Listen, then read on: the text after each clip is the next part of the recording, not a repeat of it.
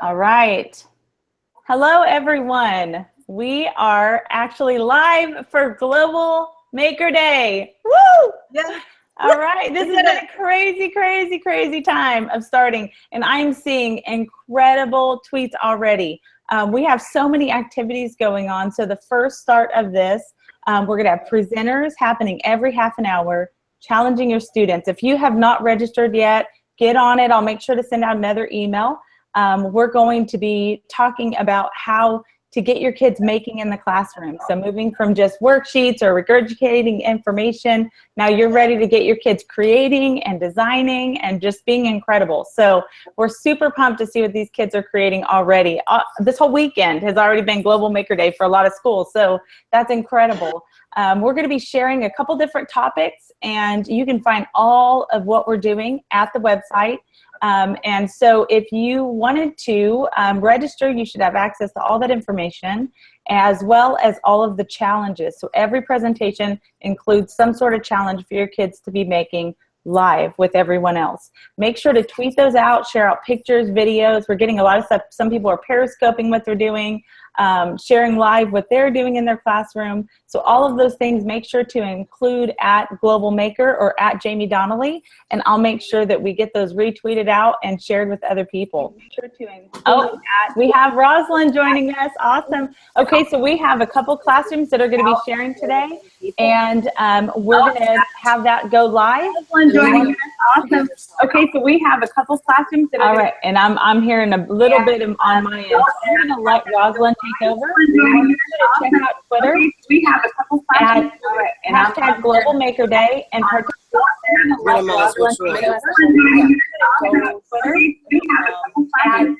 Hashtag Global Maker Day and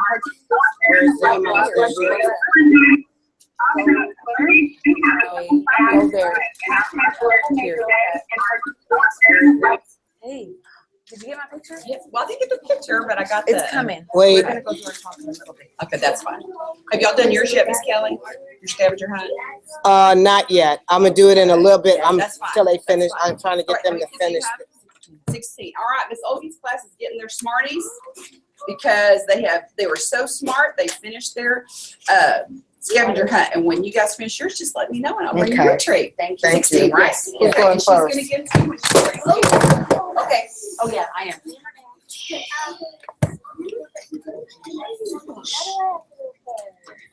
Who's going first? Okay, then y'all need to move out of the way. So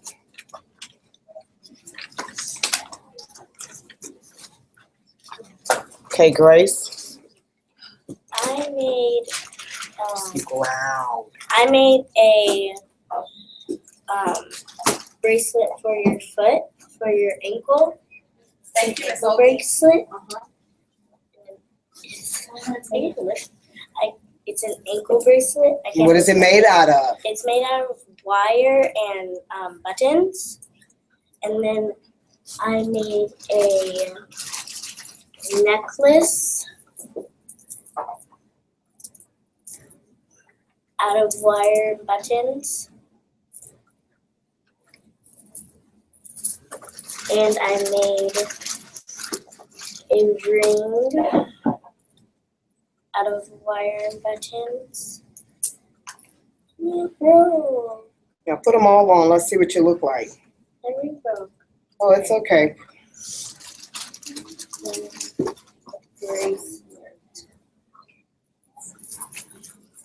And a bracelet.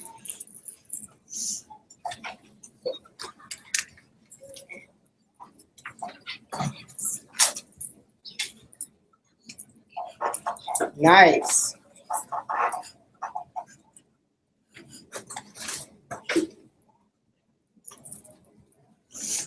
Very nice.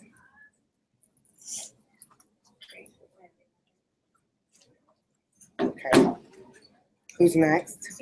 And then you come at the end with that, okay?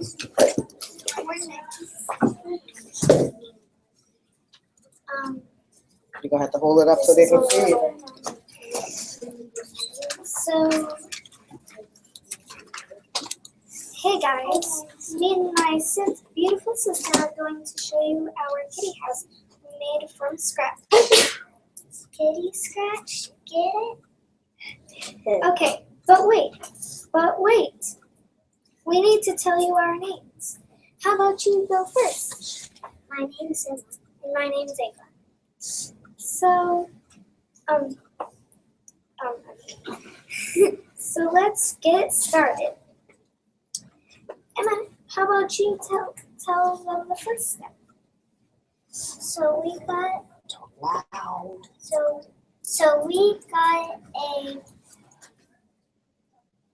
we got a perfect size box, and you tape the sides up, and we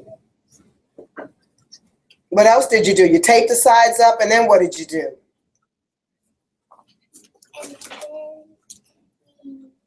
and then you cut out a circle from the front of the door. And then you cover the outside. Oh, it's fallen. Mm-hmm. Just keep telling them, talking about it. What else does it do? It's okay. What is this? What is that? That's a scratching post. Oh, it's a scratching post. What is a scratching A post? scratching post is a thing that your cat scratches on, so your cat won't scratch up your furniture. Oh, very nice. And what is all the other stuff inside the box? The other stuff. So Tell them about what do you have inside the box?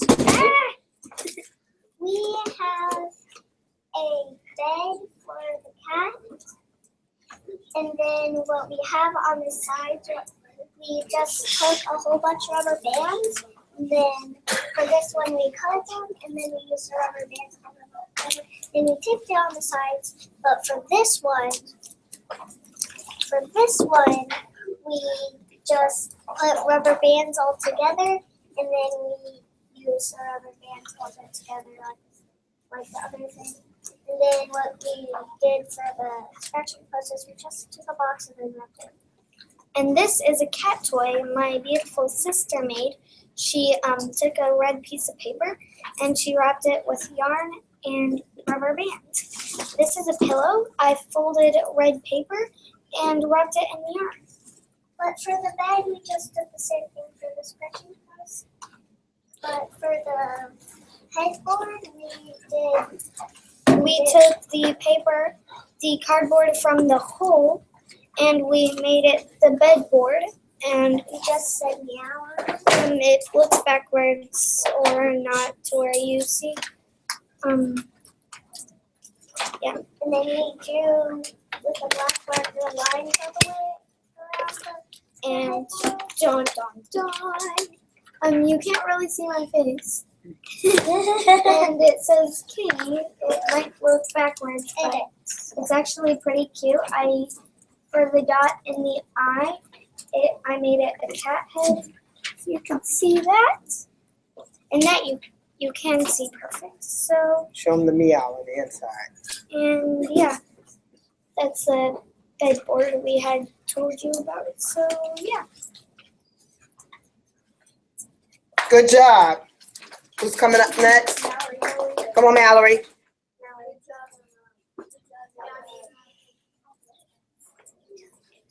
Today I'm going to be teaching you how to make. Talk loud so they can hear. It's called the book box. The book box is apparently kind of simple if you ask me. And all you would need is just paper, a box, scissors, glue, and a few tape. And also plastic wrap. You could decorate if you want, so let's get started. All you would need is to cut up the box and then take like this part of the box and put it right here. So then if it doesn't stick like that, you could just put tape. You could use cow glue, super glue, doesn't really matter what kind of glue you should use. So you could decorate it right here. So then on the front, I was putting this right here. And on the back, I was saving this so you don't have to see it. And also for why I made it was because all my sisters like to go to the library and they don't have anything to do the books and all the baskets are taken. So I was like, maybe I should make this. Good job. Somebody has to hold it while somebody.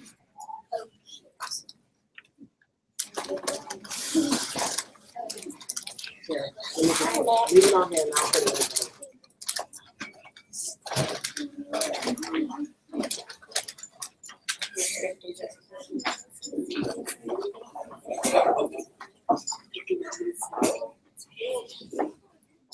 Christopher and I made a toy robot. We used 2 boxes and covered them with bulletin paper.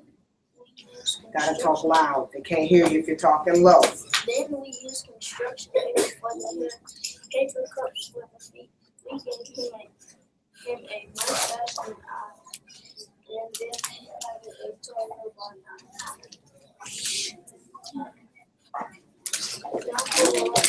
What's the next thing? The letters. We made our school letters out of cardboard. Come hold this See, letter. our school name is Sturge Creek Elementary. So we could Hold that out letter. the S. Hold that letter. Then we picked up the kids from our class. The letters. I made a hot box with glue and water. Don't worry And about it. painted it on the letters to help the pictures they grew and now for the art piece. This is an art piece. It is made out of Hold on, baby. cardboard. I can't see the art piece unless you get the art piece. There you go. You got it. This is an art piece. It Once is y'all can move out. Y'all can move on the side. Now hold the art piece for them. You can drop your letter. it is made out of cardboard And that's your art piece. Great. And what else do you have, Miss Gracie? I have a shopping holder. Are you finished with that yet? No, I'm still in the process of making it. Great job. If you ever walk to the store and you don't want to carry your bags back home, then you can take this with you and then you can put it in here and hold them like this. And the class challenge is, what else can you make out of that box? You can also make a purse out of this box. Wow, that's a big purse. Great job, guys. Take a bow. Okay.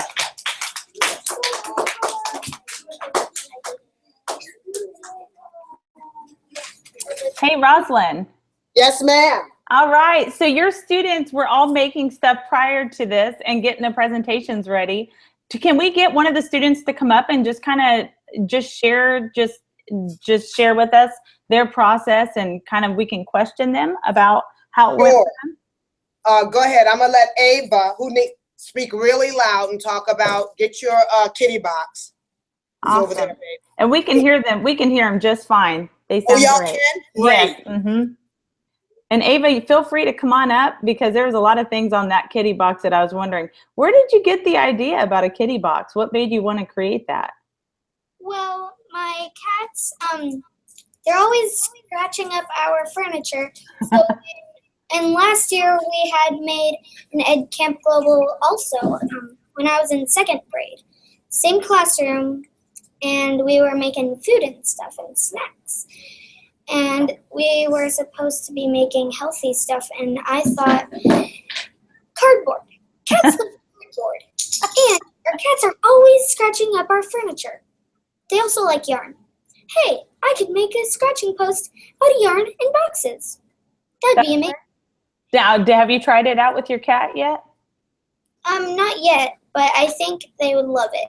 Because once we were trying to make a little cat home with my cat, and the cat would keep getting in the box and we couldn't make it because the cat was always in the box. So the cat just loved that box, huh? You know, cats are like that sometimes. That's a really fantastic idea. Thank you so much for sharing, Ava. Yeah, and my cats right now are a little lonely because we're in the process of moving. So they're right now they're sitting on the back porch in a cage, and they're So They're gonna need a box. yeah. they're So gonna- she'll be able to bring her box home today. Yay! Awesome. What's your cat's name? one is Genova. That's the little boy. He's black, but when you pet him, he's so furry that you can like take his fur and like take it and look, and like the bottoms are white and the tops are black. So when you pet it, it's like a mix, like a zebra. Mhm. And then the other one is Echo. We called it Echo because I thought its fur like echoed everywhere, and there was so many different colors, and I loved her. Her fur wasn't that long, but she still liked to cuddle, and I really liked her. Awesome. Very cool. Thank you so much for sharing. Do you mind if I talk to your classmate? Find out their process too? Sure. Yes. Thank you so much. Chris and Mr. Here, y'all, can you talk about the pictures that are on here? On the letters of the school name? So what gave you guys the inspiration to create something like this? What made you want to make this? Because we like that we wanted to like inspire our school to be like a school that was not like get people bullying each other, and like not where like it's just a kind school. And Mm-hmm. Have you guys ever been bullied or ever experienced anything like that? some people, at recess, people like bully this one kid, and I want them to stop. So Do you think these can help them to remind them how to treat one another? yes. I think that's a really great idea. Where did you guys come up with the pictures? Well, Miss Kelly. Miss Kelly, she printed pictures from her phone from last year and this year, and she glued them onto the letters that we cut out, and we did Y'all this hodgepodged them all. hodgepodge, and we took glue and painted it on the letters to make them shiny. Awesome. What are you going to do with these letters after you're all done? Give me to the principal. Give them to the principal. Yeah. Do you think the principal might put that up? Yeah. Yeah, I think those are really, really cool. And I love that you guys want to protect the students in the school and keep them safe and not experience the things that some of those kids experience. And I think that's pretty awesome that you want to make something for somebody else. That's a cool thing. Very cool. Thank you guys for sharing. Okay, go ahead, Miss Grace. The reason why I wanted to make the jewelry is because I was looking around my house for something that I can make for my teacher. And then I found some wire and some buttons. So I made it for Miss O'Keen. And then Miss Kelly asked me if I can make it for Global Maker Spacers. Awesome. That's great. Well, thank you so much for sharing. Was it hard to make, or do you think it was? No, it was easy. Do you think you'll make more of these after you're done? Maybe. Maybe. Awesome. Well, thank you so much for sharing. And the reason why I made the grocery box is because me and my mom would love to walk to our house to the store and buy groceries, but we can't because we don't want to hold them all the way back. Oh, okay. Well, that's so true. I hate carrying those bags. They hurt your hands, and you can only get a few at a time. It's a good point. It's a great point, actually. You know what? Would it be hard to carry a big box? Is there another way to get it over to where you want it to go that might be easier? That might be a challenge. Hey, that might be our cardboard challenge happening right now, live with kids all over the world that are creating obstacle courses with cardboard right now because you guys made such awesome stuff with your cardboard. Awesome. Very, very cool. Love it. Mallory's coming up next. Awesome. Come on and join us. Come on, Mallory. I don't see any questions yet, but for those that are viewing, if you get onto YouTube, there is a chat, live chat happening. So feel free to hop on and ask any questions you have. All right. Why don't you share with us a little bit about what inspired you to create this? Because my sister goes to the store a lot and also goes to the library a lot. Mm-hmm. So I was wondering, so she carries about like 6 bags at a time to get like books in her car. Mm-hmm. I made this for her, and on the back right here it says books, rules, school rules, and so I liked creating stuff because my mom says I'm her little creator. You're a creator. That's awesome. So you like to create stuff at home too? What's your favorite thing to create? My favorite thing was to make was the Little's Pet Shop house. Oh, what's inside of that? So there's like a top, there's like about like 5 floors. So on the very top, it has like a little century pool. Uh-huh. So what I did for the pool is that I cut a little hole in one of the rooms. Mm-hmm. So I put a little cup in there and put water in it. And for the down floor, I put beds and they also know how to make food out of cardboard for my little pet shops. That's awesome. That's really cool because those are expensive to buy. So I think that's a really great idea to create your own little houses. My daughter, who's in 2nd grade, so a little bit younger than you guys, she wants the Life in the Dream House, the new Barbie house. I know that. They're expensive. So you know what I'm going to give her? A cardboard box. No, I'm just kidding. I'll figure something out. But you know what? She'd probably love that, what she creates a lot more than what we buy. I think you take ownership of it and you love it because you value it as your stuff. So I love that idea. Thank you guys so much. Are there any more students, Rosalind? We just have one more, the guys with the robot, and then we'll be done. Perfect. Put it up on because they can't see. You gotta hold it up. There you go. Yeah, it's a little bit, there we go. Look at that robot. That is awesome. Do you guys know one of our challenges today is to create your own robot. Well, Finding anything you can find. Yep, anything you can find in your classroom, anything recyclable, something that would have been thrown away. So let me ask you guys, did you guys already do that with your robot? Yes. Yes. Are you guys going to improve your robot for our challenge today, maybe? Awesome. Very cool. We're excited. We're super excited to see what you guys are creating. So what made you want to make a robot? We wanted to just make people laugh, because the eyes look really funny. We just wanted to. We just thought a robot was pretty interesting, and it's just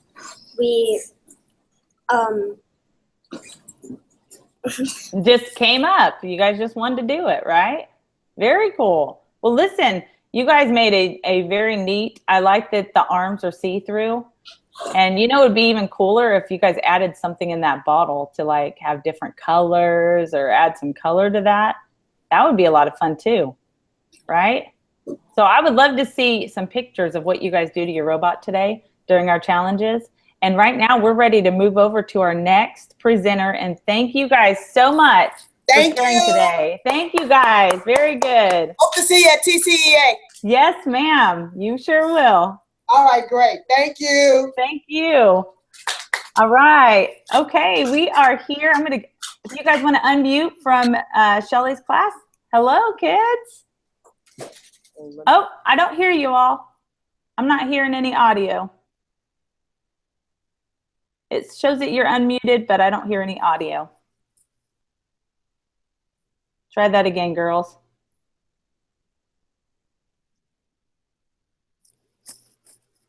Nope. Are you guys using an external mic?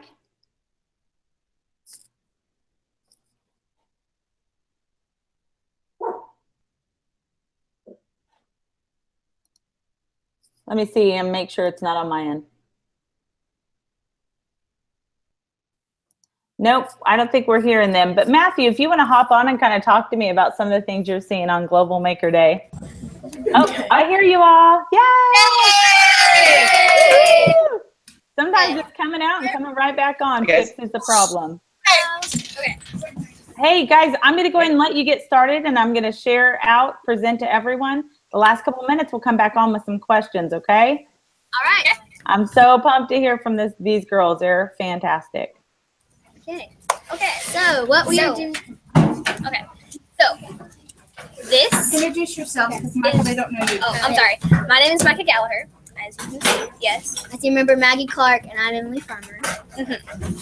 And today we're going to be talking to you about writing. So this is what we've been taught a lot, but we are going to throw that all away out the window, and we are going to do something more innovative with writing, and we're just going to make writing modern and new.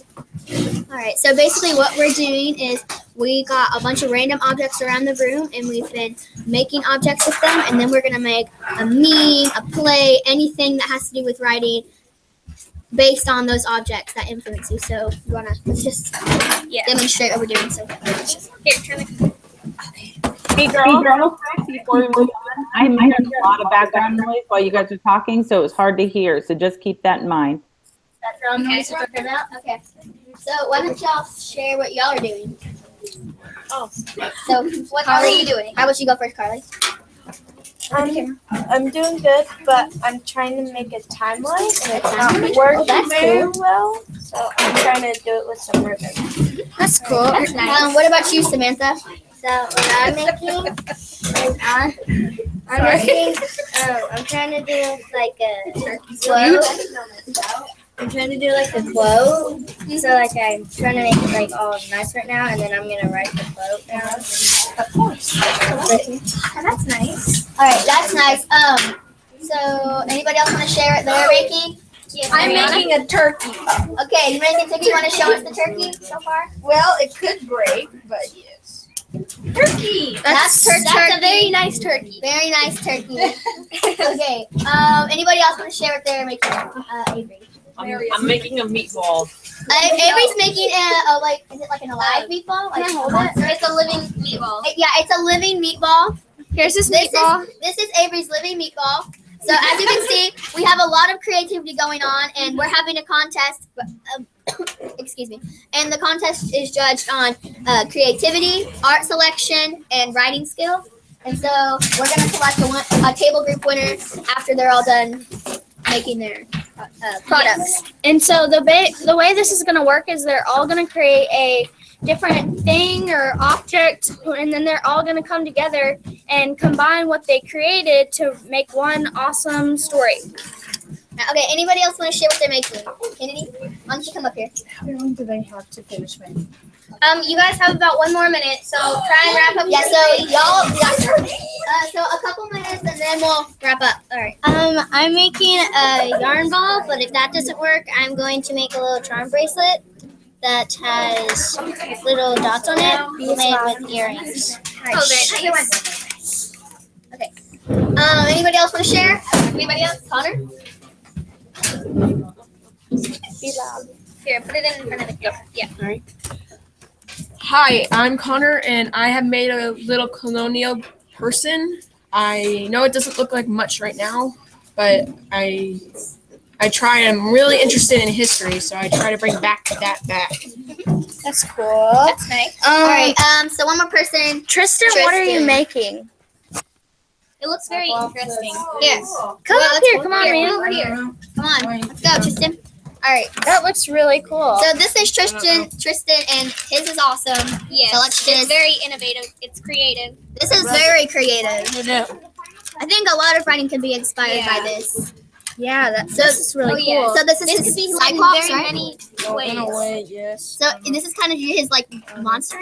Yes. So this is Tristan's monster. It's awesome, as you can see. It's completely awesome. Okay. Yeah, this looks really cool. Very innovative. All right. It's So defying gravity. probably about 1 more minute until All right. Okay. Okay, so we're done. It's story time. Everyone start making your stories. Just get a piece of paper and just write about your character. Or you can go on Storyboard, make a meme, So make yeah. a digital All right, so image, whatever you need to. But And remember, you're coming together as a table to create one awesome story. be So work with collaborative. the table. All right, so basically what we're doing now is now that they finish making their objects, they're going to be influenced by their objects to make a piece of writing, and they're all going to work as a table group to teach them collaboration and teamwork. And they're going to make one big story. And as I said, we're going to touch on art selection, creativity, and writing skill. And then we'll pick the best one, and then we'll pick an individual one for each subject. Yes. So. Guys, if you want to start on your story now, just get out a piece of paper. So everyone get out a piece of paper, do your rough draft, and then you can start making your meme. And remember, it can be a meme, it can be something digital, it can be a quote, it can be pretty much anything that has to do with writing. It just has to be inspired by your team members and your sculpture thing. So this is something that Miss Stout made herself, and this is basically kind of what we've been inspired by to do this project. And so basically, this is just a bunch of buttons, and it's just really pretty. And I think it could be people could be really inspired to write something about this. And so this is our challenge to you. To make a random object from anywhere in the room that you're in right now, and then make a meme, whatever you are about it. And then if you do it, we'll give you a special badge. Yes, that is our challenge to you. And while we're doing the challenge right here in our own classroom. Or just send us a picture of what you made. And send it to Miss Stout's email, which is Shelly Stout with ISD.net. Oh yeah. Okay. And Yeah. the oddcentric@gmail.com too. So basically, Noise level, guys. I think maybe something you can make about this is that this kind of reminds me of Mother Nature. So you could write a story about a woman that got lost in the woods, and she found a bunch of flower stuff, and then she got this mystical power of Mother Nature. That's what I'd write about. Yeah. Very creative, Emily. Good job. I get the creativity badge. I'm just kidding. And we find that when you're writing in class, you're very before Miss Stout, we always felt very tethered to one subject or prompts, and who likes a prompt? You should be creative. You should write about whatever you want to write about. Yeah, and the thing about prompts is they can really get you going, but once you get going and you find a really creative thing that you want to write about, but it's not prompt related, well, you may forget about that and never write about it again, and it could have been a really great story. Micah. You probably have a lot of background noise.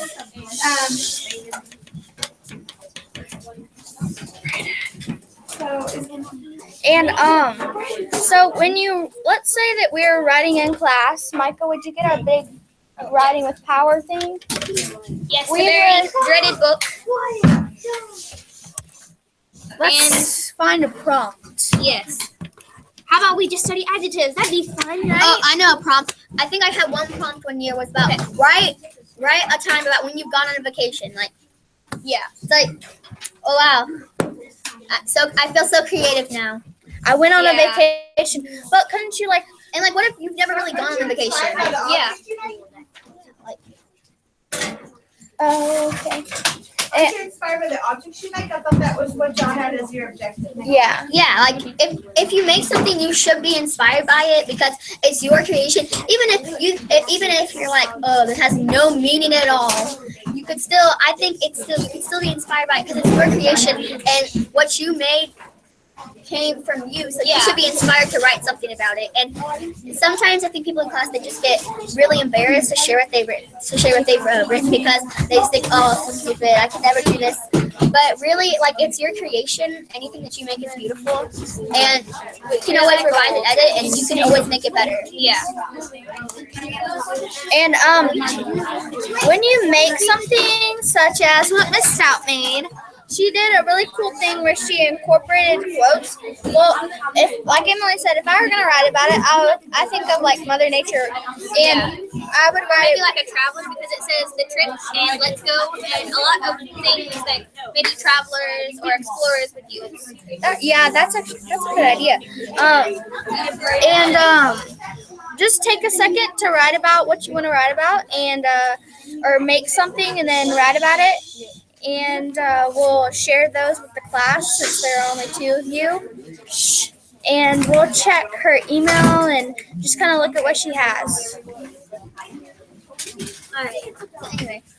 Okay. So we have a lot of people moving around the room right now. I think they're getting more Sorry, materials, background and being very inspired by the work, as you can tell from the talking. And they're collaborating and making their stories right now. So We're gonna. Why don't you go ahead and mute it and let people work loud and then come back? Like Okay. say, tell them what you're doing. Alright, so we're gonna mute it right now and we're gonna let y'all work on it and we're gonna mute ourselves right now and then y'all come back to us and we will let you yeah, we'll look. He's on there with us right now. Be creative. All right, and as they are muted, we're going to go ahead and kind of talk about some of the things they're talking about creating writing. You can hear the challenges that they were giving to everyone, which was super cool. We're getting, definitely some people watching and adding to the discussion. They're loving what the kids are doing, what grade they're in. And so if you have questions or responses for these girls, you are able to join in live on YouTube right now. So if you go in and view that, I will make sure to put out that tweet right now so that you have a link to the presentations and the questions to ask the girls. Also, if you want to post what you are creating, feel free to go on to #GlobalMakerDay, and the girls will be watching that hashtag on Twitter as well, because there's probably students that want to participate in that challenge with them. It is pretty loud there in the background, but that tells me these kids are active and they're ready to go and they're ready to make. So there's lots of collaboration happening, which is fantastic. And Ms. Stout, I don't know if you want to have your students maybe if there's a room nearby or out in the hallway that they want to kind of share some of the things that they've went through. And this could be a good time to collaborate on those ideas if that works out for you, just to eliminate some of the background noise.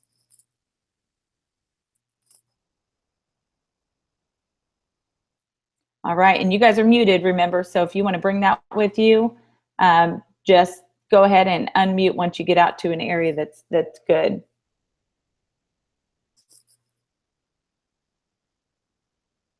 I think it's super cool to see what all these kids are making and designing in the background, and I love to see the leadership of these students stepping up and taking it for their own. So, and I will say that these girls are super impressive. I've had a chance to connect with them through the DigCit Summit that we did online, as well as a couple other areas. Oh, they're freezing up a little bit, but these girls have definitely inspired me about their entrepreneurial ideas and some of the things that they're already creating.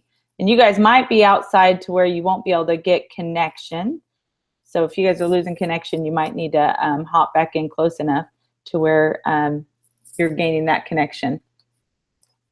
All right, and it looks like, yeah, it looks like we're just kind of getting some freezing here. So I'm going to go ahead and present to you guys and follow up a little bit about what we've experienced. So our first challenge, we've had a chance to hear from some students. Actually, both classrooms so far have been from Texas. And in both situations, the kids were designing and creating and really kind of the ones leading the discussions. I see these girls coming back on, so I'll give them a second to get connected. But girls, you might want to get close enough to be connected because your connection is pretty low. Keep on getting freezes. But as they are sharing, I think one of the inspiring things is that they're actually giving challenges to other kids, because we can get up here and we can share on this all day long, but giving a chance to our students to challenge other kids, that's phenomenal. I think they're much more likely to jump in and be involved with that. I really like the idea of writing. I think most people don't think writing is part of that maker, but it absolutely is. We look at authors, we look at even, people that are writing scripts for movies, and there's a bunch of different pieces to writing that are incorporated into that making process. And I think that there's some processes you go through to start the writing. All right, girls, I think we're in a much better place. So if you want to go ahead and unmute yourself, we can kind of talk about the process of why you guys wanted to present on this. All right, you there? All right, and I'm going to go ahead and present you to everyone. Okay. Okay, So- we can hear you guys now. All right. So basically, they're gonna come back out in a minute. They're getting the speakers. Really, why I did this is because I love to write, and I am in poetry club, and I think poems are like go really deep for me, and there's so much emotion, and I love writing poems too. So I think it's just kind of about like getting people to feel that love of writing and that like see what kind of like genre or whatever they want to do, see if they can let themselves connect to what I feel like I connect to. That's fantastic. Do you ever get in a writing stump, like you just can't work through it, or you find out that you're just not feeling it with writing, and what do you do to get past that? Well, when I was in the 4th grade, they kind of did like a bunch of writing prompts, and I really felt like that I could not do writing, and I just felt like, you know what, I can't do this. I'm just gonna give up. But really, when I found myself, I was like, I think maybe I should just try to write alone. And when I tried to write alone, I kind of felt like different, and it kind of felt like I could write about what I wanted to write about. So like after I kind of like did that and like adapted that I could do writing, it was easier for me to do the writing prompts and to actually like understand like what I was going to write about and myself more about what I can use in the library. That's right. All right. I think that is key, is that you found a way to make it work for you, even though maybe writing prompts are really good for some kids and that's what they need. But Yeah. for you, that wasn't what you needed. So I love the fact that you adapted and made sure that it was applicable for you. That's very cool. Yeah. So It was- were you the one that made this presentation? Was this kind of your passion coming out? It is one of my deepest passions. I have a couple of passions. One of them is learning about law and everything like that because I want to be a lawyer when I grow up. This is one really of good my, at it. This is one of my passions because I think it goes really deep for me. And I missed out, kind of was like, hey girls, Davey Donnelly wants you to come and do this presentation. And I was like, oh, sweet, let's do this. Yeah. So me and Maggie and Micah, we didn't have a lot of time to plan it. So in class, after we finished all our work, we were like, okay, we're going to come up with a plan. So it was me, Maggie, and Mike here. And we came up with this plan. We were going to like slam the book down and be like, this is what we're coming up with all our lives. And we just need something new. And so we came up with the idea to let everyone make an object and, just write whatever they want. And they don't have to have a prompt, so they can write what they feel in their heart. That's awesome. And I think that's important that you're hearing what people are, their passions, right? I'm curious to hear what they end up writing about and sharing with you girls, because that's going to be really, really good for them to express those things as well. Yeah, because I'm not. Yeah, we were in there, and I'm not really sure I'm not sure really what they're writing about, but we could go ask and stuff, because I'm pretty sure they're writing about great things. So we have some really, really good writers in there. Very cool. Yes, We just kind of I'm lost very the awards. curious. It's okay though. Yeah, we lost our awards. That's what Maggie's over here talking to me about. She's like, Emily, the We lost our awards, the awards. And I'm like, they're pieces of paper. Make new ones. That's awesome. Very cool. You know what, though? You guys are doing an awesome job. Your leadership skills inspire me. And I think there's a lot of kids out there that need to recognize that they can do the same thing. What's cool about it is you guys have a great teacher that's given you the opportunity to take on these leadership skills and really be transformed in the things that you're passionate about. Don't realize leadership potential in a follower. They just when they don't build themselves up. So I think we have a tell everybody. Oh, you guys are breaking up a little bit. I don't know if we're too far away. All right, so I think we have a team here that's going to say what they're going to write about. So okay, let's just. So we have written a play. I created I have like the thing that you have hovering over your bed, like you'd have pictures, but instead it's like it has a cross on it. And Braden, let me read it. Braden made like a candle thing that holds a candle, and then he made like a soldier, or it's colonist. So let's read your play. You read it. Alright. You have parts? Yes. Yeah, I'm the father. He's the kid, and he's the. All right. So okay. Yeah, ready? All right. This is the father's part. Son, if I don't come back, please stay with Grandpa. But you will have to come back. The father. just there's the son says bye. The father says bye. We haven't And finished it. Then that's not the end. It's the next scene is like the son doesn't see his dad come back, and he has to stay with his grandpa. because his dad dies. This was a very very dangerous time to be strolling around the streets because it was like in like the 17th century, and the loyalists were they were out of the light, and the colonists were out of the light too. So the boy just believed that everyone was a good person, and that's why he wanted his father to come back. So, what inspired y'all to write this play? It inspired us because Like, how did your object inspire you to write this? How did I come up with it? Yeah, like, how did your object inspire you? Yeah, with how the are they story? connected? because like I thought like the candle light thing, like you could sit, like the sun could be like sitting in the room, like his only source of light was that one candle. That's Yeah, really That's deep. nice. That could you could see. I think you can make a poem out of that. I also have Yeah. a question. Why did you choose to do a play instead of just a story? Or Plays Because are plays are fun. I like Yes. plays. Yes. I just like doing them. facial expressions. cool. Y'all think that being an actor would be one of y'all's passion, or like being a playwright? I have been doing acting for like 5 years straight right now, so it's pretty fun. Kind of. I've never done anything acting. I've always been in a bunch of plays and school plays and stuff. Well, you're a natural at script. You should continue. so, I also have a question. So, your things that you made, were you just kind of going through your mental list, stuff you can make, or did you something inspire you to make Yeah, that? I just put things together and I thought of what it could have been. I put the cross because I had a cross and it's already built with everything, Mhm. and I just attached it to a cup, and then I put a pipe or the Pipe cleaners. we can go cleaner, get. and then I can go show you mine.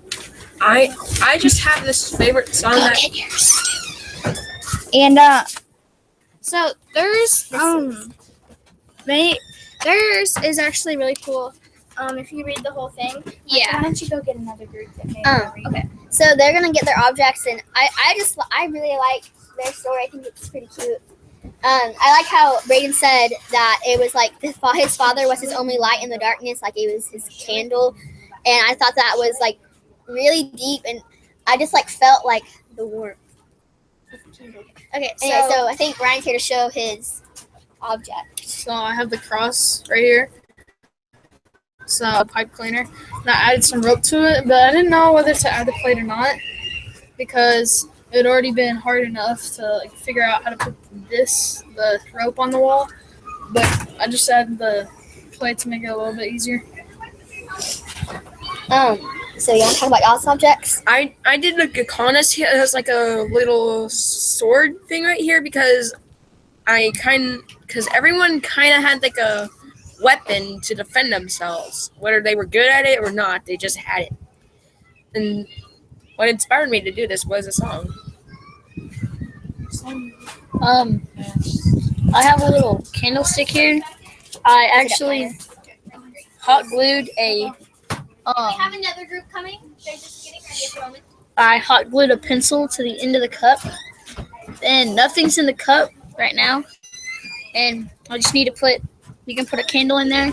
I added this around with Mod Podge glue, and I added this little thread right here because it was just like a little design. I kind of cut it with some scissors, and so yeah, that's my candlestick. So for you, were you like, I have no idea what to make. So I'm just gonna stick something together and just it'll be what it is. Or were you like, No, I was inspired. I put some deep thought into what I was gonna make, and then I just since the end of my pencil didn't have an eraser,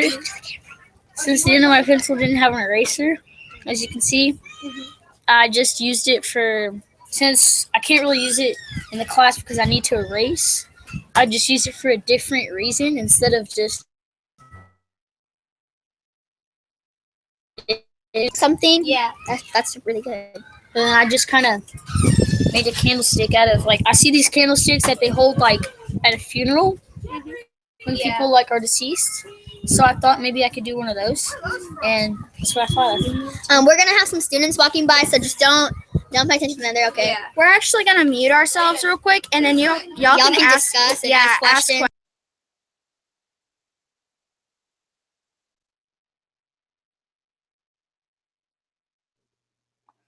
All right, so those kids are waiting for you to respond. So if you want to get in on this conversation, you can go to YouTube, be part of the live chat that's happening right now, and post questions that you might have for the students or any of the presenters along the way.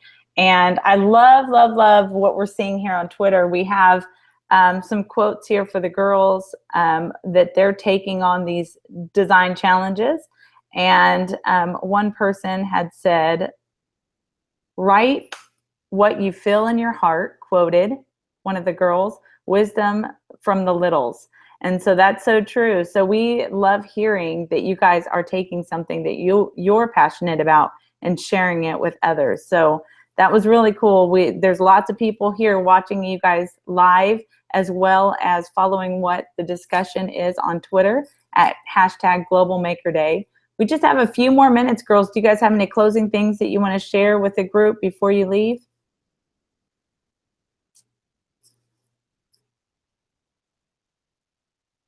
you go up here. Okay, if you're writing something, just be free about it, man. I mean, just do it. Just go, jump in, just write. Wait, what is that supposed to be?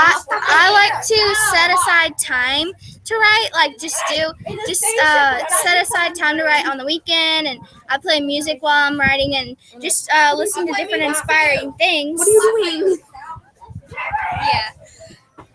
Yeah, you should always be very free with your writing. I mean, who wants to just be caged in this, like, small little enclosure of what you can and can't think? I mean, like, you should be free. I mean, there's no other way to write for me. I mean, like, if I have a prompt, then I'm just like, my writing's horrible. But if I'm just, like, doing my own thing, free writing, then I think that I can do great things with it. That's awesome. Very cool. Well, we got about 2 more minutes. Do you guys want to finish up here? Yeah, sure. We have Jeffrey. Why don't y'all share your stuff? Yes, here. So what does it represent? All these things that kids are making. That's awesome. Okay. All right, bye. This group over here made something, and it's really cool. And they made, like, monsters and stuff. Yes. And thank you. Bye. Yeah, we have to go to our Thank next you. class. Thank you, guys. Thank you so All right. much. Thank you. See you next time. All How do I right. get off this? I don't know. All right. So we just had these girls just step up. All of these kids. I think it was really cool to hear, even from some of the students that were saying that they were into acting, and how writing was an important part of them acting and getting into character. And one of them was on, I don't act, but I want to, you know. And then you hear other students, I'm a terrible writer, but really they're putting themselves out there. They're saying that this is something that they want to pursue and continue to grow in. So I think that these girls are definitely, and all of those students, Miss Stout's class, are just doing some really neat things. And I think it is also a lot to do with the opportunity that these students have being in Miss Stout's class. So we have a lot of things coming up. I just want to remind you that you can be part of this discussion. We have some chats going on from Atomic Learning that is putting out some questions. They're also letting you know of that challenge that hour, as well as some sessions coming up that are just fantastic. One coming straight from Germany. It is 11 o'clock, and we do have Miss Suzanne with us, and she is going to be sharing on an incredible virtual reality world. And she has Manuela with her as well, and they're going to be sharing together. Right now, you girls are muted, so if you want to unmute, and then I'll get you started. And and then we'll follow up here. I'm going to be running to a makerspace down the street from my house. So I'm going to be heading over to some students on my phone, and I'm going to get some stuff here at the end of your presentation and sharing some of that live. So I will be back here with you shortly, and I'm excited to hear what you guys are sharing. Thank you. Thanks. Okay, so hi from Munich, Germany. For us, it's already evening and pretty dark. Yeah, I'm Suzanne. This is Manuela. And I think we're the oldest speakers. By now, we're not students anymore. And we're really impressed with what you students are doing. That's really cool. We already had a talk about cardboards, and we also do something with cardboards, but very different cardboards. So these are VR classes. I'm not sure if you ever tried it. And I'm not sure if you ever tried creating something for virtual reality either, but you're going to learn how to do that now in our talk. And I'm going to share my screen with you. So here again, you see this is us. And we work for a startup, and we work on a platform that is called CoSpaces. You see it here. And what we do is making it possible for everyone to create something in virtual reality that they then later can experience with, for example, a Google Cardboard and a smartphone. So you see, this is us looking at something that we create. And we will actually show you a few things that we created so you can get an idea what you could build. But most of all, and most important, we're going to show you how you can build something yourself and then experience it in virtual reality. Meaning you build something and then you really go inside of your creation, which is a very interesting thing about VR. Okay, so before we're going to show you how you can build something that you can later see in virtual reality, we wanted to show you some examples, what you could do. There's actually a lot of things that can be done. So we want to give you some ideas. So, of course, you can build a camel on a skateboard, but there's even cooler stuff. Okay, the first example, you already talked about it in the session before us, is storytelling. So you can use virtual reality to build a story. Maybe you recognize this one. Since we're from Germany, we took a German fairy tale. It's Hansel and Gretel. I hope I pronounced it right for the English version. And what you see here is the two kids when they went into the woods, and then they found this house made of candy, and maybe you know that it looks nice, but there's a witch living inside the house. So this is something that we built in CoSpaces, the platform. And what you then can do, if you not only look at it on the screen, but with your smartphone and your headset in virtual reality, is really walk around the house, look at everything, and maybe even listen to the story at the same time. So this is a way to create a story that you can really get part of, and that's very cool. There is other possibilities, which is just creating a fantasy world. So here you see we have a unicorn, and the unicorn has VR glasses. And what we can even do is we can make the unicorn fly, and we could make the swan pink.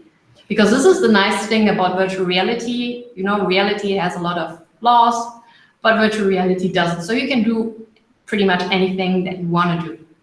So you can really let your imagination flow. Okay, then this is another possibility. You can make an exhibition.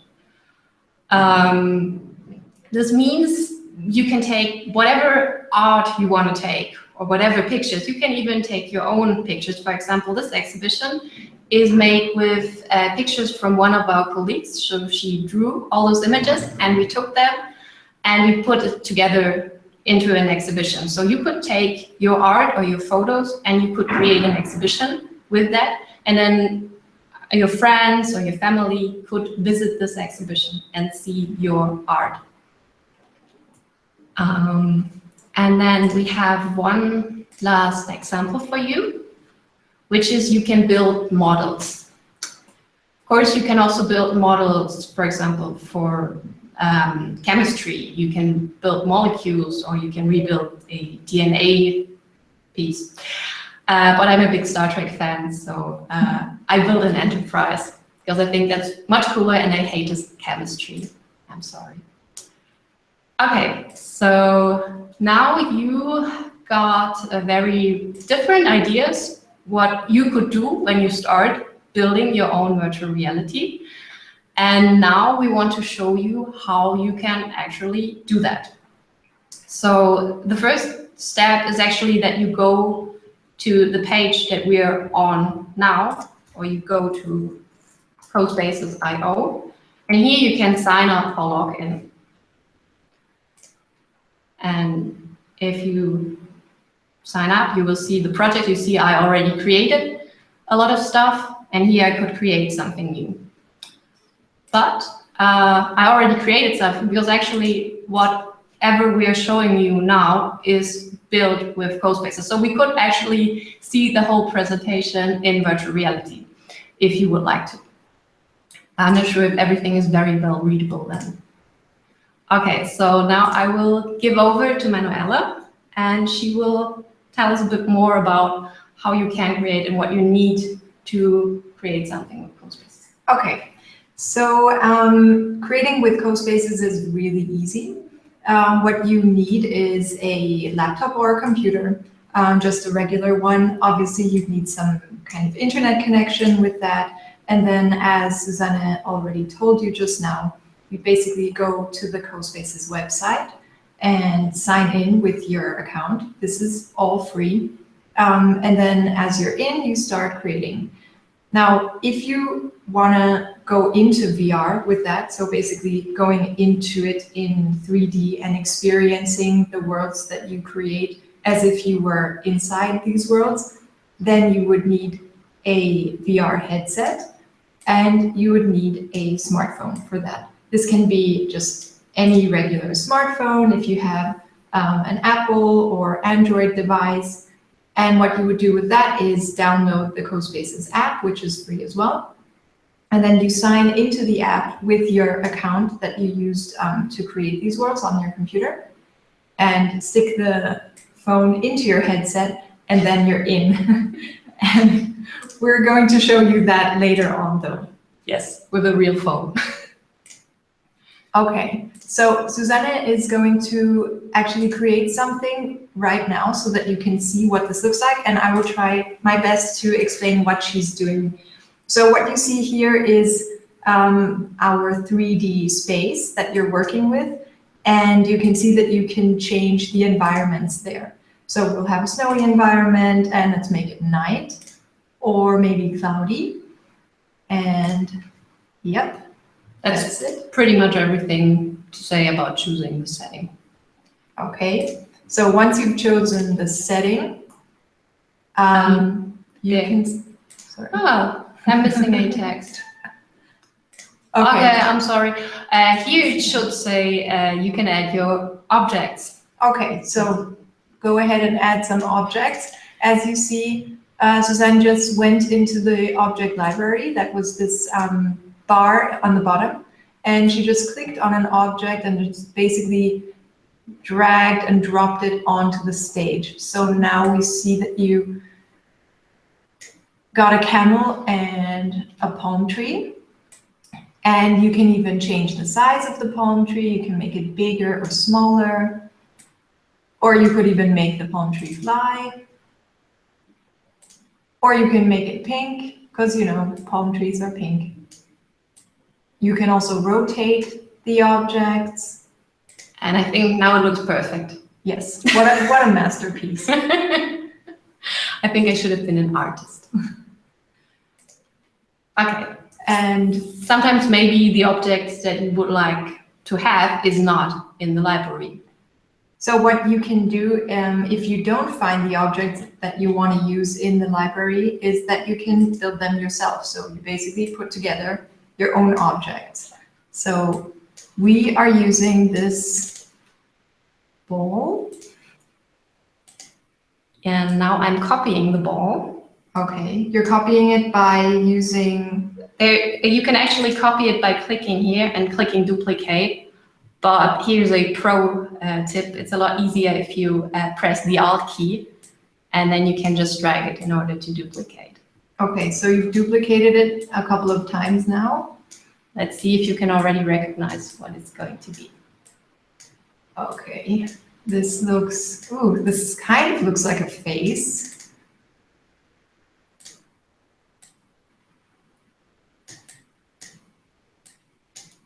Could these be eyes? I think so. Okay, this looks like a very fat face and a body. Do you want to insult it? That could be a tail. Okay, now you'll see I can also multi-select by a right click and drag it, and then I can move the whole construction. And of course, this animal still needs legs. Okay. And of course, it's a hamster, like everyone else probably recognized by now.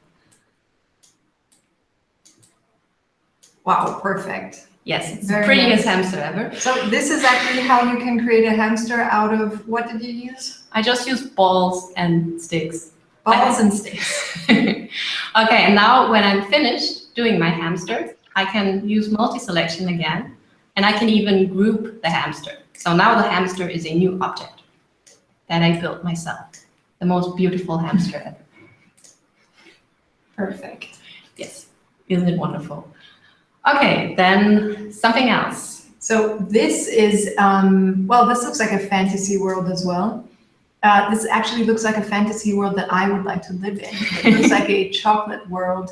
And for those who maybe didn't understand that it's a chocolate world, we could add text to it. Yes, we could tell people that this actually is chocolate world. Chocolate world. So what we did there was we just, what is it called? We took a panel. We took a panel and Suzanne wrote chocolate world in there. It's a bit small, so we can make it larger. Perfect. Well, now everyone will know that it's a chocolate world. And we can make it red. And how did you get the chocolate yes, onto the house? That is actually an image, because we can also add images just by going here and looking for something. So here we get images of chocolate bars. I'm getting hungry. And then we can take them and drag them here. Actually, I think there was even a nicer one. Yes, this one is great because there's nothing white around it. And then we can use this image to build a fence. So now we can make a fence out of chocolate, and now I'm copying it. And now I could use it to build a wall all around my chocolate world, and then I would have a chocolate fence for my chocolate world. There's also another way how I can add images. Here I just drag it from my desktop. This is also how you would add, for example, your own images if you want to make an art exhibition. And then I can make it live. And now I can make a path made from chocolate cookies. Okay, so just to summarize again, you can either just do the image search, which will give you images from the internet, or you can use your own images from your desktop and just drag them into the space and make your chocolate cookie path, or actually whatever path you would like to make. Yes. So this is what you need to know about images and text. Actually, there's also another feature how you can add text. You can also let things speak. So we can take this swan, I think. Now it says, I like chocolate, because That's a surprise. who doesn't? Okay, let's move on. Yes. Okay, what you can also do is creating a sequence of spaces. Yep. So what you see here is this one green space with the rocket inside, and we're going to duplicate it. So that means we're going to basically make a copy of this space. And this feature is really useful when we're talking about storytelling, because basically in storytelling, sometimes you have scenes that are quite similar.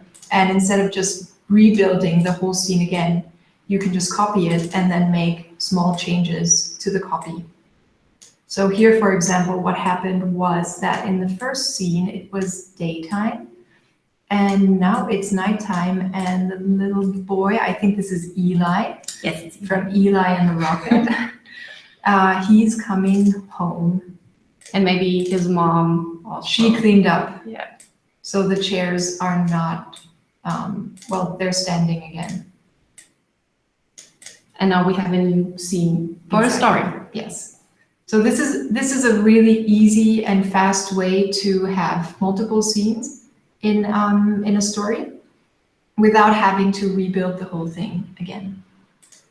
And now we have another feature that's also very interesting for stories.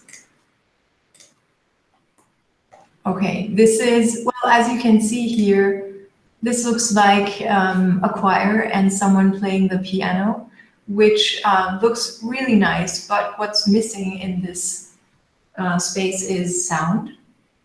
So if you go to the stage options and just click on this little sound button there, this will open your desktop, and you can choose music from your desktop and then just put it into the space there. And when you press play, you would be hearing the sound. And you can not only use that for music, but what is really interesting for story is you can also record your own voice and put your own voice in here. And then, for example, you can write a story, you can build the scenes or the environments of your story, and then record your story, your own voice, and put it in. You could actually use different voices for that too, which makes it really fun. So if you do it with your friends or classmates, that would be even better then. Okay, so now we pretty much showed you a lot of resources how you can build a really cool VR space yourself. But now you probably want to know how you can go into VR once you build it. And therefore, you're actually allowed to see us again. Hi, we're back. Okay, so as I told you before, what you would need to experience this whole thing in VR is a phone and VR glasses. So these can be any glasses, really. I mean, they're very cheap Google Cardboards that cost around $10, I think. These ones here are our own branded cardboards. What you do is basically you just open them up, and then you have your phone, which has the CoSpaces app. So I'm just opening that up for you. I don't know if you can see it. This is actually the first slide of our presentation today, which is loading right now. And then as it's loaded, you put your phone into the cardboard, just close it up. You go to the VR mode before. There's a little button that tells you that you can go to VR mode. It looks like these little VR glasses. And then you're ready to go in. And now if you look around, if you look up or down, you'll basically be able to see the whole thing around you, which is very boring for you guys now because you can't see what I'm doing. Sorry. But it's really cool. And you can even walk around in the world that you built. So some of those cardboards, they have a button like this one, or this one here. This one here. We have a lot of cardboards here.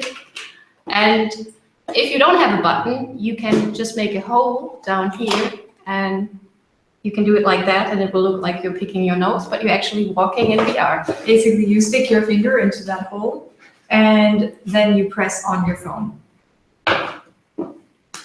Okay, so I think now you're ready to start creating your own VR story or your VR fantasy world or exhibition or whatever you want to do. But we also have some idea for you, which you can try in our challenge. And I'm going to share the screen once again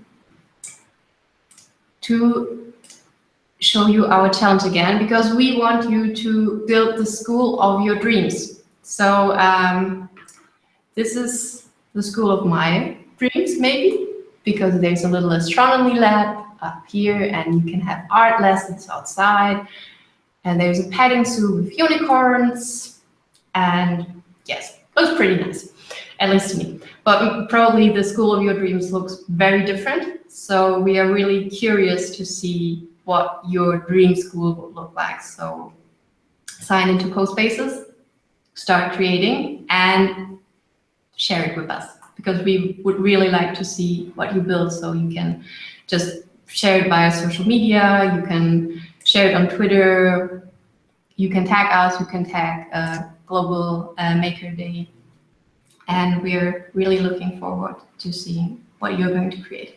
And remember, so this is virtual reality, so you can create whatever you want, and it doesn't have to be based on real reality. Yeah, that's the nice thing about virtual reality, exactly. Hey, ladies. Okay, so I hope this is all right that I'm starting right now. I know you guys are probably going to get a lot of different pictures and things coming in. Can you guys hear me okay? You're a bit quiet, actually. But I Okay, think let me go ahead and plug in my headphones.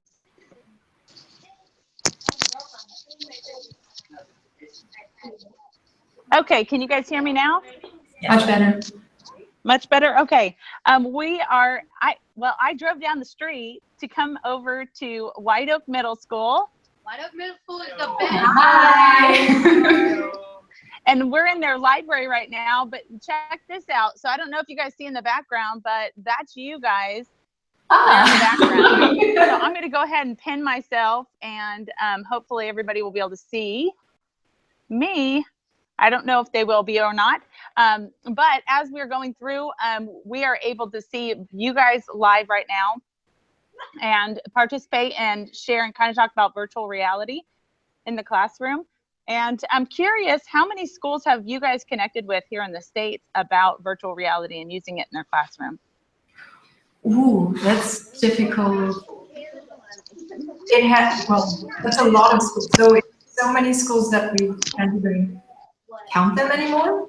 Yeah. So usually when I come to work in the morning, I see that we have been tagged on Twitter again, because it usually happens at night for us, and it's always nice coming to work in the morning, and then I can see what schools have created again. So we have a lot of literature projects with CoSpaces, people who did vocabulary learning, and storytelling, and yeah, especially from the States, we have a lot of schools.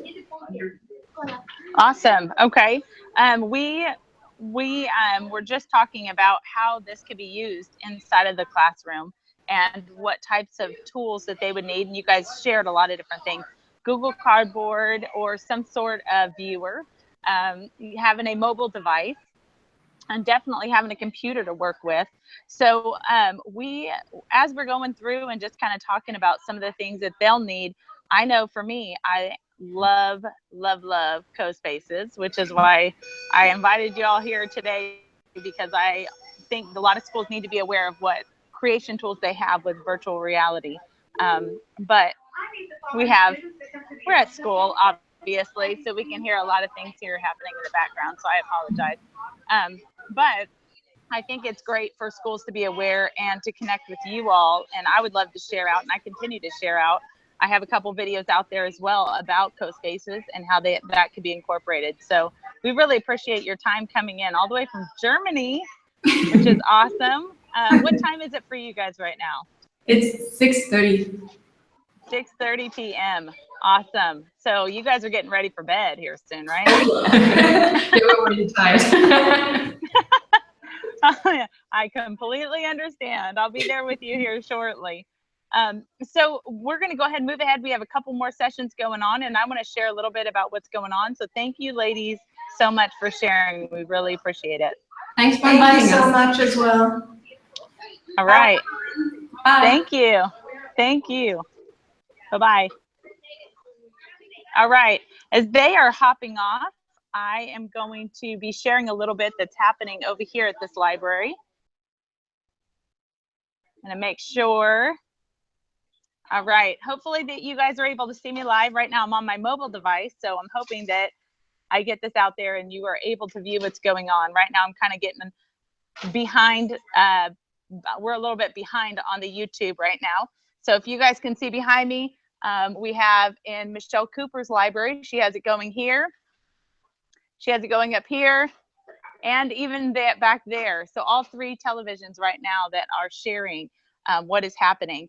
So with that being said, I know that you guys are probably just seeing my image here. So I'm hoping that, okay, there we go. Okay, so hopefully everybody is able to see me here because I want to talk a little bit about what these kids were creating. So they had different tools that they were making. And here at the end, they just all ran off to lunch, but I thought I would go through and share something cool here. And maybe Miss Joy's class, can you guys give me a thumbs up if you're able to see my video? Awesome. Okay, so I'm going to go ahead and switch over my camera, and I'm going to show something that's happening here in the library. So today, the cardboard challenge was to create an obstacle course using cardboard. That was one of our challenges at the beginning. And as you can see, this obstacle course has been created for the sphere. Oh, we have some really cool things here happening at this table. So the kids were just playing as I was walking in. I had a chance to experience them playing and enjoying and having fun here. And I think this is a fantastic way of creating an obstacle course. I had no idea how they were going to create their obstacle courses, but what a cool way of incorporating some technology, some coding, and even using some robotics. So I love, love, love that. If you guys look over here, there's just a lot of really cool areas here in this makerspace, and I definitely want to have a chance to ask Miss Cooper about her makerspace and how it functions here. Look at that. They have Minecraft in there.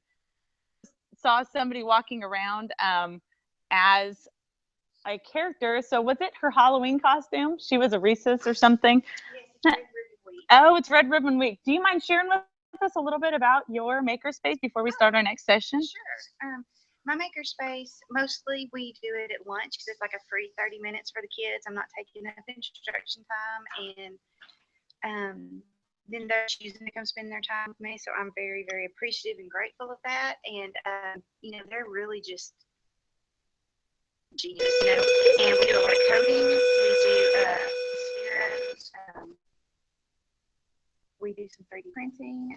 We do a lot of challenges. Mm-hmm. So like last spring, we did the Great Maker Challenge. They had to create a fire machine. Mm-hmm. And then we had some engineers come in and meet with each group and they go through their machine. So I really like to challenge. So that's really the goal, to get them to think. And I love the fact that it doesn't go right the first time. I really don't want it to, because that's the learning process, is to go back through and figure out how can we change it, what can we adjust. What do you find is the most popular in your space? Most popular, I think coding. They love to do the coding, and then to know that they have written that and it performs a function. Last year, and then once this year, the Laterno robotics team came over. I'm going to let you get kind of close because we might not be getting your audio very well. So if you just want to hold that kind of close by your mouth. Sure. The Laterno robotics team came by, and they got to talk to them about robotics and how it works and engineering, and just they were creating autonomous robots, and they were talking about the code they were writing for it, and so that really got them inspired. That's cool. So, okay, I hope that nobody missed the beginning part of what this makerspace is all about. But I think that if you want to go ahead and share the concept of what grade level did this and how the process of getting the cardboard together for your students. Okay, so my tech clubs come on different grade levels because we have approximately 180 kids in tech club. So I can't have them all on the same day. So we divide it up by grade level. So 6th grade is Monday, 7th grade Tuesday, Thursday is 8th grade. So yesterday, our 6th graders got the opportunity to set up the cardboard maze and the cardboard obstacle course for our 7th graders. So they set it up and they tested it out for them. And so they were so excited to get to make something for another grade level. That's cool. Thank you so much for your Thank time you so and much. for opening up your library. And I think we have Miss Joy coming on here. So I'll go ahead and take that. Thank you again. And I'm going to go ahead and switch this over and introduce our next group here. So hopefully you guys can hear me all right. So I had a chance to meet with this classroom quite a bit yesterday as they were preparing for the day. And I was just blown away how cool these kids are. So as I'm walking out to my vehicle, I just want to definitely introduce these incredible students as they're getting started. And I'm going to go ahead and hop off so that you guys can be highlighted here. Thank you guys so much for joining in. Hey, Jamie. This is Joy Schwartz at Westbrook High School in Beaumont, Texas, and I have several of my students with me today, and we are going to show you guys some cool things you can do with 3D printing in your classroom. I have right here beside me Ty Fusilier, and he's going to get us started, and so I'm going to move out of the picture, and he and some of the other students are going to actually talk to you guys and show you some cool things we've done. All right, so what I'm going to be talking to you guys about is what we have right here behind me that's currently printing. It's a 3D printer. It's an Idea Builder 3D40 printer.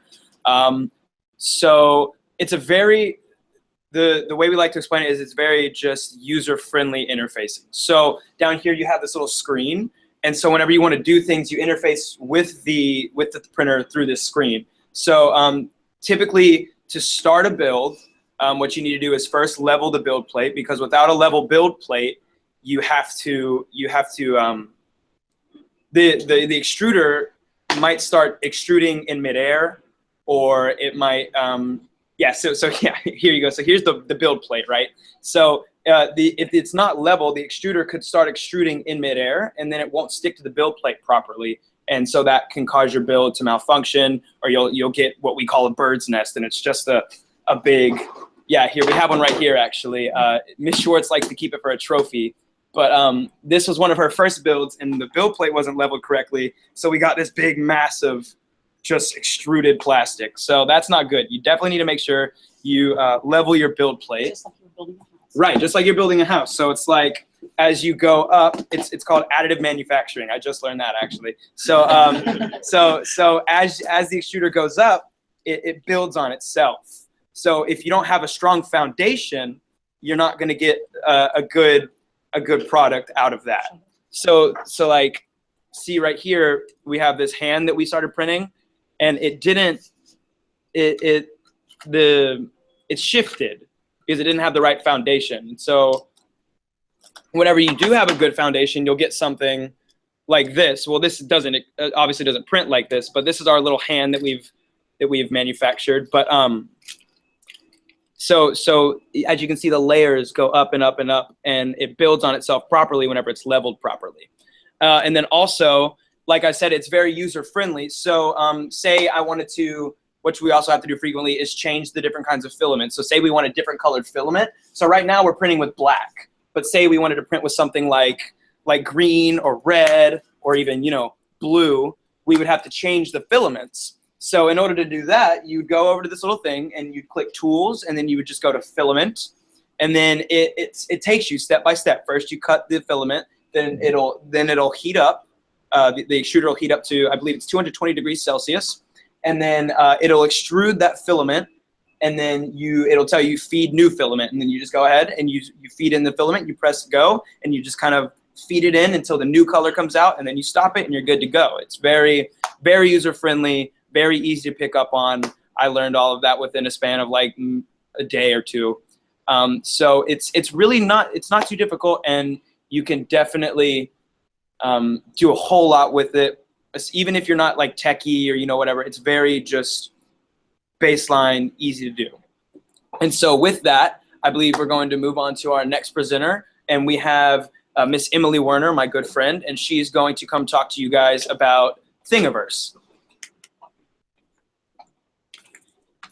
Okay, so you have to build everything that you have to design everything that you're going to build. And so when you're first kind of getting started out, it can be rather overwhelming trying to figure out exactly how everything will work together and piece together and have it function and look exactly how you want it to look. And so there are a couple of really great tools like Thingiverse, Penshape, Autodesk, and Tinkercad, which are kind of like a social media network in the 3D printing community. So it's an open source network where users will upload their designs, and then whoever is just on the site can download the design and use it themselves. Some of them cost money, but a lot of them are free. Most of them are free. Yeah, so like some of our free stuff that we've done is Like Miss Joy Schwartz. yeah, our Joy. teacher. We always So that's compare Joy her to from Inside Out. Inside Out, Yeah. yeah. And yeah, This little thing. This is a pencil holder. with the freaking numbers of pi. See in there, you see It's pi, so cool. and then it goes up, and these are all the digits. Well, not all the digits, obviously, because it's infinite. And then here, this is an actual statue. I don't know where it is, but it's George Washington. Mount Rushmore. This is not Mount Rushmore. It's a statue somewhere, and they used what's it called? 123D Catch, I believe. And By they by Autodesk, yes, and they scan this statue, and so now we have like a little bust of George Washington. And then we have the spinning onion, which is it starts out as just a bunch of circles, and then fidget. Yeah, I think it's technically called a fidget, and then it can all twirl and spin and everything, and that's really fun, and it's really like entertaining to just kind of do it. And so you have the Thingiverse and the Penshape and Tinkercad to get designs to work with. Yeah, and others as well.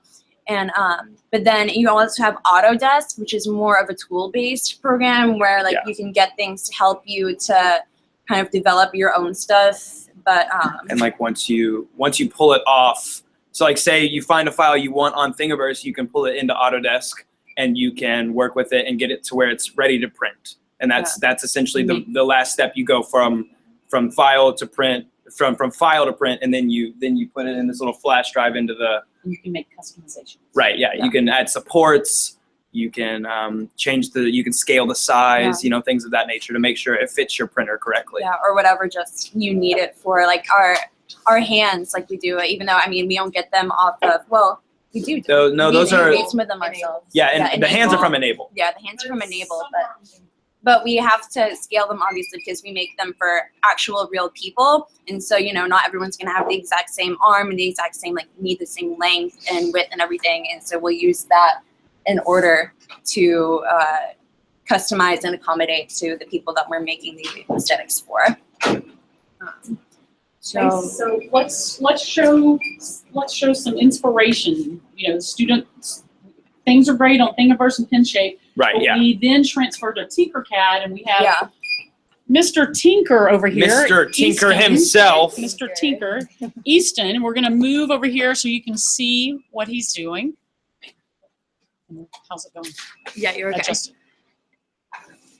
Okay. Okay, so Easton, talk to them a little bit about what you got going. So Tinkercad, it's kind of a more entry level CAD designs program in the fact that it's not using lines and angles and things like that. You know, really advanced stuff. It uses shapes. So you can see over here in the little toolbar we have boxes and cylinders and pyramids, and we have letters and numbers and things like that. So it's really easy to get started when you're designing, when you want to design your own stuff, because when you first get started 3D printing, most people, they go to a place like Thingiverse or Tinkercad. You can download things from there and use those to 3D print, but eventually you're going to want to make your own stuff. So you can, it's really easy to just drag a box onto the work plane, get your measurements and everything, design it however you want to, and make your own stuff that way. So some more advanced things I've done, I've taken this, I call it ball in a box. I've simply taken a box shape and used the hole function to hollow it out, put circle holes in it around, and then put a sphere inside that's just a little bit larger than the size of these outside spheres, added some little pillars for support, and the way it prints just like this. And it's kind of cool because this little ball will just roll around in this box, but it can never come out. It's something that would take you several hours of carving, I guess you would have to do to make this in real life without a 3D printer. But using a program like Tinkercad, it can be done in minutes instead of days. And who made that, Easton? Who made that? I did. So. Okay, very nice, very nice. So you got your inspiration from things like Thingiverse and Pinshape, but then you went on to design your own. Exactly. Okay, excellent. Okay. Next. Kobe, come on over. Kobe, come on over. Okay, so next we're going to have Kobe Brooks talk to us a little bit about enablingthefuture.org. He actually helped me design or print and assemble some of the arms that we have given to children. And so Kobe talked to us a little bit about enablingthefuture.org. Well, we had a little girl in our school district who was born without part of her arm, like all the way up to the elbow. So we thought it would have been a good idea to build her an arm that worked, kind of like this. Yeah. So it works via strings that pull on the fingers, and then it has elastic that makes it shoot back up and come back into place. But so she had the entire class figure out how to design it, and then eventually we found enablingthefuture.org, which is a free organization that helps to spread the use of prosthetics through 3D printing, and they provide all the files you need, like for like the arm casts, the actual hand, the fingers, the thumb. They provide all that free as .scl files, and all you need is just say like $10 to buy the screws, the elastics, and the fishing line. That takes about $30, what he has in his hand. That total cost is about $30. About 50, right? An arm is about $50. So the amount of money that we're actually saving families is astronomical, because it's thousands of dollars for a prosthetic. And if you think about it, they're children. So what's going to happen a few months on down the road? They're going to grow. And so with this, we can actually scale it up and reprint. So yeah, it's very economically sound, and it's also very useful, and it really very helps. lightweight. Yeah. Okay, and so then that's going to lead us to Khadija. Khadija, come talk to us about what we're going to be doing this next 9 weeks. It kind of goes along with this.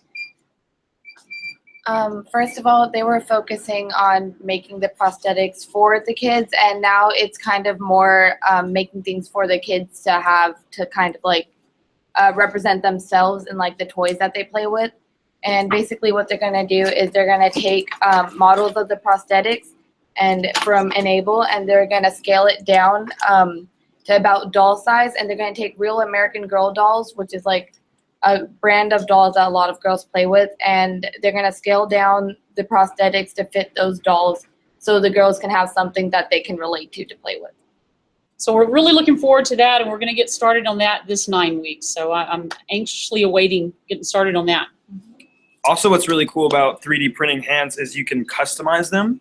And so, like, if you wanted to add little things to it, you can, like, this one was made for a little boy that really likes Star Wars, so this is a little Stormtrooper hand. Or, you know, you could do, we made a hand for Spider-Man. We had an Elsa hand for a little girl. So it's very, especially for children who really like things like that, very customizable, very character-driven things, you can customize it, and it really makes it special for them. Okay, so Patrick, come talk to us a little bit about cost. I know on the teacher end, costs sometimes affect what goes on in the classroom. So talk to us a little bit about that. Yes, 3D printing, everyone thinks of 3D printing as, oh, it's this expensive new hobby that's come out. But in reality, it's not all that expensive once you look at it. It's almost like a car. Sure, a brand new car costs you $20,000, and you have to pay for gas as it goes on. But that's not necessarily how it is with 3D printers. If you think about it, you will go online and you'll look up 3D printers, and they seem to cost thousands of dollars, but those are normally in the commercial industry. Once you start looking at, for instance, what we have, it breaks it down to around $1,500 for a nice, usable 3D printer like we have. And then people just start thinking, well, that's $1,500. But you have to think about it as, well, what else does the school pay for? Between extracurriculars like sports, different theater programs, just all the different things that the school does, textbooks, just supplies in general, add that all up for one school, and $1,500 doesn't seem like that much afterwards. And then you think, well, what does it take, for instance, the filament? Like, we have a large spool of filament right here. This is 1 kilogram of filament, 2.2 pounds. This will last us for a while. We also have another set of Dremel filament, which is probably about 1 kilogram for a full spool. This will last you a while, and these normally go for about $30 for a large spool like this, so it's not that expensive since considering it lasts you so long. So the price that people really think 3D printing costs doesn't exist. It's in a commercial industry, yes, it is very expensive, but whenever you're talking about like what we're doing with plastics, it's actually very, very cost-worthy, I guess you should say. Cost-effective. Cost-effective. There we go. It's not nearly as expensive as most people think, and actually students can learn a lot from it. So you spend a little bit of money here, and they get a lot more education, or it's very cost-effective. Right. Yeah. Yes. All right. Good job. Thank you. Okay, so scoot over that way. So I want to, I'm going to jump back in the camera here, and I'm just going to talk just real quick, and then we can take questions, or I can let other students come in and share. But I just wanted to address any teachers that happen to be in the audience there. There's all kinds of inspiration that you can get as far as using it in the classroom. I ordered some books you can get online. I have some books that I have used and got activities out of. You can, as far as STEM, you can design cars. Let me see if I can get this in there. There we go. Sorry, I'm challenged there. But we designed the car chassis. We designed the propeller. I added in the DC motor. We designed the wheels. I added in the batteries and the battery pack. But this will actually move. I'll see if I can get it going here. Also, last year I was across the hall from the Spanish classes, and so I took inspiration from them. As about this time of the year, they were getting ready to celebrate Day of the Dead. Dia de los Muertos. Thank you for saying that. Yes. Okay. So I call it Day of the Dead. And so I thought, well, how cool would that be to actually design sugar skulls? So I had my classes design sugar skulls, and we printed those, and we did glow-in-the-dark filament, so it was really cool. So here's the little car. I don't know if you can hear the propeller. I don't know. Let's see, but it's actually spinning going. away. Now we thought how cool it would be to race these. So let's see if we can put it on the. We were sorely disappointed. Can you see the movement? Yeah. But so that brought in a whole science lesson there. We discussed, hey, if we added weight to it, and we talked about the traction and the different surfaces and things like that. So I guess my point is you can incorporate 3D printing into almost every subject. I know as a former math teacher, I think of lots of different ways to incorporate math. You can actually go to AutoCAD as not AutoCAD, Autodesk as my students mentioned. And there's tons of software that you guys can get as teachers and students for free. Did you hear that? The magic word, free. You can download it free and use. And one thing that is really cool is called 123D Catch. And you can actually, if I wanted to print this guy right here, great Mother's Day gift, right? I could scan him using either my phone or my iPad, and that actually creates the file, and then I just upload it, and I could print him. So we've actually done some photograph. We did this today. I don't know if I can get it. It's me. It's not the greatest. I don't know, but anyway, it's kind of cool. But there's all kinds of cool things out there. You can discuss scale factor. We made tangrams.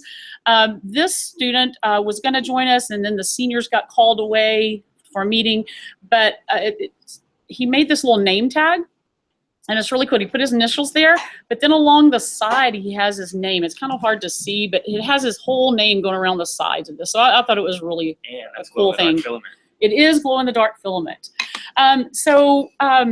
Any questions you guys have, or students, anything you all want to add, anything that we haven't covered that you want to jump in and add? Because y'all have done a great job. I appreciate y'all very much. Ty, anything you want to say?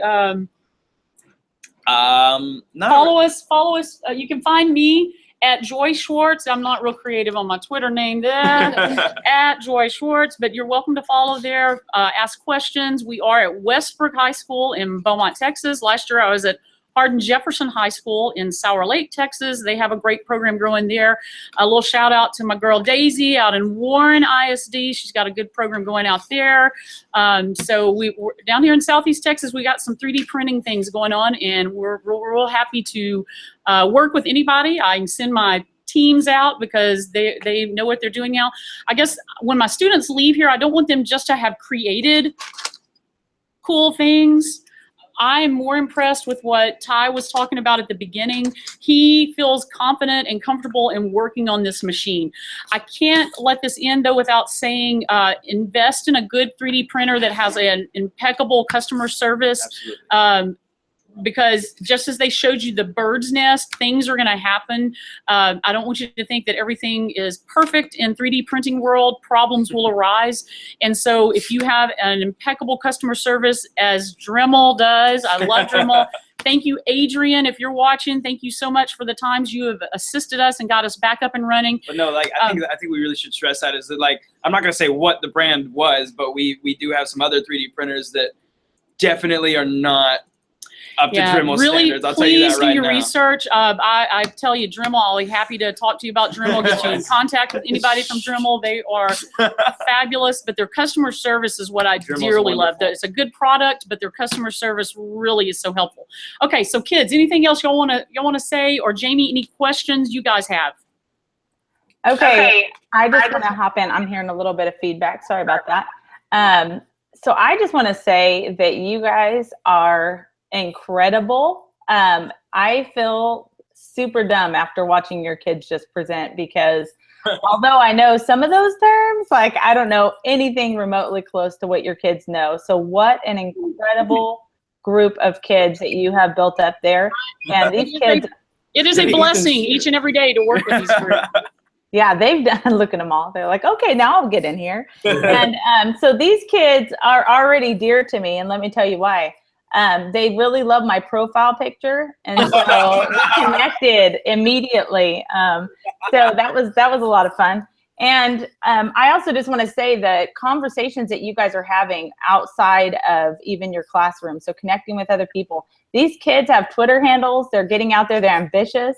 And they're getting out there and they're connecting with other classrooms. They're connecting with other students, and they have some really great things to share. So if you are not connected with them, you guys make sure to hashtag Global Maker Day and send out your Twitter handles from your classroom, because I think people want to connect and hear about the incredible things you're doing. The prosthetic limbs, like that is unbelievable. The knowledge that you have of 3D printers and where our future is for our kids is incredible. But I do want to know, like, what is the most amazing thing that you have ever seen, either that you've created or somebody else has created with a 3D printer? I wish we had it.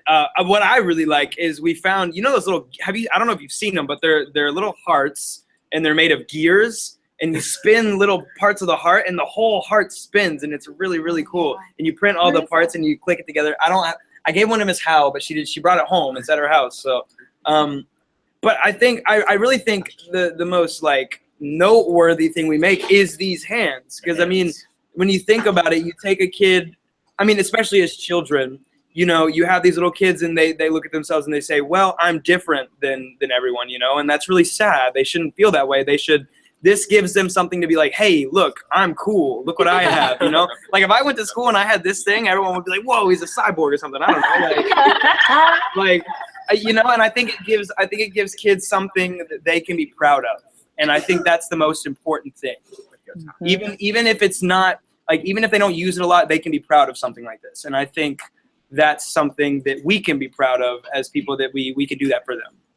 That is amazing. Have you guys connected with anybody that needs prosthetic limbs? Yes, we're printing one right now for a kid in Scotland. Scotland. What? We have 4 clients. Yeah, we have 4 clients that we've already printed ones for, and now we're printing one for a kid in Scotland. We always welcome more. Send always them our way. more. Send them to us. Send us. We'll embrace them. Unbelievable. Do you guys think after you leave school that this is something you want to continue to do? Definitely. I think it absolutely has real world implications. Especially because it not only is this like a 3D printing class, but it's also, we do a lot of robotics. And so things like that can definitely translate into, you 3D print housings for electronics, and then that goes into what can you do with that? Like it's literally endless. If you can print something and you have the electronics to back it up, the possibilities are literally, you can do whatever you want. Yeah. And I think we're essentially all Iron Man. Like we can do whatever we want.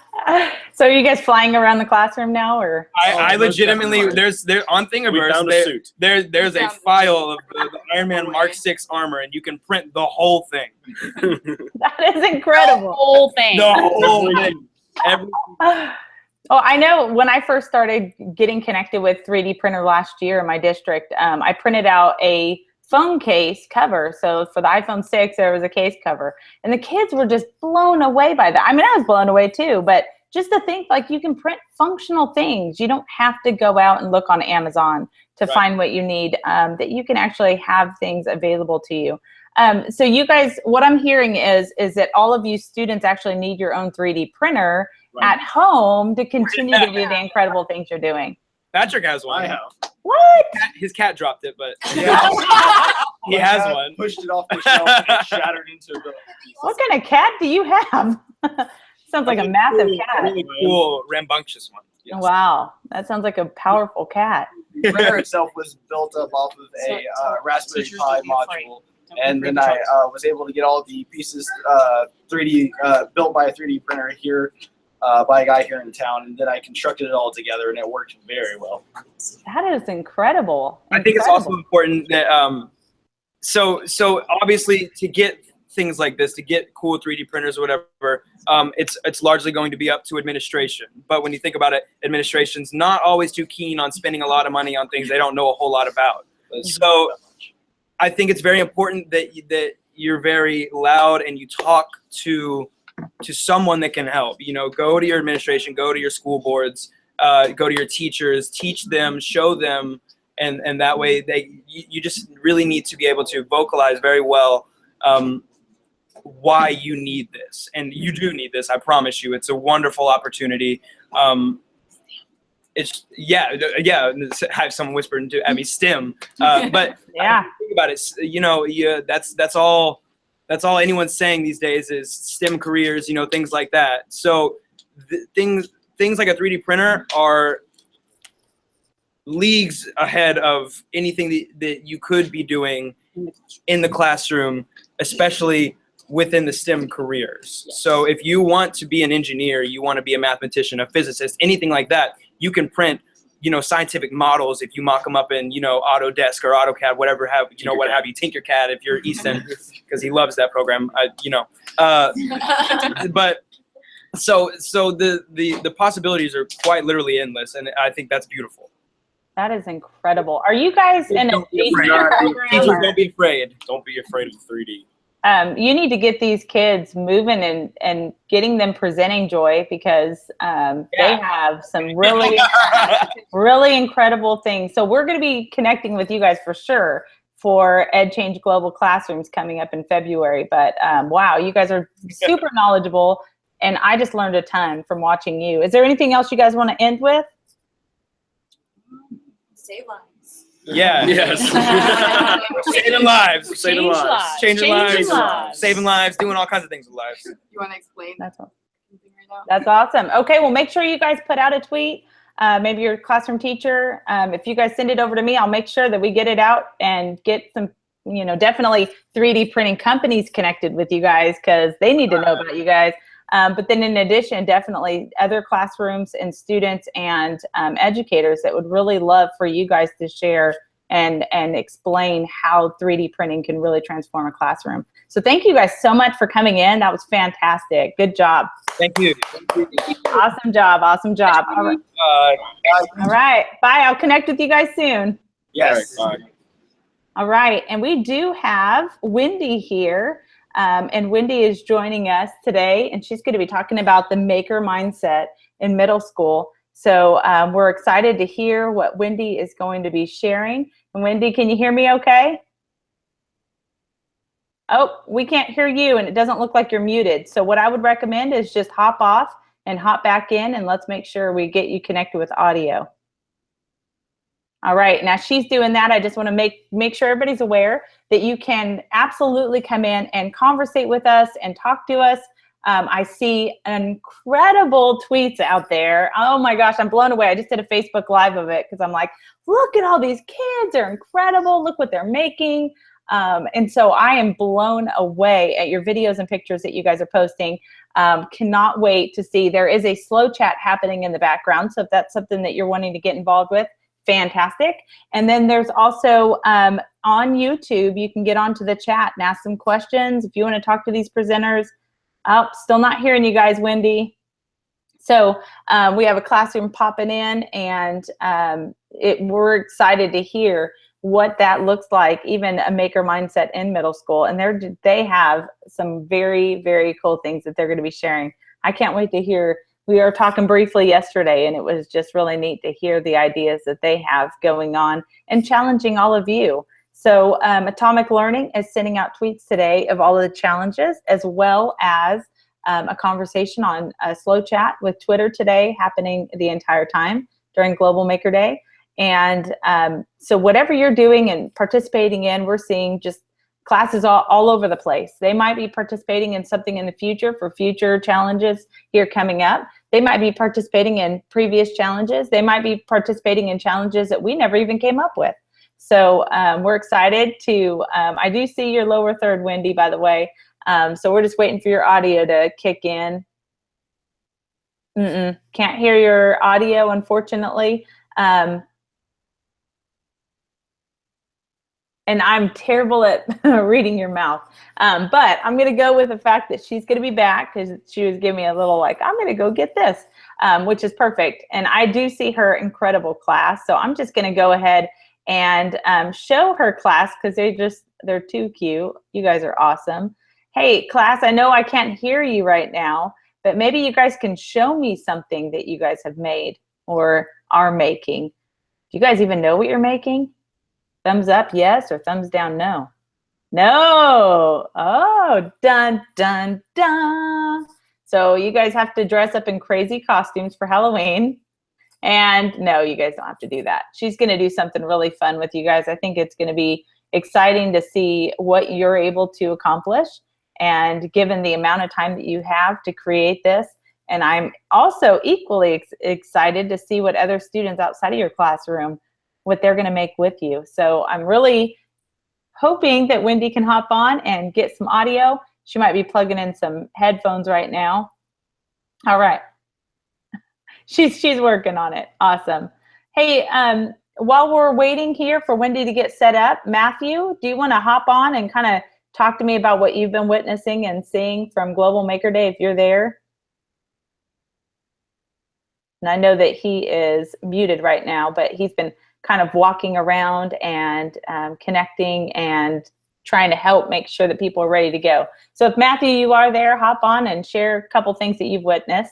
So if I am looking at my telephone, I'm getting about 1,000 different prompts here letting me know things are coming in on Twitter. So I'm getting tagged in a lot, which is fantastic, as Jamie Donnelly, as well as Global Maker. So that's really cool to see that. So I'm going to just highlight some of the tweets as we're getting connected. So we have a Miss Bennett's first grade class. What? First grade can code? That is awesome. Look at these kids right here. So we're able to see some of the things that they're creating. Look at them all at their tables coding right now. And that's awesome. I'm going to definitely retweet that. CoSpaces, it just ended. They were just letting us know they had a great time. They're excited to see what you guys create and design. And we also have Miss Bennett's class that is just, man, Miss Bennett's class is going crazy. This is awesome. And her first grade group is making creations in Makerspace. And we have Lisa Stoll, her students right now, Great Maker Day, Wall of Inspiration, Tinker with an Old Printer. That's interesting, because what do we do with old printers? We just toss them, right? So I'm really excited to see that these kids are taking the initiative to go ahead and create and pull apart and learn from. So that's really cool. And then we also have these kids creating a wall of inspiration, and that is fantastic. I love to see those sticky notes being used. I'm sorry, I wish I can project this a little bit better, but we have a video here on Maker Day from Margarita. And so she is sharing some things about that. Hey, we can hear you, Wendy. Can you hear us really? You're live. Yay, guys. All right. So, hi, I'm Wendy Cope, and I will get the lower third later while the guys are working. This is our Maker Monday group. I'm going to scooch so I can see, so you guys can see. This is our group that meets every single Monday, and we give them challenges using some pretty bizarre materials. And so then they're going to use those materials and the restrictions with the materials in order to make something really fun. So I'm going to give them a challenge. And if you guys want to play along at home, we are going to be using regular old Post-it notes. We're going to be using regular old paper clips and a regular old index cards. So these guys are going to have to do, they're going to make something that is going to improve their life at home, but here's the hitch. It has to use the guys. It's going to have to use the fact that this is not super sticky as a feature. That the fact that this can come up and down. Okay, so you can use it as an adhesive, but you're not going to be able to, but that has to be, the fact that it can come off and come on has to be a feature on it, okay? Are you ready? I'm going to have you guys, I'm going to give you all the materials, and then I'm going to have you guys circle around so they can talk to you all about what it is that we do and why they keep coming back. And I have posted on our Twitter feed the schedule that we are using and kind of the themes that we have on a weekly basis. So this is our amazing group. Are you guys ready? Yes. Yes. Okay. Here you go. I'm going to give these out to y'all.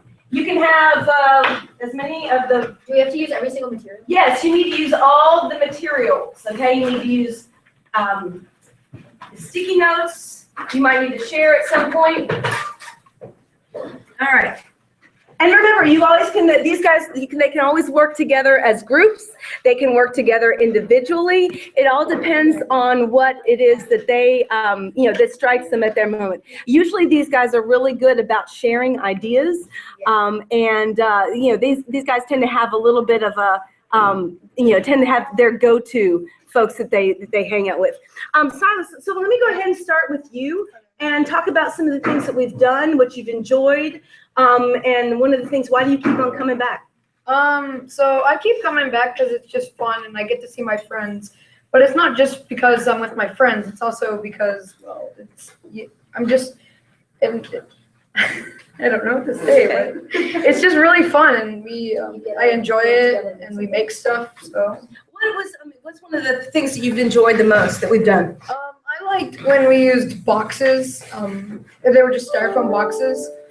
And we put them together, and some people made costumes, things that they could use around the house. It was just really fun. We made a suit out of the foam pieces.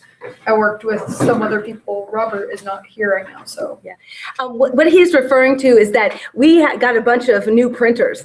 And so we used the packing material. The tech folks were going to get rid of all this material. And I just said, no, keep it back into the box.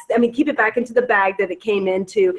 And so everybody got a bag of printer material. So they had styrofoam, the packing material that was on there. They had a CD they had to use. There was cardboard they had to use. There was a plastic bag they had to use. And so they used all those items together. One of the, some of the foundations that we use are cardboard, anything like your basic cereal boxes or paper tubes from, paper towels and that kind of stuff. We use a lot of hot glue. Silas, how much hot glue do we use? I think we got about 2 a day. Yeah, sometimes we use packing tape as our construction materials. And what else do we use? A lot of like cardboard. Yeah. it's kind of like laminate. Oh yeah, so we have kind of leftover kind of laminate from either the laminating machine, or we have some stuff that has sticky on it that I use to help repair the books and that kind of stuff. So I'm gonna, keep making. Oh. Who else wants to talk? Let's switch places. Haley, come around, and Aiden. Why don't you guys switch places with Josh and Josh? Okay. Josh and Josh. See you later, Josh. Yeah. Scooch back. This is Aiden, and this is Haley. Silas, will you switch out with Haley? Yeah. So Aiden, what are you thinking about with your making so far? I'm thinking that I'm gonna have to use the index cards, but like very little. But I'm not gonna spoil my idea yet. Okay, so you're gonna be thinking about it then. So Aiden, why do you come to Maker Monday? Oh, the reason I come to Maker Monday is because I have a lot of time. I have a lot of fun making things with my friends, and we work together to make something really cool, like armor or little mini swords and stuff. It's really fun. Okay. Haley, what do you like? I like about Maker Monday is that I can release my creativity, not a pressure I had from school, and I could just like make whatever I want. There's no limits. Okay. And I think it's really fun that after school on Mondays, like some people hate Mondays, and so on Mondays. Agree. That's agree. That's totally true. And so, and then you have a fun activity on Monday. Right. So that's cool. That's really cool. All right. Thank you guys. I'm going to switch you all around. Can I have Logan and Josh? Can I have you guys, and then and anybody can hop in on this for a second.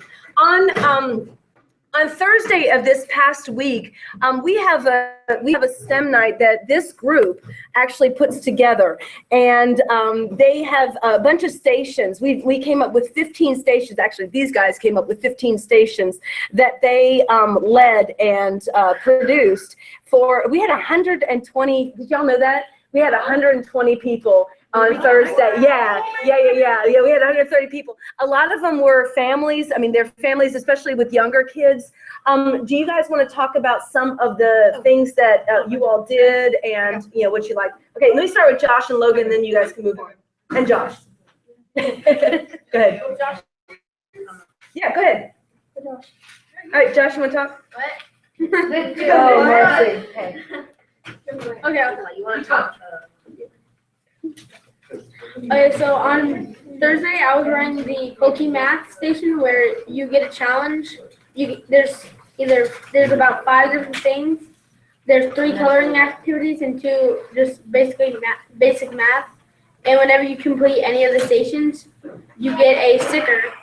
But if you get like 100 on it, then you get a medal, like a badge, which is still a medal.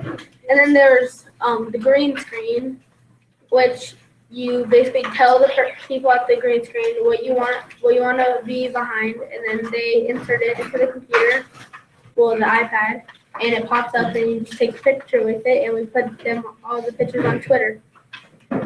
So that was a nice inner people were able to participate that way. Did y'all talk about the fact that we had the Pokédex? And at every station they participated in. Yeah, there was a challenge at every station, sort of kind of like what we're doing now. Silas, you want to talk about your station? Oh, sorry, Josh, you were working at that station too. Yeah. Why don't you guys switch? Y'all keep on moving back. Okay. Come on, Josh. Are you making, or are you just I keep on disturbing you. That's it. Okay.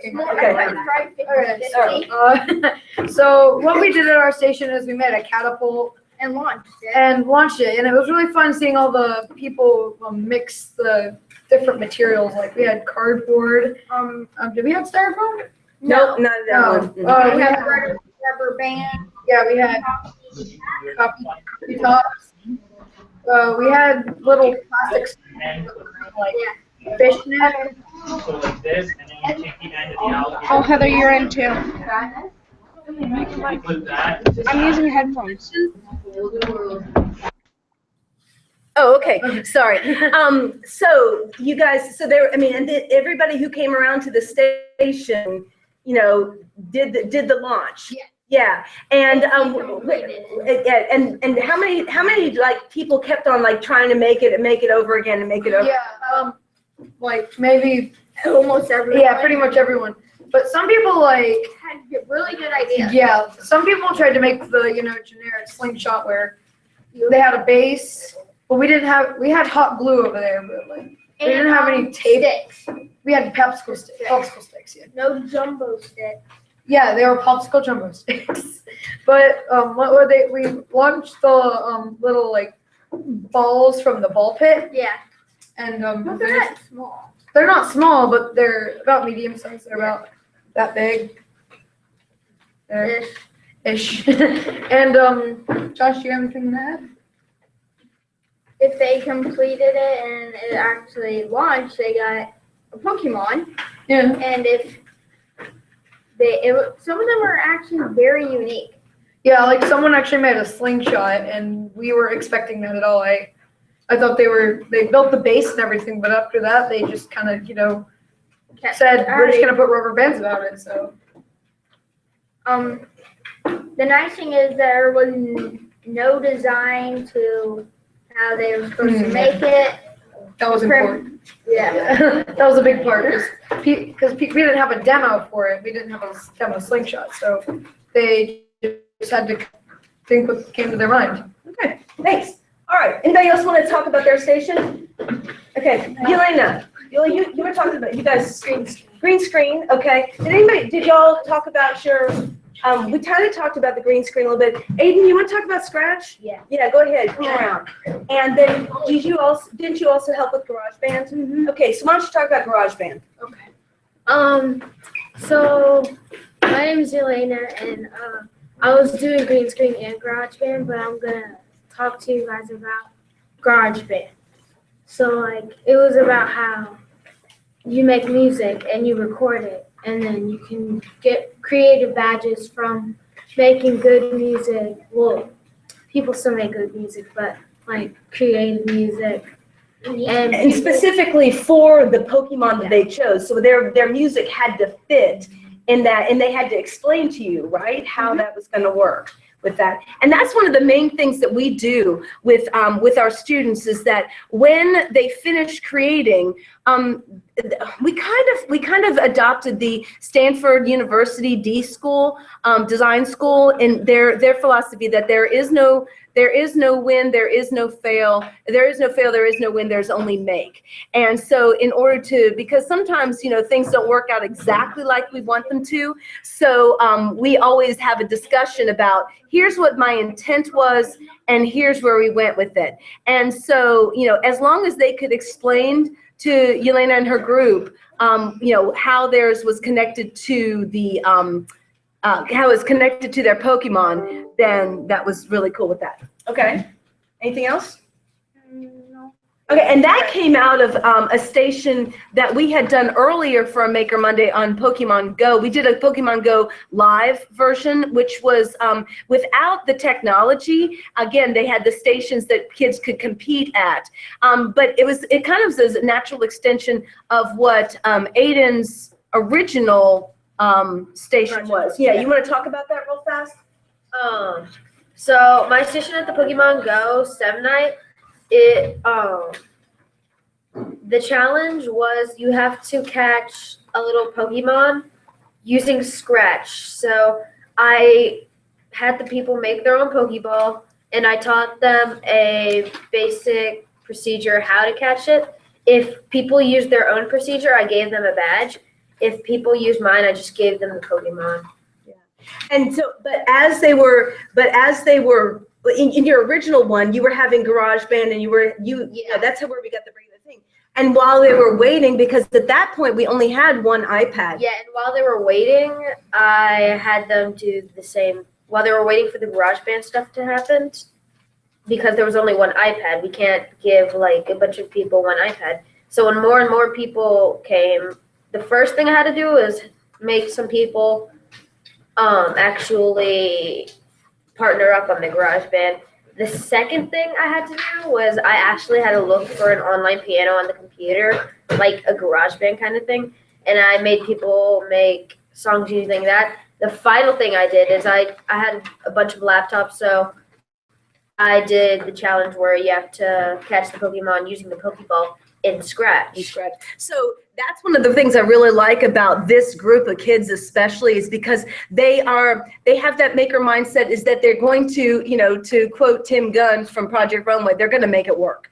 And they're going to continue to keep the activity going no matter what. They have a super high tolerance for frustration because they're dealing with me all the time. So that's that. All right, you're good. Yeah, it's pretty amazing. Okay, so does anybody want to talk about what they're making so far? So let me start over here with Schwartzy and the other and our other Josh. Yes, the Joshes. Okay, and so we're going to talk about what it is that you made, how you're using the Post-it the Post-it lack of sticky as a feature. Okay, so Josh, why don't you come around in the front as well too?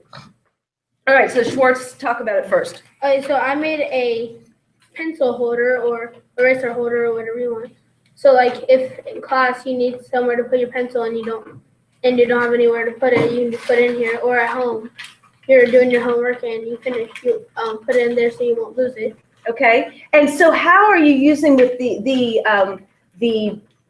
sticky, you know, the sticky notes that adhesive? So using sticking it around so it's tight, and then I'm putting a little bit of support on the outside with 2 paper clips. Okay, so is that a feature? Did you use the adhesive as a feature of your design? You forgot about that. Okay, that's cool. What else do you have? You got 3 things happening here. I got a holder, so like a calculator or a phone. Like you just sit it down, and then the phone would lean up. Okay, so you have and so you're using the paper clips as support? Yep. Okay, and what else you got? You got 3 things. And I got like a little fan, if you didn't look. It is not hot in here. Come on now. We got fall weather now. Hey, so if you were, you know, I said, because I know you forgot about the adhesive part, what would you do? What would you change in order to kind of bring that around, bring that component back into it? I guess I could like sticky note, stick a sticky note right here, so it will be even more support for the back. Okay, and how would the removability, how would that be a feature? And kind of. Okay, well, like I said, so that's something to think about. Thank you. All right, so Josh, other Josh, go ahead. It's supposed to charge your phone wirelessly. Okay, it's a wireless phone charger. Okay, explain. Your phone charges while it's in here, and if once you take it out, it stops charging. Okay, so does it? Would you, if you were creating this with materials? So that's just kind of a prototype. Yeah. What would it get the electricity from? Batteries. Okay, from so inside of it. Mm-hmm. Okay, and so what's the feature that is the removability? The lid, you can take it off to put your phone in, Mhm. and put it back on when it's charging. All right, so that kind of covers it up and allows it to be protected. Great. Okay, cool. Thank you so much. All right, who's going next? All right, let me go to, yeah, go ahead, Silas. Riker, can I have you kind of go next? Are you kind of in a place? Oh, wait, actually, I'm so glad. Well, you know what, guys? We only have like 5 minutes left. So let's see. Let's go ahead and open it up to some questions. Maybe you guys can answer some questions as you all are going. Yeah. Oh, yeah. Come on, Riker, while you're here. Go ahead. Okay, well, I'm so far. Okay, so my name is Riker. I'm 13 and I'm in 7th grade. I'm making a little table for putting your phone or some. If you're sitting down, you can just put it on the ground and then you can just set it on there. There's these little things. I've made little legs so that you can stick a paper clip down it. All right, so you were able to kind of, change the design with this by, creating a hole here, and then how is that a better design than what you started with?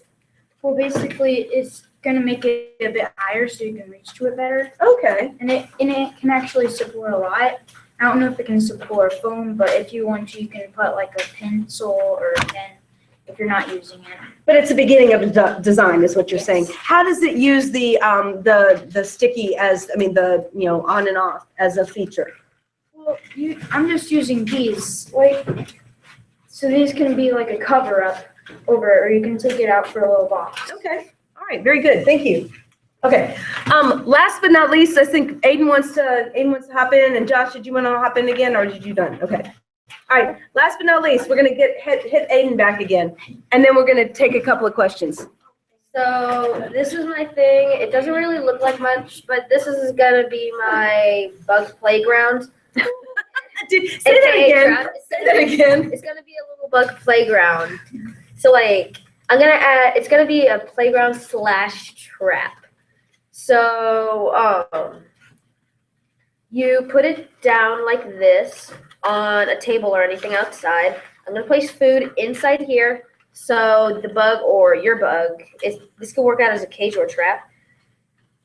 It lures the bug in, and then once the bug goes in, its wings flap on this, trapping it. Okay. But if you just want to have it as a pet, you put this over it. And the good thing about the sticky note is your bug can't escape because it's too weak. It obviously can't push it, but you can just look inside and see how your little bug's doing. Thank you so much. So can I throw it back to you, Jamie, and maybe you have a couple of questions for these guys? Yeah, so I was wondering what kind of bugs is that bug playground for? Bug that can fit inside something like this. I was wondering about to crawl out the bottom, that's for sure. Oh yeah, if we had the use of glue, I would have totally used it. Right, I was gonna say these guys were kind of frustrated because they did not have their friendly their hot glue gun. I know these guys love their hot glue. Yeah. All right. That is odd. You know what? I only hear like, hey, these are fantastic challenges. We're definitely going to see some folks here tweeting in some of the things that they're doing to be a part of it, because they're doing some really cool stuff with their sticky notes as far as their challenge goes. And so do you guys have any other ideas that you did not use right now that you wish you would have done? Or materials that you wished you would have had. I was totally gonna make a box if I could have figured out how to make a box of square cube out of sticky notes. Just out of sticky notes, okay. Yes. I was gonna say, Yeah. go ahead. So what I built is, I wish I had popsicle sticks for more reinforcement, but this is basically kind of like the silent messenger, I would call it. You got messenger drone, is that what you just said? Yeah, yeah. Okay, it's the messenger drone now. So you put right here your little notes that you want to send to someone. You have like stability wings over here, but I wish I had popsicle sticks for more support in the middle. So That'd be totally awesome if you had a motor. Right, exactly. You know what the best part about this is the more outrageous the idea, the better it is. So I think that you guys need to always think like that. Think outrageous ideas and see what you guys can come up with, because those are the ideas that will turn into something incredible. But it may seem silly to us, but it may very well be that guy in the background might be selling bug playgrounds one day. I mean, having these paper drones. Yeah, that's it. Yeah, and I was gonna say, and one of the things that we've kind of done some progression of is that we won one of the 50 United States Carvies. We did a real quick grant for that last year, and we won one of the Carvies. And so now we have the ability to, once they have a germ of an idea and they want to go further with it, then they can use the carver to actually fabricate something a little bit more sturdy and stable. So, right. So they start off with something, it's like their rough draft. Exactly. And so that's why we use really inexpensive materials, because it's about, the creation of the idea. Yeah, that is a really, really great idea. And I think it helps people even solidify what they want to do. They can modify things. That's super cool. Yeah. Super cool. Hey guys, we are at the end of our time and we're ready to join Mr. Derek's class. And we just want to say thank you. Great job and keep on loving Mondays. 'Cause that's awesome. Bye guys. Thank you. All right. Bye. All right. And as Derek's hopping on, I'm going to go ahead and just remind everybody that you can join in the conversation. I know everybody's waiting for, hey, where are our questions? So we would love, love, love for your students to ask some of those questions and give our presenters and students a chance to respond to those. And Derek has a special treat for us. And here's the cool part. Derek's going to be with us for an hour. So we're pumped to hear what his students are doing. And some of them are even choosing not to go to recess so that they can participate in Global Maker Day. How cool is that? All right, Derek, are you ready to go? I'm ready. All right, I'm going to be here. So whenever you need me, just let me know. Awesome. Thanks very much. Okay, guys. So everyone, this is our class. We are in London, Ontario, Canada. Guys, you can wave and say hello if you want. So our class is, we're Stony Brook Public School Elementary, as I said, in London, Ontario, Canada. So we have a strong maker focus in our room. We have a class set worth of Google 3D viewers. We have a Lego wall, some 3D printers, a green screen. So we really appreciate this day. One of the things that we are working on currently is a project for coding in the classroom. And they're making actually interactive posters. And you can do this with bulletin boards, which we've done in the past. But they're doing a digital story where they're coding the story and it's coming to life based on a mystery unit.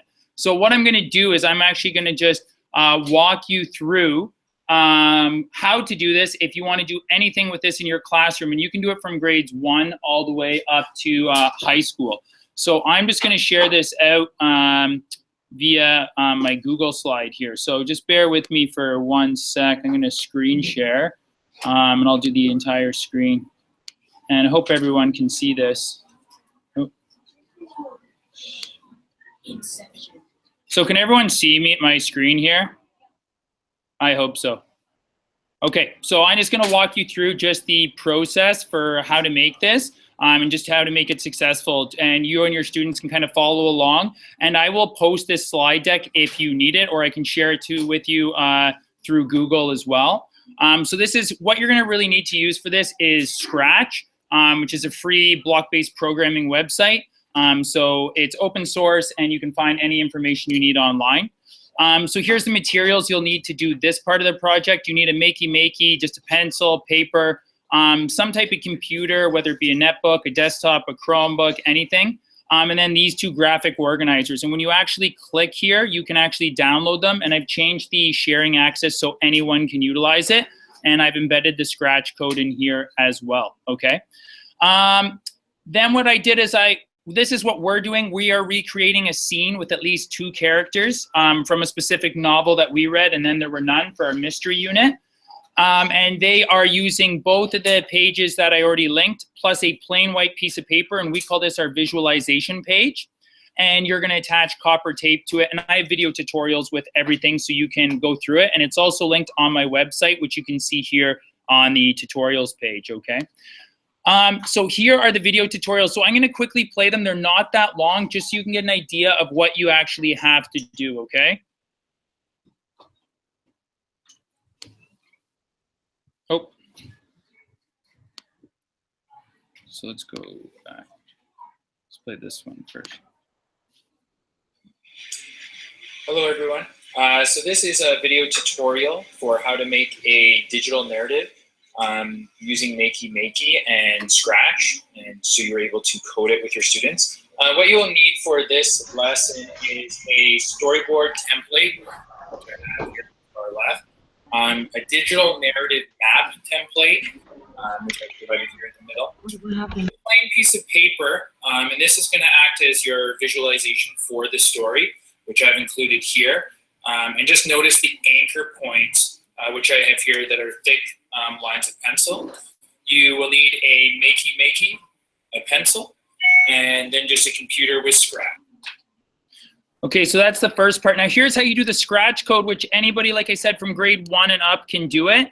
And these guys are a little more experienced, so it's a little easier for them. Tutorial for how to make a digital story using both Makey and Scratch. Just before we begin, I do want to mention that this is low floor, the entry point, just so everyone knows where to start.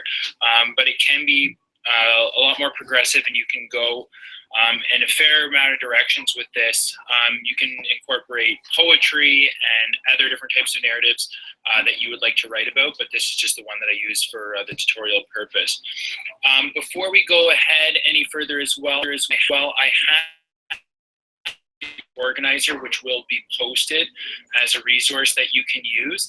Now you will be able to use everything online, but there's a lot of merit in using paper and pencil. So in addition to all the technologies, so I print this off and give it to my students to use. And again, this will be shared with you just so that they can actually make a story map in terms of conflict, goal, and go through everything here. From that point, they also will have a storyboard template which they can use just to ensure that their storyboard is correct and that it has everything that their story needs in order to be successful. The main part I want to go through though is the Scratch section and how to actually code this. So here's the final of what piece of what your story is going to look like. So you can see that the code is not difficult whatsoever at this point. You can progress beyond this, but I'm just going to show you quickly how we do this. So I'm going to open up a new tab. I'm just going to go to Scratch. And I'm going to go, so once you get to Scratch, you can sign in so your project are saved in the top right-hand corner, but I'm gonna go to Create. When you open the Create function, your Scratch page should load. And what you wanna do first is you wanna go to the Events option here. So when I click on the Events page, you should see all these different brown-orange functions. And the ones that you really need is the one that right here where it says one space, key pressed, and you're gonna need that. And the only other one you're gonna need is you go to the sound option with the purple color, select that, and take the play sound, and then it has the option for meow. So what you're going to do here is, because Makey has a few different options, I like to use spacebar and the arrows. That gives us 5 different entry points for how we can use it. So I'm going to leave when space is pressed, but where it says play sound, I'm going to select this and I'm going to go to the record function. Once I go to the record function, I'm just going to delete this one and I'm going to rename my recording, and I like to name mine Box 1. And why I name it Box 1 is because it corresponds with our storyboard template that we have done over here, and you can mark Box 1 so that it makes it easier for the students. Or even if they have their visualization sheet, they can match that to it. So now I have the option to actually record something. So whenever I want to record, I would just select this here. So I'm going to press it. I'm going to allow. Testing, 1, 2, 3. I'm going to stop it, and then I'm going to go back to my scripts page. And now it's saving. And what I'm going to do is, instead of this option, I'm going to click and hit Box 1. So now when I press spacebar, testing, 1, 2, 3. And remember, that's going to relate to your Makey and how that's going to work later. So if I wanted to do this again, let's just go over it. So I'm going to select my events, go to space, but now instead of hitting the space bar, I'm going to select a different option. I'm going to hit the up arrow. I'm going to go back to sound. I'm going to go play sound. And instead of Box 1, I'm going to record. And I'm testing, 1, 2, 3. And I'm going to hit Box 2, enter Box 2. Okay, so that's basically what you do for your code sequence for how to get that going. The last one is actually how you set up the visualization page with your Scratch code and your storyboard and how you link it all together. So here's what it looks like as a final product. The drawings don't have to be amazing. And as I said, you can use this in multiple literary forms. So here's like a final product that you can make.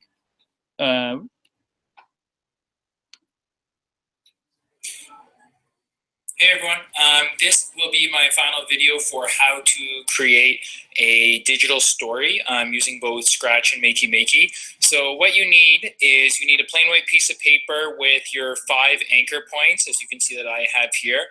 They are attached to the Makey Makey and correspond to the code in Scratch, which I showed you how to do earlier. Here's the Makey Makey, everything's connected. Make sure that you do have an alligator clip attached to the earth, which is on the bottom rung, because that acts as your ground wire and your code won't work without it. The only other thing you need is make sure your Makey Makey is plugged in to the USB port and that you have Scratch open up on your computer, and we've already gone over the code. So what I'm going to do is I'm actually going to grab the ground wire and I'm going to go through the story.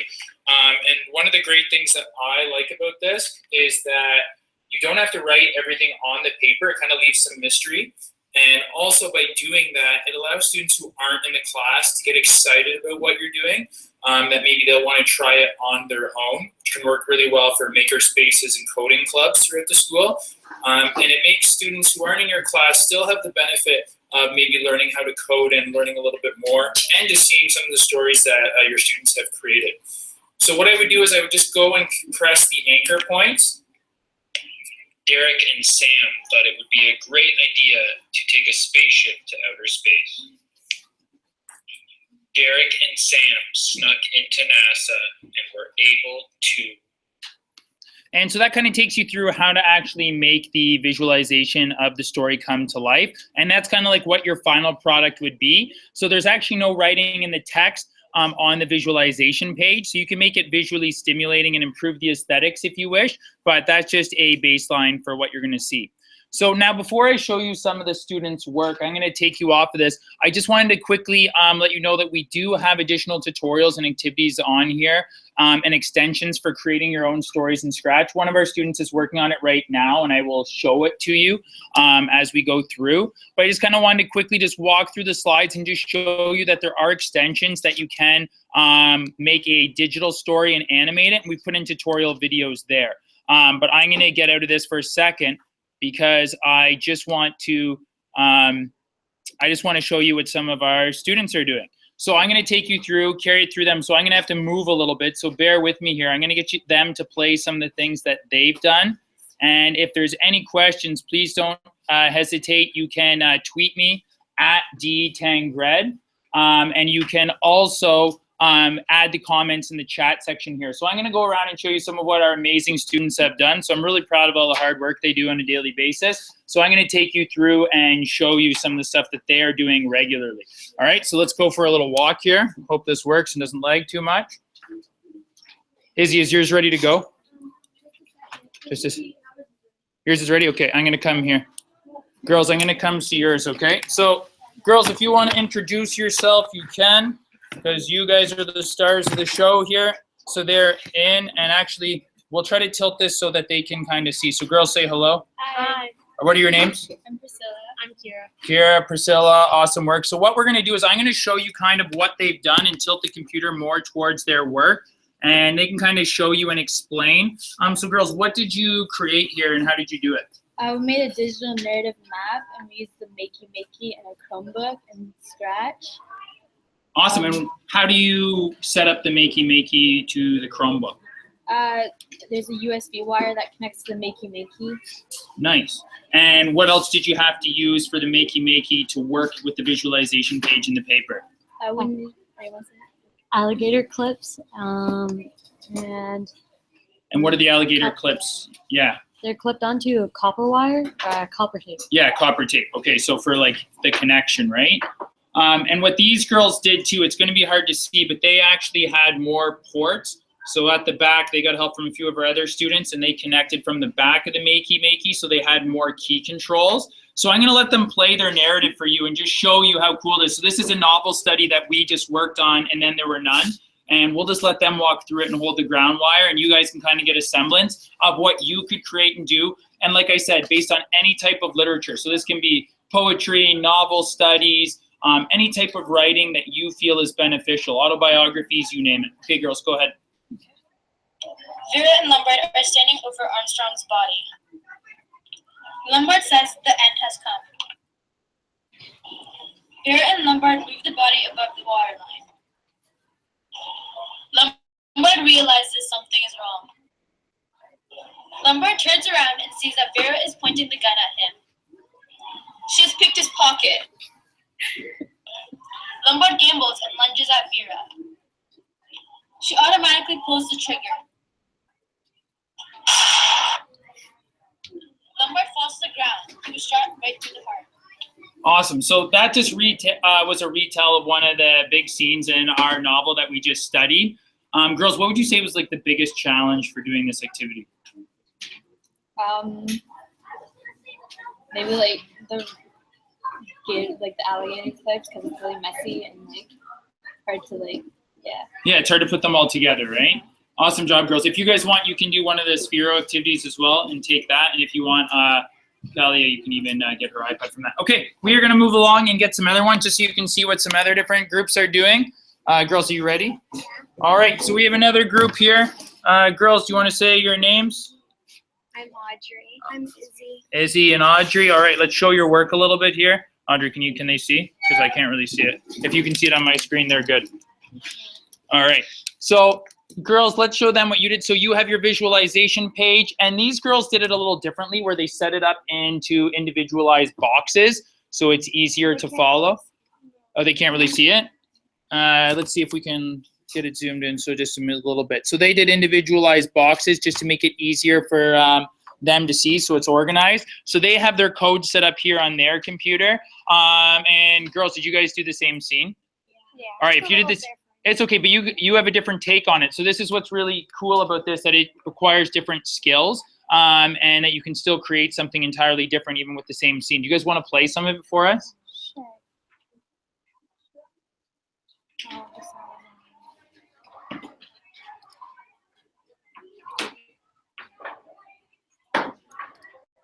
So hold the tip, and then with your other hand. So that's the reason I wanted to pick my pocket. You can hit another one?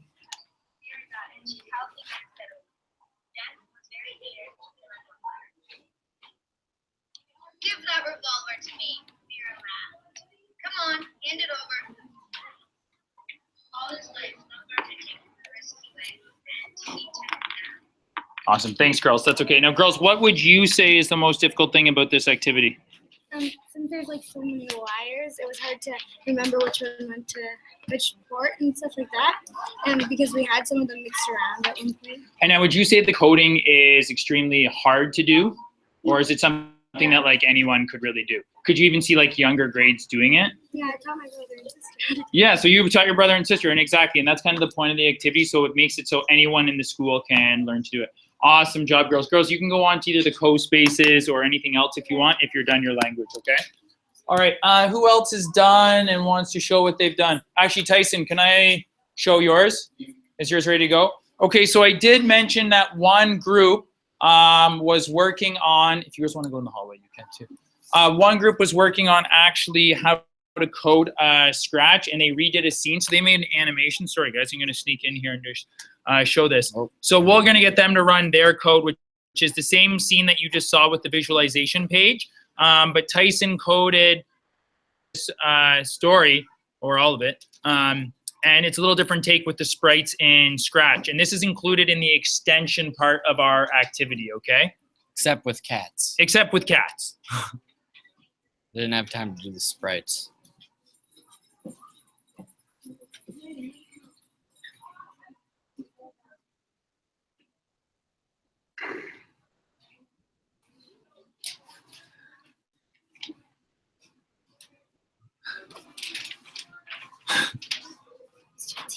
Awesome, Tyson. Yep. Awesome work. Ooh, it's still going. So we've just added this. So we're actually working through it as we go. Awesome. Is anyone else ready to share and present what they have? Kevin, you guys are ready? All right. So we're going to bring you over to Kevin, Zach. You guys say hello. You guys are on. Nick, you want to say hello? Nick as well. Okay. So guys, explain to us, what scene did you guys do?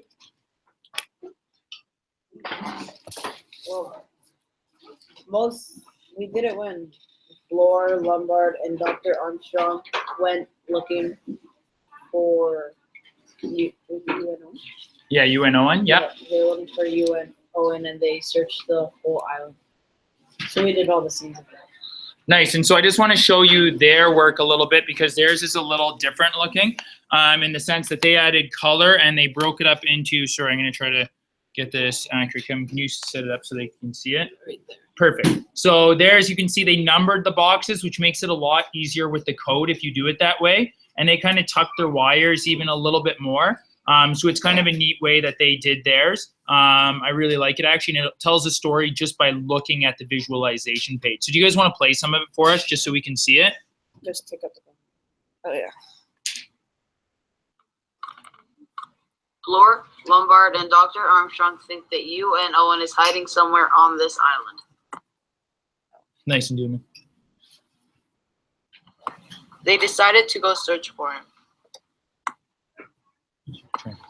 Lombard goes down a cliff and has a rope tied to his waist for safety.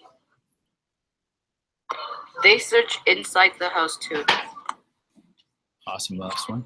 Justice Wargrave says that in conclusion, one of them has to be UNON. Perfect. Thanks, guys.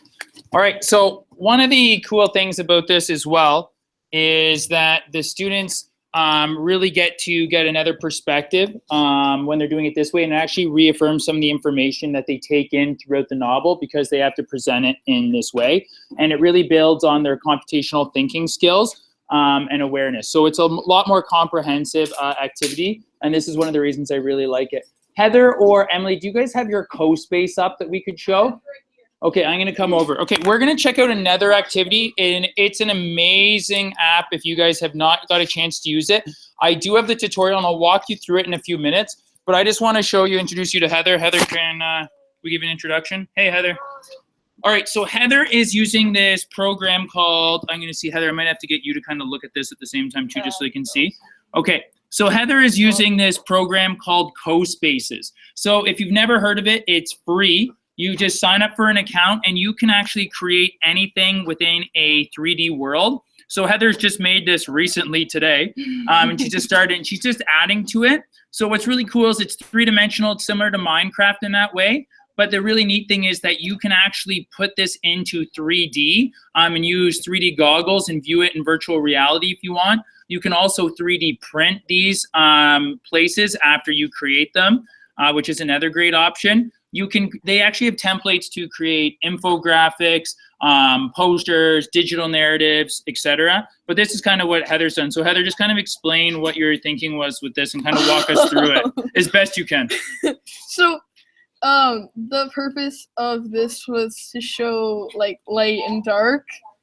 I like the contrast. And I don't know what exactly how to describe it. It's like I showed how, like, over here, there's things that not everyone likes. There's, like, a weird ghost horse thing. Yeah. And there's, like, snakes.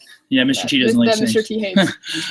Now, Heather, can you show people, because they haven't used this at all, some of them, can you show them how to add something, like, just add something and make it bigger and make it smaller? And how are you just even moving around?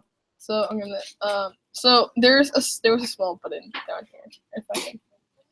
And then, so you're going to want to go into here, and then there's different categories that you can pick. I usually choose to pick this one because they're blank and you can just add color to them. But if you don't want to do that, then there's some that are already pre-colored, like bunny. And then so basically I just dragged it onto the top of the screen, and then if I click this button again to make it disappear, I can select this bunny, I can make it bigger, I can make it smaller. I can rotate it with the little circle thingy. And then the orange arrow at the top can make it like levitate. Yes, you have multiple access points here, and you can change it as Heather's done. Heather, can you go back to, like, you know, when you were adding things, to show them slowly how they would add it? So where do they click to add new things to get new items in here? So just show them the box in the bottom left-hand corner. When you first come on, it'll be blank, and then you are going to want to hit, it looks like a cube with one side colored in. You're going to want to click it, and then it should pop up just with this screen.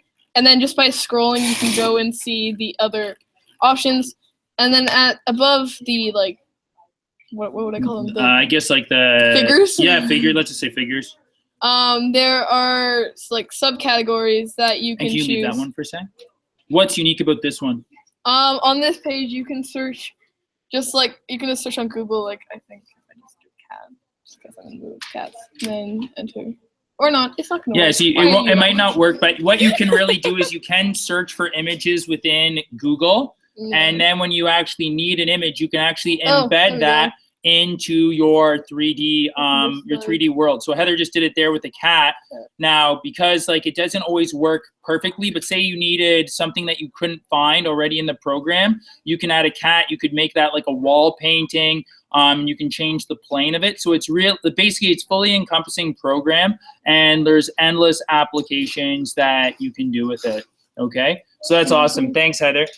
So Emily, do you mind if I show yours quickly? Okay, so what I'm gonna show you, Emily, say hello. Hi. Hey everyone, this is Emily. Emily's doing some awesome work on her CoSpace as well. So I'm gonna kind of show you hers. Emily, let's just make sure that we can kind of see yours. Can you tilt your screen a little just so it's easier for them to view, and I'll kind of tilt mine. There we go. Okay, so Emily, kind of explain to us what you did with yours here. When I first signed up, I went to gallery and I kind of got some inspiration. One person did Up, so I decided to do Up in New York. Cool. I put Up beside all of the buildings that New York would have, and then the traffic that New York has. And I did kind of a Central Park type thing over across the road from it. And how long did it take this you to do, like to complete it? All together, an hour maybe? An hour. So you did all this in an hour, and that's really cool. And now you haven't even viewed this in 3D yet, right? No. No, so you can save your project, you can share it out as well, and she could actually create something where she plays it. Now, I don't think it's really set up to really play, but she could do that, and she can keep adding things. So this is a really comprehensive one, and it's really well done. And it kind of shows that you can actually replicate a story or something that you're doing in a 3D world and give students a different perspective on it. So what I'm going to do, just because we're coming close on our original timeline for an end, is there any questions or anything like that for us? Jamie, I don't know if you want to hop on. I know we'll keep going. But is there anything that you wanted to add? Any questions that you wanted to ask the students before we keep going? You know, as of right now, I haven't seen anything coming back. I think people are just watching right now, and you have, 33 people watching and listening to what you're doing and creating. So I think it's great, and people will go back and rewatch. So if you guys just want to share those resources, I love that you're sharing CoSpaces. CoSpaces was a presenter just here a few episodes ago, so a few sessions ago. And so their product is so awesome for creation. So I love the fact that you guys are implementing that in your classroom. So yeah, go for it. So we're using that. We actually do have a couple groups right now actually as well using Sphero and coding it. Now we use it more for math activities. So I'm gonna have to apologize. You're gonna hear a bell in a few minutes. Okay. Go off, and some of the students may, but a lot of them will stay in, just so you kind of pick their brain a little bit for some stuff, and I'll show some other groups work as well. But what I wanted to show, I'm going to actually screen share again here for a minute and just go through another activity that you can do even within math, because I love all the Global Maker stuff, but we really are big on like supporting pedagogy with certain things that we're doing with the educational technology. So this is just one really cool idea in math for us grade 8, but you can apply this in so many different facets. And again, it's all low floor, high ceiling activities. So this one, you just need 8 spheros. You can actually use a lot less. Washable paint, but you can adjust it and not use paint, iPads, water, and large chart paper. So this is just the expectations that we actually go through. But really what we're trying to do is get the students to see if they can actually code using similar program to Scratch. We use Tickle and Lightning Lab, which are free applications as well to move the Sphero around. It's just all block-based programming. And you start off small, where can they basically replicate a square, and that can be an unplugged activity. And then you can transition out of that into a little bit of an easier activity and do different things from there. Now, here's a video of what I did at my house, just to kind of show them a little bit of a tutorial. And what I like most about it is that there's unlimited extension opportunities here. And again, always low floor, high ceiling. So this is basically a video I made for how to create a triangle and code it. Okay, so for our activity today, what the students would do is they would have one robotic ball, which is named Sphero, which is right here. So we'll leave him there. They would also have their iPads as described in my lesson plan, which is right here, along with the code sequence that they need in order to make a triangle. So what I'm going to do is I'm going to try to add some green paint, which I know seems a little crazy, to Sphero. The good thing is that you can actually wipe this off after, and it is just washable paint. It's nothing too crazy. So you do have to actually kind of play with this, and that's one of the good challenges of the lesson, is you can actually let the students try and see how it goes. And if they make an error, they can see how can they perfect this and change the angle or velocity, anything they need to do in order to make it a more successful experience. So what I'm going to do is I'm going to try to see if I'm lined up correctly here. Looks like I am. So what I'm going to do is I'm going to try to run the program, and we'll see how messy this gets.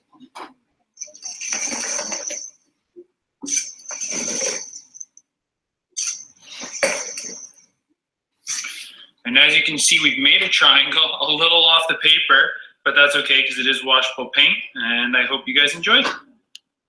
And that's the reason we use the washable paint for this activity. One cool thing is you can actually take this lesson outside, which basically moves math with outside the classroom walls, which is really nice. And why I love this video is that there's an actual error made by me, because it just shows that it's okay to have errors in your work, and it's just all about perseverance skills. And that's one of the big things that we're trying to get over with coding, is that it's traditionally not going to work the first time, and you're always perfecting it and making it more efficient. And this is one of the main skills and reasons that we use these. So then normally what I would do is I would actually have the students go through and create an exit ticket. So I've linked this to a Google form as well. So sorry, it should, I hope you guys can do that. So what is your favorite part of the activity today? So we do this just to see how they're feeling about it, what's the most difficult part, and what did you learn from other students. Now, one other idea in order to use this for this activity is you can actually connect on, similar to how we're doing, with another school, and you can actually pass along that info and educate another group on how to do it and share experiences, like how was your experience with it. So if you haven't done that with Sphero, it's a really cool activity. We actually recently did a couple activities with Sphero where we did a place value number line, and we had students code the Sphero based on the place value setting and move it back and forth. We did another activity where we were doing mean, median, and mode, and I could share those out later if you want them. Just send me a tweet, send me a DM on Twitter, and I'll be happy to share any of those resources with you. Let's see, and then we went into our code spaces. So what I'm gonna actually do, is any other group ready to present? Annie, are you guys ready? Okay, I'm gonna go back and show another group story here for a sec. So let me stop sharing again. And then I'm gonna walk you through maybe some infographics that we did in just a few minutes using Piktochart and Canva, which are other great resources for math and any other subject really. So, hey girls, say hello. So this is Nicole, Annie, Rachel. All right, girls, basically walk them through what you did and how yours worked. So let's see if you guys I'll set up the screen here as best we can, and just explain your thinking and what you guys had to do, okay? So these are some scenes from a book that we read. Oh, that's okay. If you guys are staying in, you can all stay in, that's fine. And these are some scenes. So Rachel, play. Okay. The first scene. So Rachel, before you press the scene, what are you doing with the Makey Makey? Why are you holding that one chord?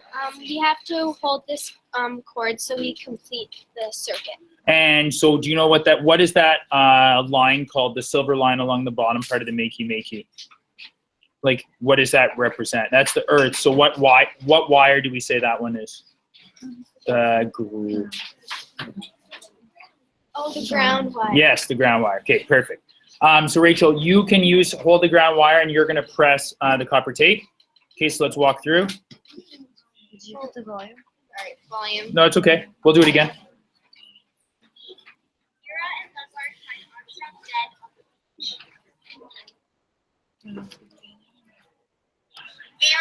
of Lombard's revolver. That's okay. That's good. That's a good volume for them. Okay. And then let's hit the other one. Vera points the revolver at Lombard. Keep going. You can keep going. Vera shoots Lombard. The bullet goes straight through his heart. I love the detailed images. She sees a rope hanging from the hook. Vera hangs herself on the rope. Perfect. So, girls, awesome job. What was the most difficult thing you would say about the project, or any recommendations for people using Makey Makey trying to do this? Because other classes are probably going to try to do this, or they're doing it right now, which I would encourage. I think the hardest part was matching all of the videos to the circuits.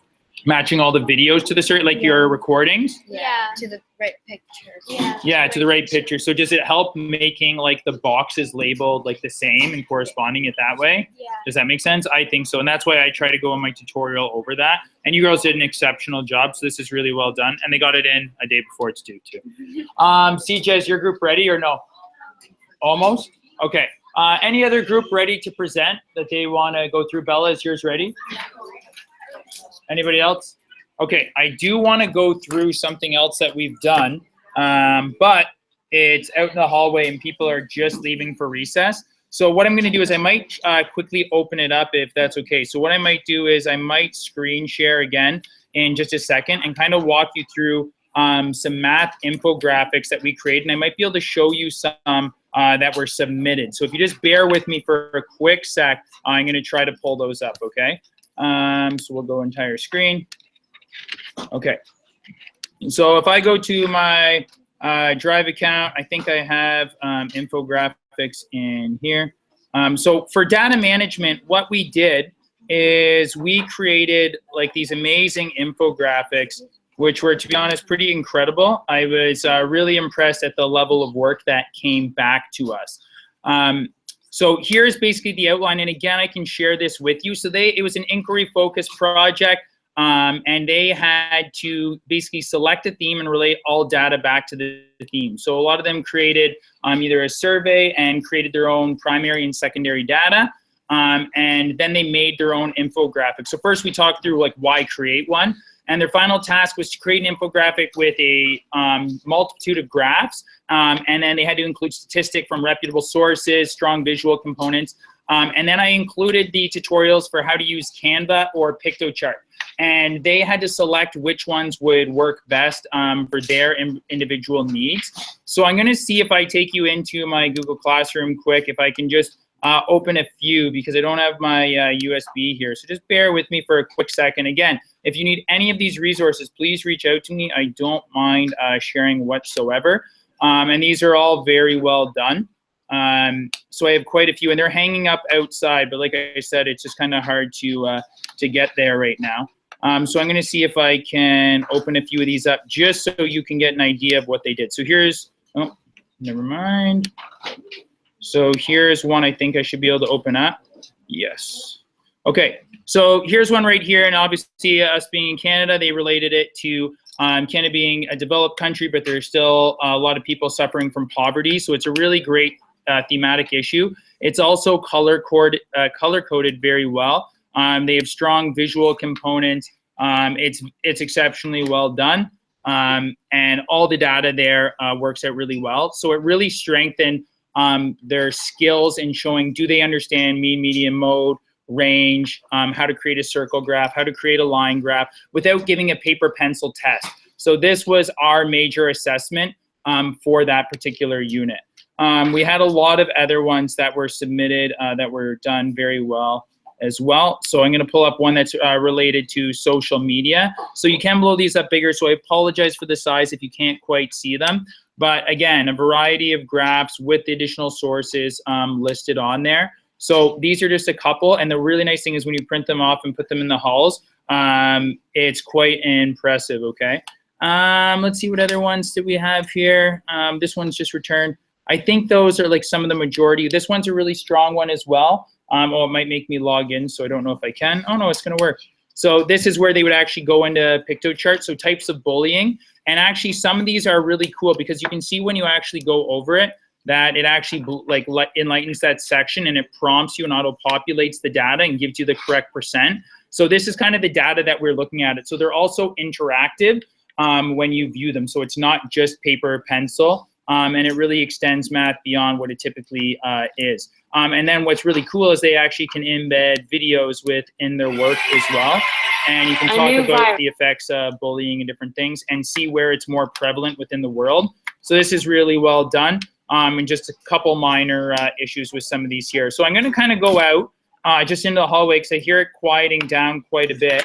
And what I'm going to do is I'm going to try to showcase some of the completed ones in the hallway, if you don't mind, just to give you a semblance of an idea of what we are doing. Guys, you can keep staying in here. I'm just going to be back in 2 seconds. A little longer than 2 seconds. Okay, so here's some of the completed products, and these kind of got added for some of the curriculum in different provinces now. So we are really proud of that fact and what they've done. And students picked a variety of topics, and we kind of laminated them and backed them. So you can see that this is of interest to them, and the data that they came up with was quite incredible, to be honest. We are extremely proud in intermediate to have these submitted. And what's really interesting, I know I'm not in the class now, so they can't all hear it, but even students who typically don't perform well in math or have lower self-confidence in math performed exceedingly well. So they're not getting penalized in terms of assessment because it really forced them to know what they were doing in terms of their assessment. And that's one of the things that we really liked about doing this one. So one of our mantras here is that learning doesn't stop at the classroom door, and that's why we do a lot of the making stuff that we do. What else can I show you? I'm trying to think here. We are also doing a lot of inquiry stuff, so I'm just going to come to random stuff. You kind of see our Genius Hour wall right now. So we are going through Genius Hour projects. Actually, Kalia, do you mind coming here for 1 second, just explaining your Genius Hour project? Bella, you can come as well if you like. Because I just want them to get an idea of some of the things that you did. Kalia, can you bring some of this? Do you have some of your Genius Hour stuff here? Even if you have your data, if you have even your materials, like you bring one of the cardboards, the Google Cardboards and stuff, and maybe explain to everyone what you did with your Genius Hour project and all the data that you have. So they're presenting these shortly. And they've done a lot of work on this throughout the year. So I don't want you to think this is a one-day type of project. You guys can pull up a chair and just get close so they can see you. And they can see you online here. I'll kind of get out of your guys' way. And then you guys explain what you did because you guys know it best. This is your project. I didn't give it to you. You guys came up with it. And just share the data and like the importance of it, okay? So basically for our Genius Hour, we were trying to see music's effect on stress. So what we did was we tested on a bunch of people and we would show them a stressful video and then we would play the music and we would test them after. And so here are some of the, I don't know if you can see, but different people reacted differently. So this is their pulse. And then some people raised after the video and then went back down after the music. But others actually got more stressed after the music was played because of the different music we played them. And then we also did their temperature to see if that had any effect on it. And we were actually surprised because it did. So now we're going to show you our slideshow. Okay, yeah. Can you guys walk to the side? Colleague, can you lift it up a bit just because it's a little block? Yeah, there we go. And we'll just walk through. So you just explain kind of what you did as you're going through some of the data. I know you're kind of impromptu doing this on the fly, so I totally understand. And how did you measure? They're probably wondering there, like, how did the girls measure their stress? Can you explain how you did that? Well, my parents already owned a blood pressure monitor that also tracked your pulse. So we had them calm down, got their pulse, then we got a thermometer and checked their temperature. And then we would get them stressed by exposing them to a video using virtual reality. Then we did the same procedure of checking their pulse again and temperature. And then we had them do this coloring sheet and listen to different styles of music. And we did the same procedure again. Awesome. So it's quite comprehensive. I had nothing to do with this. Just in case you're wondering, they did this all on their own. So it's all them. Colleague, you went walking us through and just explaining some of the slides, and just make sure to speak loudly just for them, just so they can hear you. So just giving us that, like an overview. You don't have to read all the slides, but just even show them. So here, have a seat. and I'll kind of tilt yours a little bit up, and I'll even kind of hold it, and you can kind of just give a semblance of an idea if you can see that. So stress plays a key role in the brain, and it affects the amygdala, which does the brain's emotions and memories. But it also affects the volume of gray matter to white matter, and gray matter does the higher thinking, such as computing, decision making, whereas white matter is just a network of neurons and creates communication networks between the brain regions. Perfect. So I just want to go through this and see. So you guys basically came up with symptoms of stress, so emotional and physical. Yeah. And then did you guys track those based on the data that you were observing? Well, some of them we couldn't really track compared to, because it's kind of harder to track. Okay. But we did 2 of these out of the physical. Nice. Music's role on us, and then are you guys coming to a conclusion after? Yes, we haven't. So yeah, save that for now because I don't want to give it away for our Genius Hour, your Genius Hour project. I do want to show these guys online. One other things we did, and where you can actually incorporate a second language. So for us, it's more French, but for you guys, Spanish, and a couple other subjects. So we did make our interactive posters earlier, and we coded these. Now you could make these in a second language as well, which is really helpful for understanding. And you can basically do anything you would want with all these. So when you press the copper tape, it does give an overview of some of the stories and whatnot that you might want to do. So we have those around. This is kind of our coding corner as well with the Raspberry Pi computer, but we haven't really gotten too much into that just yet because there's a lot of stuff on the go. Girls, are you ready with yours? You haven't tested? Okay, let's go impromptu even and just see what happens. So let's see if it's gonna work. All right, girls, you can say hello. Sija, Clara, Lynn, say hello. Okay, so girls, let's see if we can get yours to work. What scene did you do first off, just in case it doesn't work? The scene that Vera goes back to the house. Oh, okay, so you guys did where she goes back to the house. Okay, perfect. So, Sija, can you see on this end, so you can see the paper on my screen? Yeah. Okay, perfect. Oh, it looks like it's gonna work. Where's the copper, where's the ground wire? Okay, perfect. So you hold it, Claire, and let's press the in order and see if it works. Oh. Vera heads back to the house, feeling strangely comfortable being the only one on the island. Nice. Okay, go ahead. So, CG, you try. Vera headed up the stairs, deliriously exhausted. Perfect, and keep going. No. It's okay, yeah, let's just keep going just because it's easier. She, although drained, sensed another presence in the house. Hugo was waiting for her. Just go again, Claire, it's okay. She opened the door to her room to find a neatly tied noose prepared for her. Last one. It's a little sad. That must be what Hugo wanted for her. She climbed on the chair beneath the robe. From the shadows, Justice Wargrave watched as Vera died. Awesome. All right, and girls, what would you say is the most difficult thing about this activity or the biggest challenge that you had to overcome? He's terrible at recording. So recording's an issue. So one of the things is when you do this activity, thanks girls, is that you want to record. A lot of our students actually asked to record in the hall where it was quiet, which is no problem. And we're at a school where it really allows us to do so, and it's really conducive to that. Bella, is yours ready? Okay, Bella, quickly, let's show yours. And then I'm going to take the last few questions because we're going to have to bail a few minutes early just because I have another group coming in for a test. Jamie, so that's going to be at 12:25. But Bella, so let's see, you haven't tested it, so this is another impromptu one. Okay, so Bella, let's walk us through yours. Oh. So, and you can kind of see the variation. Oh, so they're going out. So they're coming in. So, yeah, Jamie, I might have to go here. Okay, you caught me right in the chewing of my chips, so this is awesome. Sorry, No, I appreciate it. Thank you so much, Derek. You did a fantastic job. Your kids are inspiring. The stuff you're doing is like, no, I don't know any other classroom doing all that stuff. That is remarkable. Thank you. Yeah, it's all them. And so if anyone has questions, please reach out to me on Twitter, any platform that you really wish. We'd love to help, or if you'd love to connect in any way, our class would love to be a part of it. So thank you all very much for watching. I hope you got something out of it and enjoyed it. Awesome. Thank you so much, Derek. Have a great day. Guys, you too. All right, everyone. So, oh my word, we've had 3D printing, cardboard challenges, VR world creations, coding, robotics. Oh my gosh, maker mindsets. So I'm just like looking at our list and saying, this is a little overwhelming. So if you have to watch it in pieces, so do I.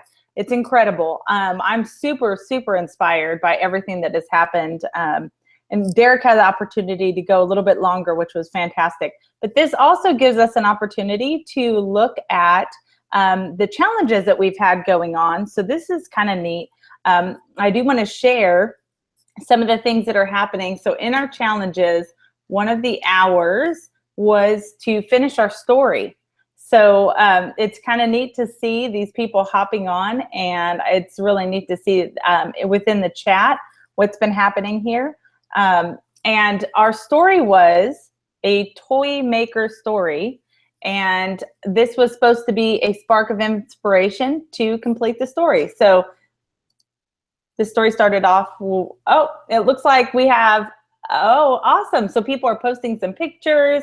They're trying to put in some pictures here with links. That's interesting. So I'm interested to see it. I'm guessing students are hopping on here and starting the story. Some of them a little bit longer than others, but it's neat to see, oh, the Nerf gun got somebody, shocked them, and then to see just he pick it up. I like trains. So we're getting a couple stories here and there, and people are kind of coming in, and I'm going to go back and kind of reverse this because we had a great storyline going. But with that being said, we also have challenges galore going right now. And in the next few minutes, our next session is going to be with Melinda. I do see Melinda on here. And Melinda, I don't know if you're ready to get started, but we can certainly get you started early if that works out for you. And I don't hear you. I see that you're not muted, so you might need to come out and come back on, and let's try to get you back connected. So as we're getting this all set up, Melinda will have a chance to join in and share in her session. You're going to want to have your hands like massaged and ready to go, because her challenge to you all is crazy. So she wants you to do 1,000 handwritten thank you notes in 30 minutes. So I believe in you, and I believe you could do it. I'm just glad I'm not the one having to do it, because I have carpal tunnel. No, I don't know. I come up with a million excuses because that sounds tough. But I think some of you can probably do a great job. And I'm guessing a whole class for sure can do some thank you notes in that time and create some really cool things. So get your classroom ready and get their markers out ready to go. And Melinda, you can go ahead and just cut me off whenever you're ready to jump in and get your session going. And as she's getting that ready, just going back through, Atomic Learning has been posting all of our slow chat discussion questions in the background. Some of you have been on that already. Looking through hashtag Global Maker Day. Good news, we're trending. So that's awesome. So to see you guys coming out and really just sharing the incredible things you're doing is inspiring, and people are definitely taking notice. So looking at some of the things that people are doing, I see some handwritten thank you notes already getting started with Wendy Powers. Her class is going forward. And then we also have Tracy Bond, who actually was unable to join us during the session that she was going to come in on. And in light of that, she is already doing some awesome maker stuff at her campus, which is fantastic. And then we also have Hand in Hand for Global Maker Day. They put out a tweet, we are makers, creators, and builders. And they have a lot of things that they're creating with plastic cups. Fantastic. And then we have the tallest building. Oh my goodness. It's getting over people's students' heads. That makes me super nervous and excited all at the same time. So, and then we're also looking at Oklahoma is doing some awesome stuff with cardboard. They have some really cool challenges. If you are not seeing all this stuff, you definitely need to be in on it. As a matter of fact, I might just go ahead and just turn it over this way, if I can, and show you some of the stuff that I'm talking about. So here we're going through some of the different events. I have a bunch of things happening here, sitting here in my living room, so you guys are getting a great view. All right, so here we can see that we have our students here creating a ton. Oh, check this out. More fun game making, Japanese learning, and lots of smiles. So this is coming from Melvina, and she, I believe, is in Hawaii. So that's fantastic. Check out her kids creating some board games and awesome fun. And then we also have We Love Creating by Miss Bushop's class. And she is sharing some awesome things that the kids are creating right now. And then we have our students. So just this Dream School by CoSpaces, I am so pumped. Think about our little architects that are going to be joining us from this experience of joining in with CoSpaces and creating their virtual reality schools. I am just loving, loving, loving that. Making sketch notebooks. And so I'm just blown away. I'm just looking through this list of what you all are doing. I can't wait to go back and retweet all of this stuff and just share out the incredible things you're doing. I'm blown away. So it is our time to shine. Check out all this awesome stuff to say to your students and to encourage. One of the things that came in today that I was really excited about was to hear a student say that they were creating something with cardboard, but it was specifically targeting students that were getting, bullied, and things were happening to them at the school at various times for whatever reason. And to promote a positive atmosphere by having something positive to post in your campus and to share and promote each other. I think one of the classrooms that joined in, Ms. Joy's class that was coming in with robotics, I just love to hear the way that they were interacting with one another. It was a great respect, and they were really sharing some awesome ideas, but it was promoting one another and really building each other up. And so to hear that this maker experience for them is an opportunity to unite them together and to create a positive atmosphere and to build one another up, I'm pumped. I'm super pumped about that. And I'm excited to hear what's going to be happening here soon. So, and Melinda is a great lead into that because she came in last Global Maker Day and had a chance to share with us what she is doing in her classroom and how she gets her students to be inspired. And she did the rock challenge, and she also did, I think she may have done something on the wall. I'm trying to recall because there were so many crazy sessions that time. We had 4 different videos going at the same time, so I didn't get to hear everything from everybody all the way through, but just trying to recall back. She has some great ideas, has a great website sharing all of these inspiring topics and how to get your students motivated and positive. And so, Melinda, I don't know if you can hear me, but I do see that you're joining us, but I do not hear you yet. So sometimes popping off of a Google Hangout and popping back on is helpful to get that audio set up. And I'll give you a second. Can you hear me? All right, I'm not hearing Melinda yet. And so, and I am not qualified to do what she does. So I really hope she shows up and gets her audio set up, because there's no way I can share her website and share out her great stories and things that she is sharing with us. But I'm looking forward to that session. So looking back at what things are coming up, if you are watching and you want to be part of this conversation, make sure to go to YouTube, check it out, because on the YouTube page gives you the option to participate in the chat. And some of our schools have that blocked, unfortunately, understand from that perspective. But if you happen to be blocked and not able to join in the chat, just tweet it out, ask some questions, make sure to include that person. For the most part, everybody's coming in, showing their Twitter handle. So that's been really nice to connect with them, and we're hoping that those connections will be perfect. And I do see Melinda asking now, and yes, Melinda, you are on right now. That's the time we have down for you. So hopefully she is able to join in here shortly. If you are not participating in YouTube and not participating in the chat, but maybe you're doing challenges right now and you're just streaming this all day, which is wonderful. And maybe you're doing your own challenges. But if you're looking for some inspirational ideas to begin making in your classroom, we have on our landing page, we actually have a bunch of challenges listed for you to participate in, and they are being shared by Atomic Learning, which happens to be me in the background, and sharing that out in this case, and sharing out those different things that are out there available for your kids to participate in now. In addition, there is a slow chat, so if you want to participate in communicating and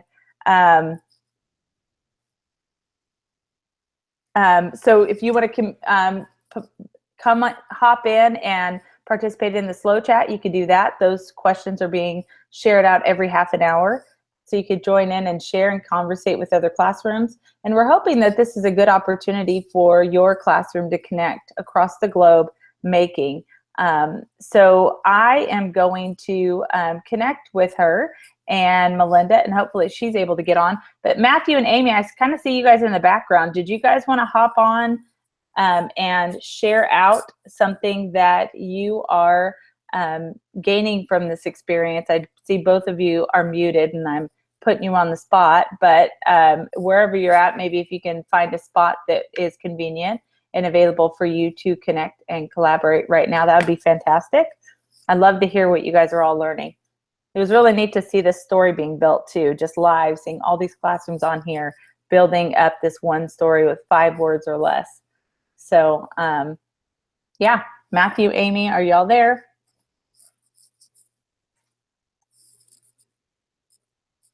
It looks like Melinda said, give me 1 minute.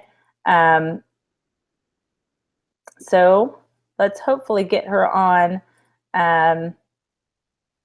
jump off and jump back on. So Melinda, if you can hear me,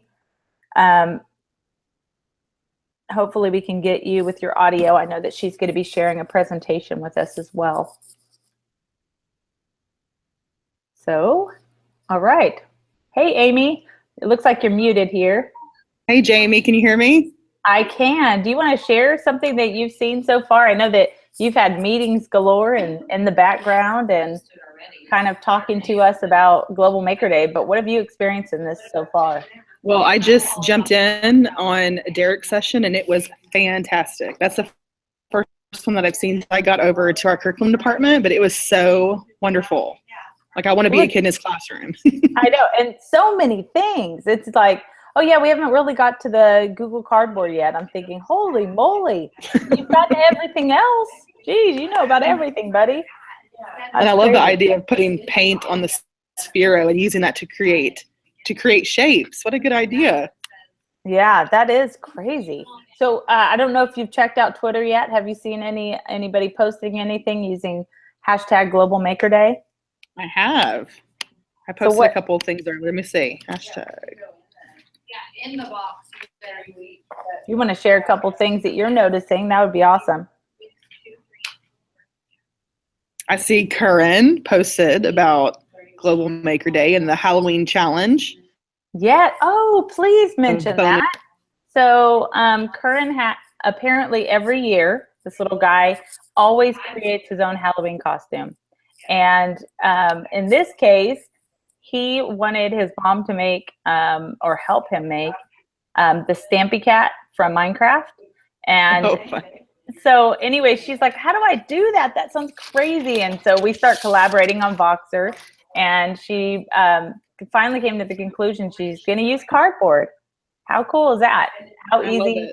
How many of us can? And it's super, super cool. So I love have you seen his picture yet with his Stampy Cat head? It's really good. And I'm seeing the WOMS Media Center challenge, and a kid has built this really cool looking like contraption / maze to get the Sphero through. That's very cool. I'm seeing a lot of Sphero. Mm-hmm. I love Sphero. Yeah. And did I hear correctly that Sphero is now waterproof? Yes. Yeah. So we actually so my district last year, they purchased 10 different devices, and when they sent it out, it did say that it was waterproof. Now, am I going to be the one to test that? No. But apparently, it can go in the swimming pool with you, and it's crazy though. That's very cool.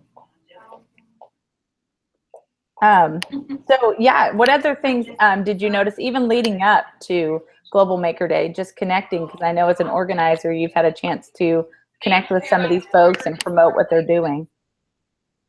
Well, Joy, who you had earlier, right? Yes.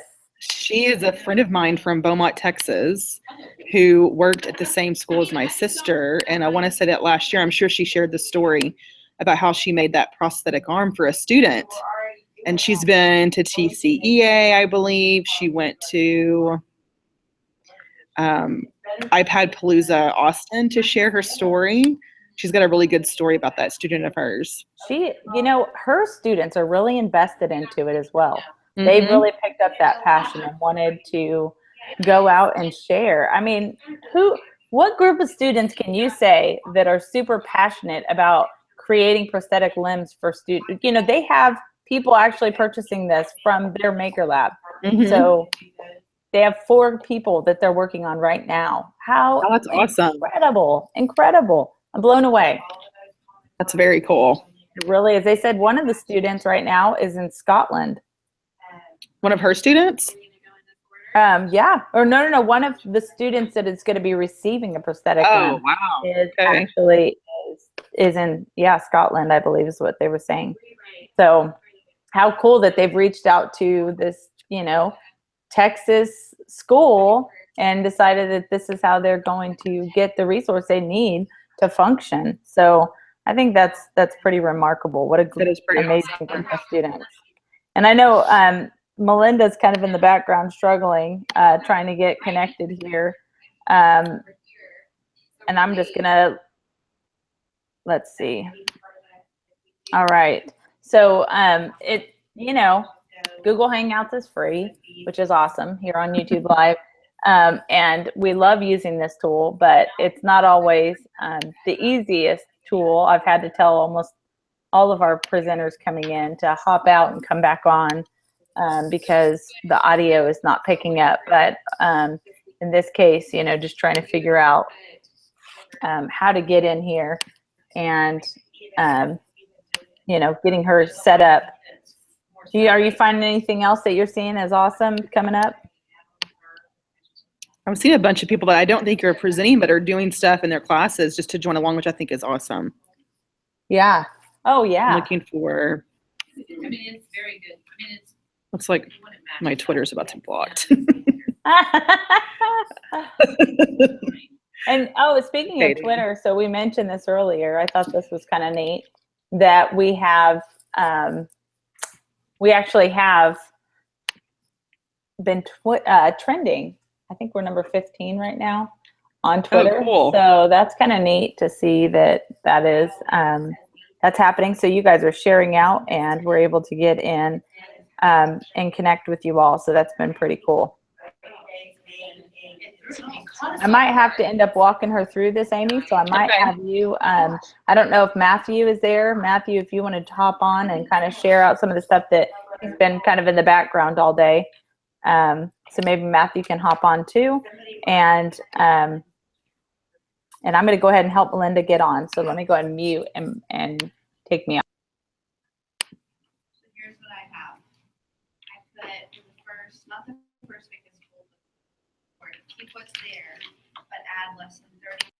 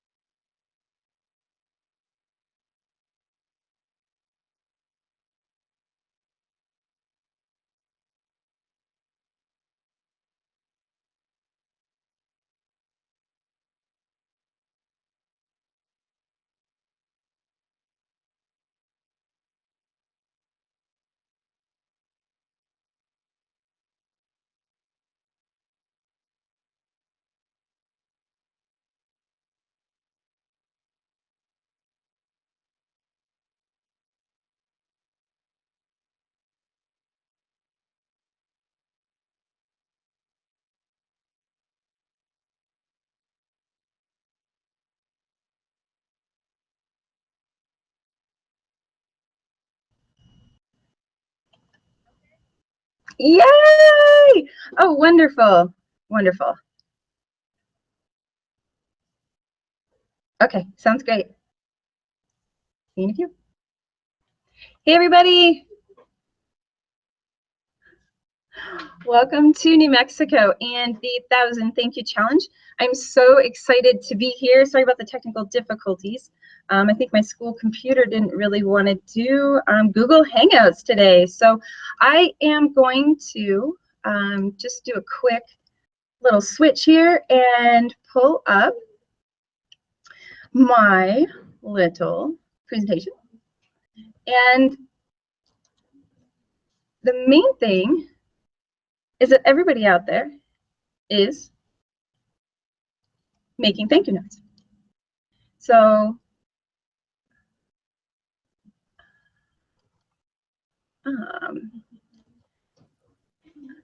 and as you're going through that, Melinda, and getting set up, I have been able to coming see into my room right now. Yeah, and as you're getting set up, Melinda, I will say that people have been posting their thank you notes on Twitter already. So they've been participating in these challenges and getting set up, so that's pretty neat. We're excited to see what types of thank you notes that they're putting out. So I'm excited to, I saw a student with a handwritten thank you note, and I think that's what you're promoting. Okay, so here we go.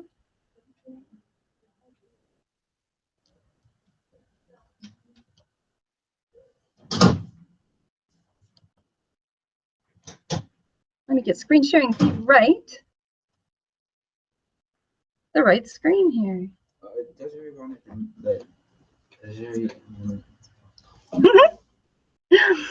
Okay.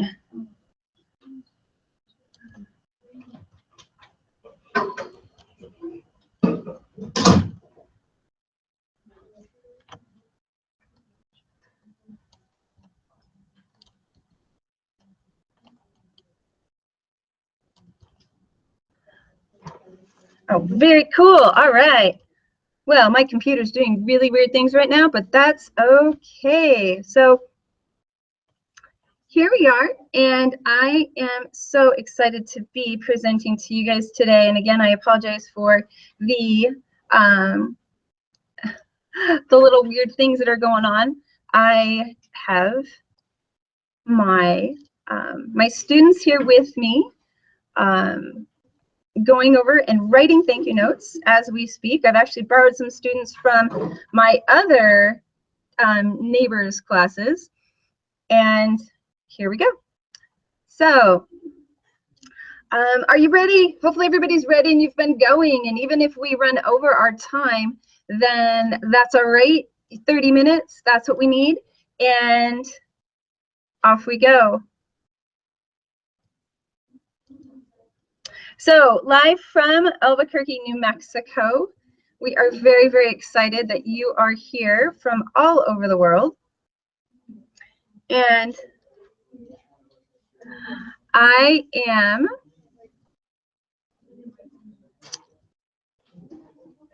supplies for this project are really, really simple. So here's my Twitter. So when you guys get some things going on, if you could simply tweet them to us, and then we can add them.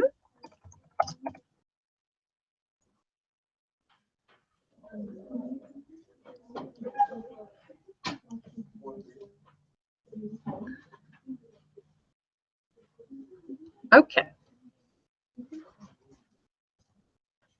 So we have a We All Have Voice Facebook page. I'd like any more information on that. But why are we doing this? We are doing this because it is important for us to build a mindset of gratitude in schools, and for us to focus on the positive, focus on fun, stop and connect with people, and tell other people how they're making a difference in their lives.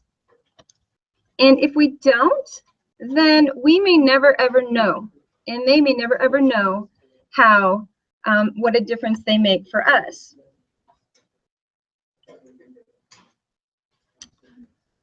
So get your gratitude up. For whom are you thankful, and why are you thankful for this person? Okay, that's a really important thing. The why part is really, really important. And it's important because it's easier to say thank you, and then that's it, and just leave it at that. But what we want to do is we want to really know why. We want to share with everyone why we are thankful for them. So our goal, 1,000 thank yous. And 30 minutes. I know a bunch has been up, and I hope everybody started, even though I was having some technical difficulties. We are here making our own. Our goal is 1,000. And I am going to now go to some of my kids here, and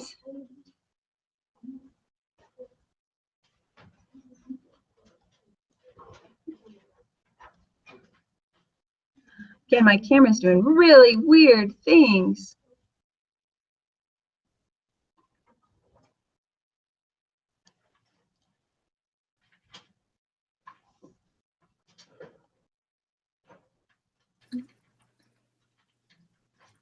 Hi. Hey, Can you see Melinda. me?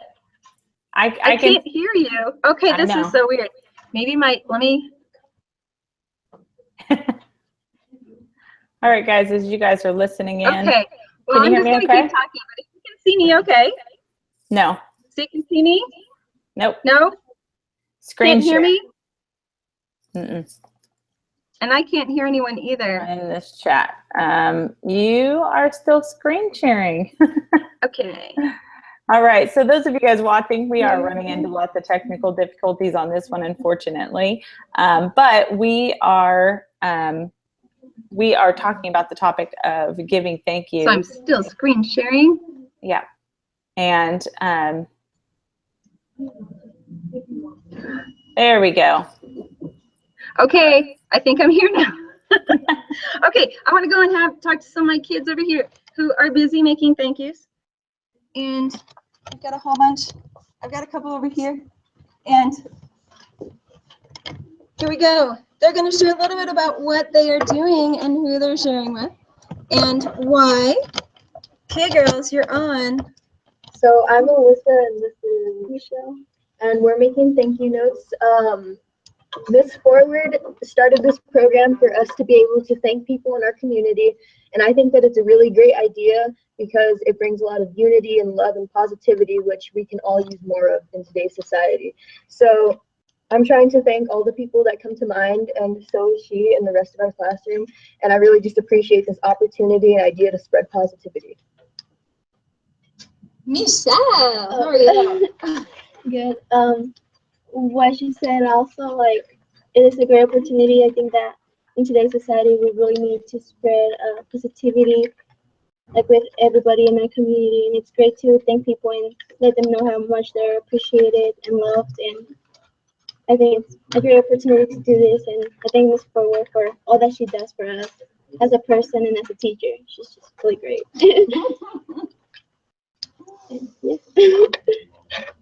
Very good. Well, here I'm going to hold up some of the notes. This is better. Yours are better. It's all about. It's all great. Okay, smiley faces, hearts. They're awesome. Oh, education is a gift.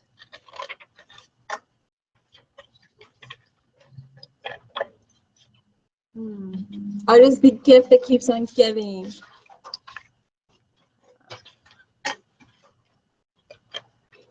Oh, I get one. That makes my day. Makes my day.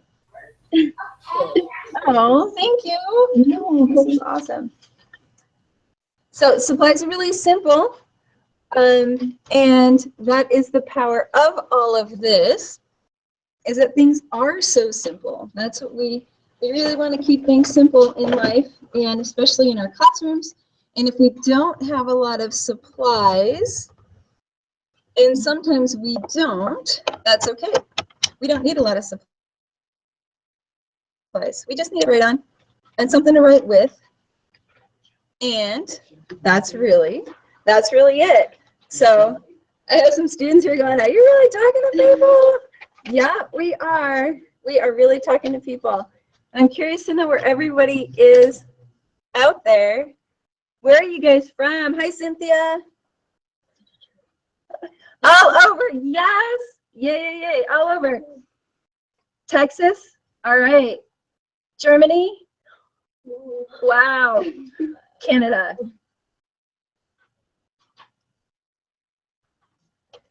Wow. Okay, I think I see here how I might be able to unmute you.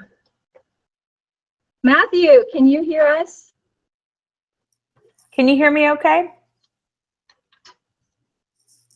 All right, I'm still muted on her end, guys, but if you want to share out where you're from in the chat, I'd love to share it out with Jamie, can you hear us? Melinda. Try to see if we can hear you.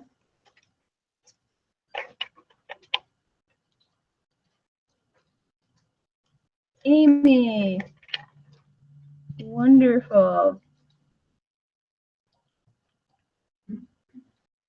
Awesome. So everybody out there, what have any numbers of how many thank yous you have written? Any ideas? How many do we have here? Guys, count your thank yous. How many do you have?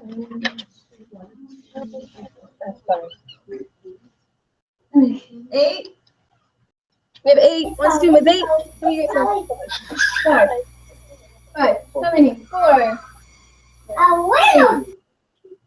3. 2. 9. 3. There goes Sienna. Awesome. Any numbers out there?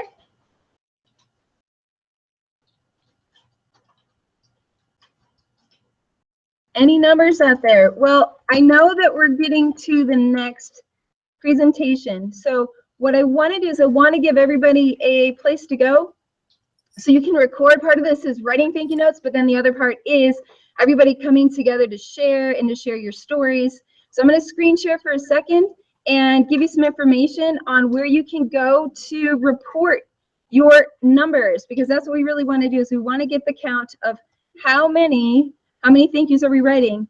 So here's a screen share.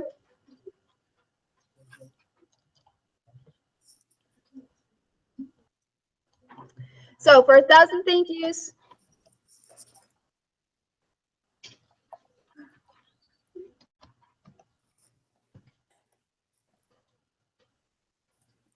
All right, and I'm kind of in the background. So I know. If you go to weallhaveavoice.org, you'll see right in the front, it says report your number of thank yous. And when you do, we've got a certificate that's going to say that we got our gratitude on, and it's a certificate of participation that you guys can display in your classroom. And what we'll do is we'll be able to add up all the thank yous written everywhere. And then we'll be able to get a final count, and we will send the count out to you. And then you will know just the number that you helped contribute towards this 1,000 thank yous.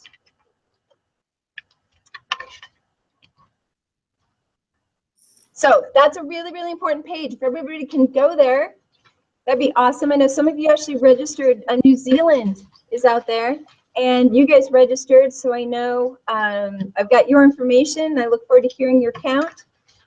And there's going to be a special event.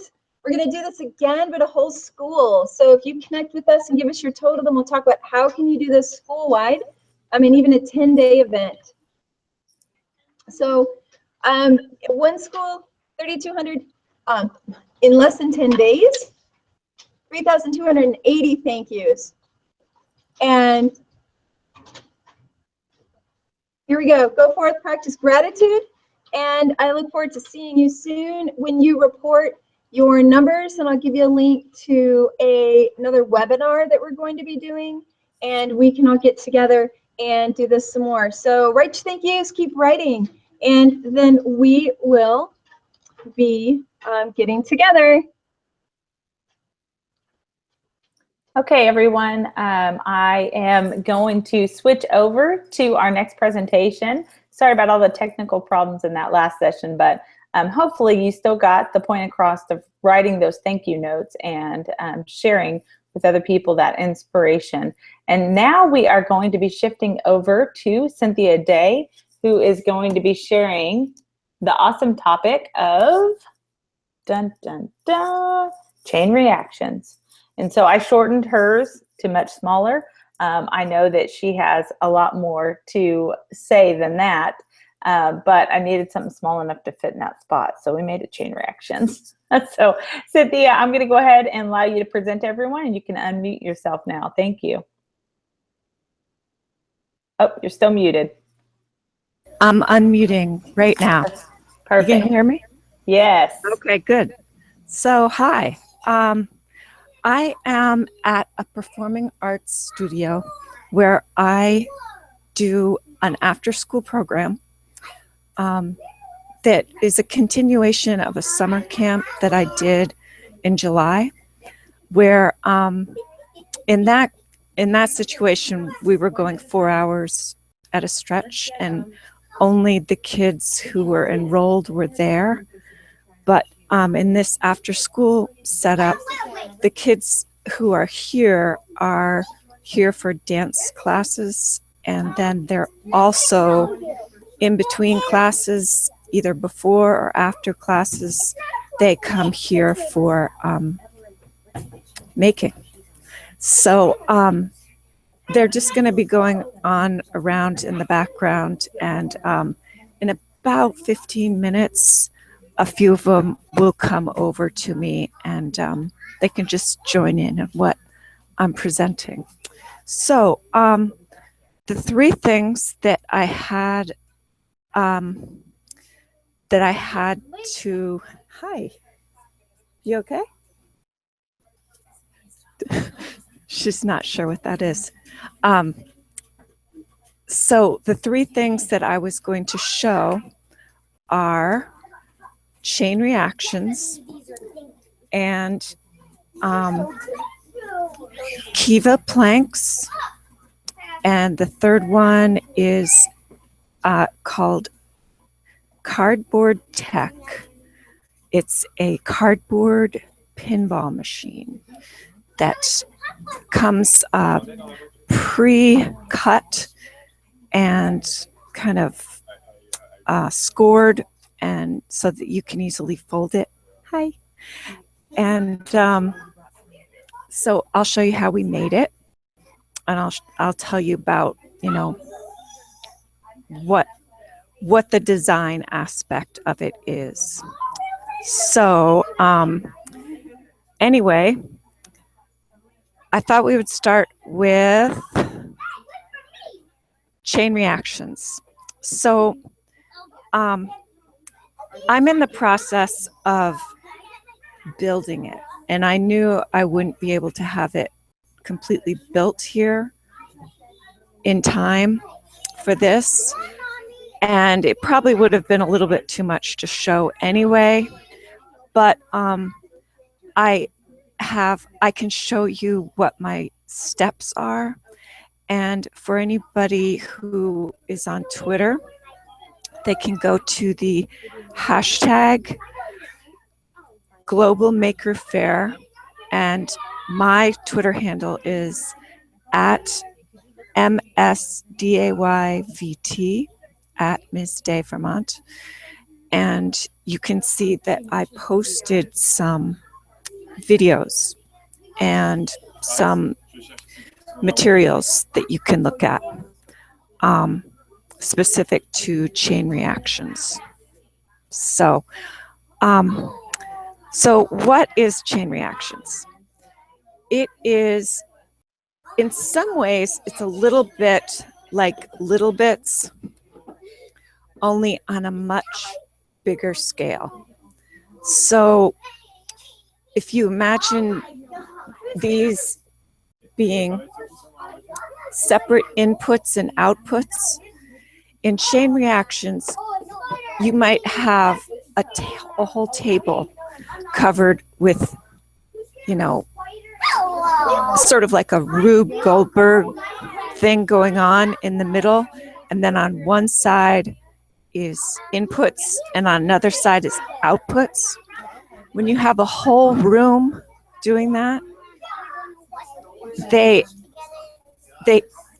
connect to each other with these table spanners. So each group can be producing their own segment of it. And then when everybody's ready, you kind of put on the whole production all at the same time, and you have, you know, one group be where it starts, and someone will, you know, trigger the input, and something will happen on their table, something moves, it's mechanical and electronic. And it looks like what you would, you know, you've seen Rube Goldberg machines. So at the end, it hits the output, and that makes it go on to the next group. So it just travels around the room that way. And so what I'm putting together for the kids here, I'm using, well, I'll show you. It's a Care Bear. Do you remember Care Bears? I think they're from the 90s, maybe later. But you're gonna see, I chop it up. So it's toy hacking. And okay,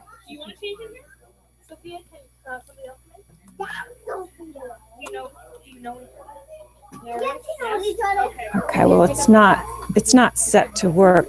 I basically picked up an extra one in case I needed it, but these legs move, and then inside it kind of goes side to side. It's set up for aerobics. It plays Let's Get Physical. I'm not even sure who that's by. Anyway, Where did you get that? hi, Looks creepy. I'm going to show you. So you want to hold on to that guy for a minute? All right. I'm going to show you one that has been taken apart. So Hello. here are the legs. And So we're making like a You're gonna make your own? Do you have any other these colors that's not are pink? the guts. Hold on just a minute. So there's some guts there. And then there's a head. Can I just go for a few of this? Yes. Okay. So this is how it was before I started taking it apart. I mean, I had already taken off the outer. I want to do this. Okay, here's the head. I know. Can I do this one? What did you want to do with it? I wanted to do this. I'm not going to be cutting it apart right now, but you can play with the parts. I found this. So oh, thank you. Okay, if you want, you can play with this while you're waiting for me. So anyway, I took the whole thing apart, and the idea is to, I cut out the power boxes, the batteries, yeah, the battery pack. And, oh, there's another part of it here. And instead of having the batteries here, this is going to be planted and nailed down onto a piece of wood. And then, yeah. Can I what? Can you play with this little guy? You can play with it, yeah. I love picking up little bears. Anyway, so that something happens somewhere else that triggers the input and that gives it power. And anyway, so the idea is to figure out what all of the inputs and outputs are. So this involves, this is an input, so this button is in the paw, the bear paw. And when you hit this button, music starts. So it starts playing whatever it is. Let's get physical, okay? And then these wires here go into this circuit board, and then wires exit from the circuit board, and some of them go to the midsection, which when you have the motor going, this is a motor right here.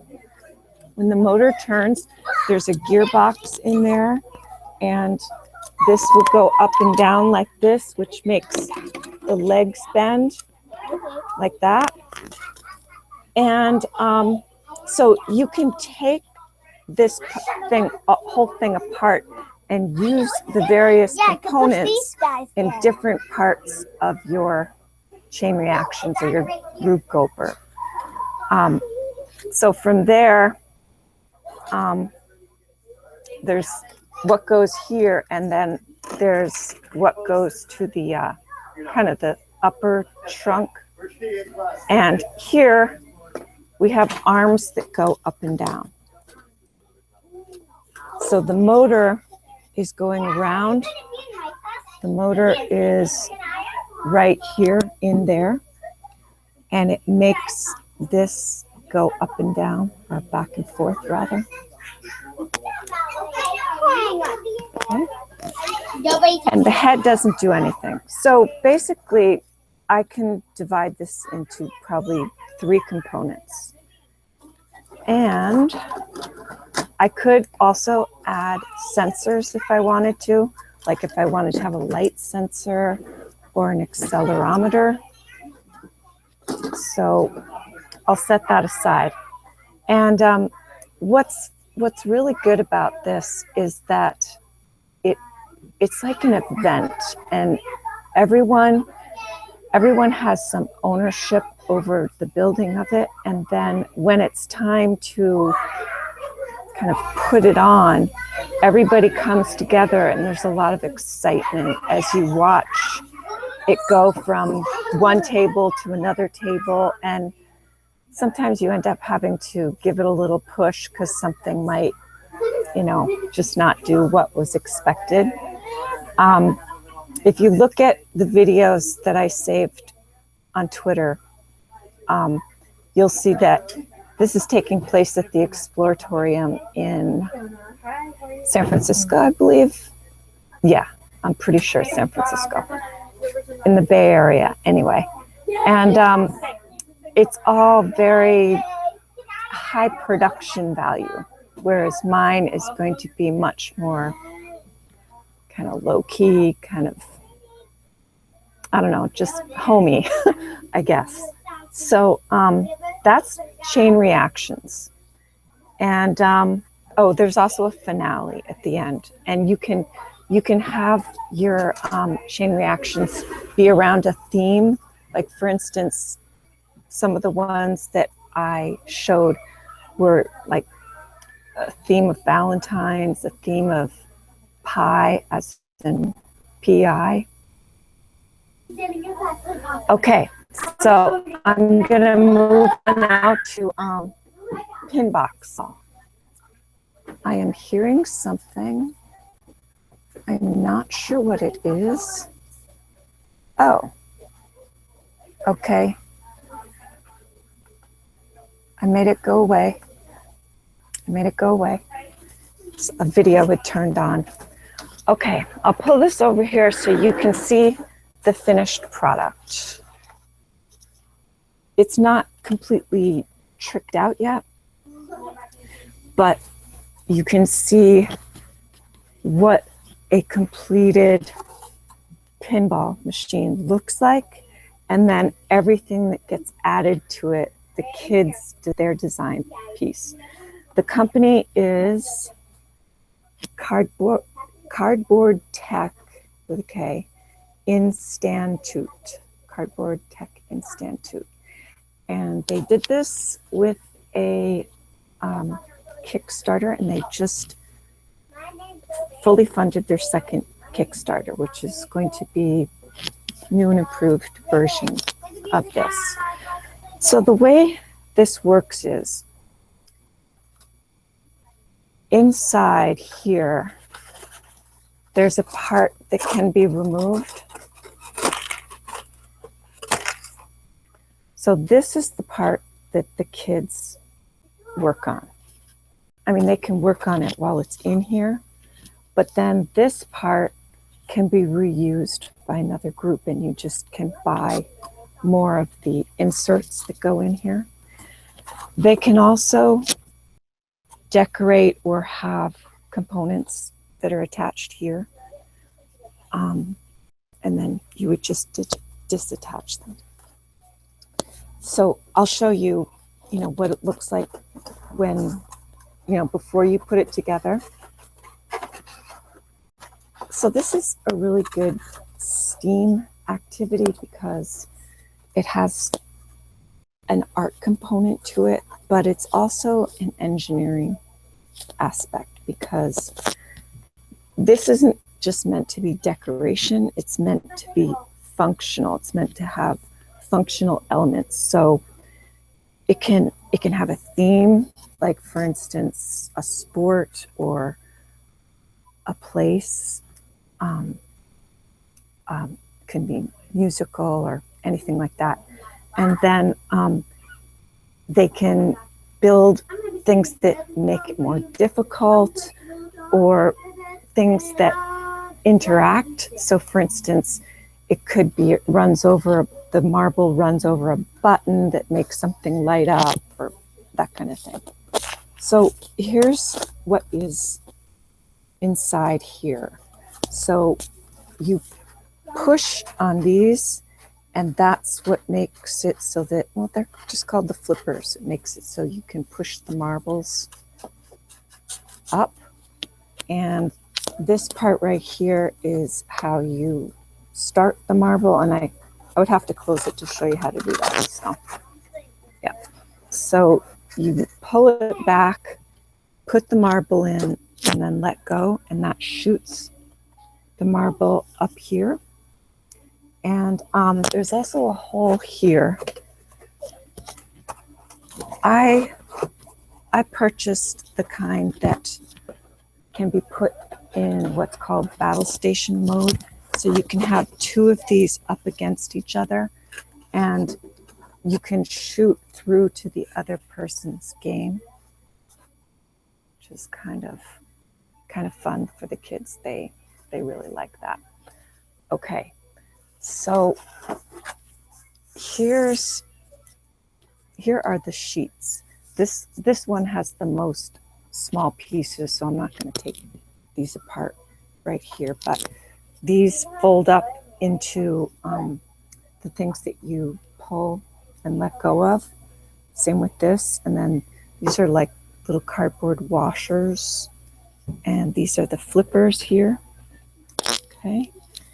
And then this is one of the inserts. So if you have the one I just showed you and this one, that's basically consumable. You can throw it away. You can, the students, if they want, can take it home with them. It won't be useful without having the box to hold it, but they just might want to have it anyway. Okay, so this just comes out easily, one piece. But then the rest of them have kind of multiple pieces. So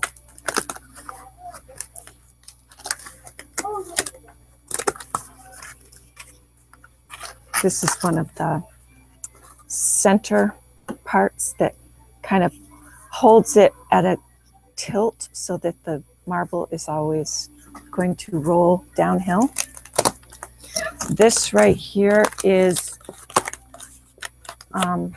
the drawer where the marbles go when they roll out. When you lose a point, this basically just folds over like this and creates a little dish here. And these are the little ledges that allow the insert to have something to rest on so that it stays tilted. And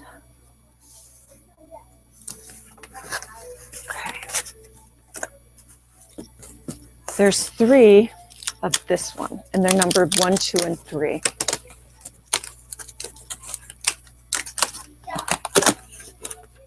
I'm not going to show putting together the whole thing, but I'm just going to give you an idea of kind of how the user experience is with this. So there's 3 of them, 1 at the back, 1 in the middle, and 1 in the front. And each one is progressively lower as it goes toward you so that it's rolling down. And then you fold like this. And these are the parts that connect into the piece that kind of holds it together. So I'll show you that piece. Here it is. There's 2 of them.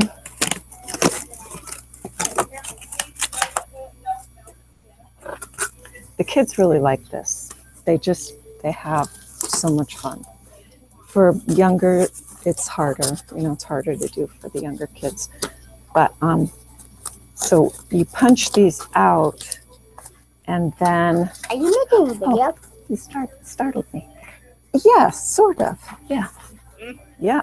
I'm not doing a recording. Somebody else is. Remember when we did this? You weren't here that day. Were you here when we made these? Hey, look, there's 3 people watching. Yes.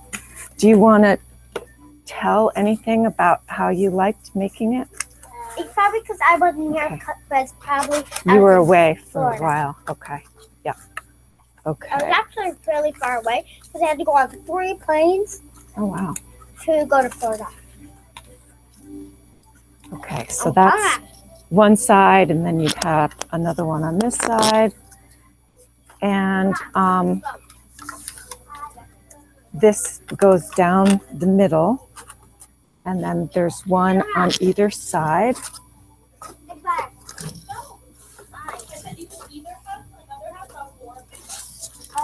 Here's one of the side panels. Takes up the whole sheet.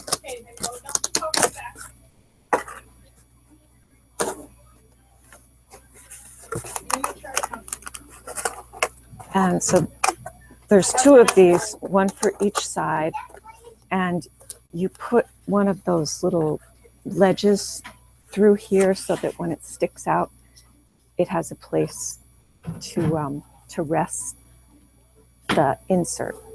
So one of these on either side. And 1, 2. We still have the blue one. This is the back.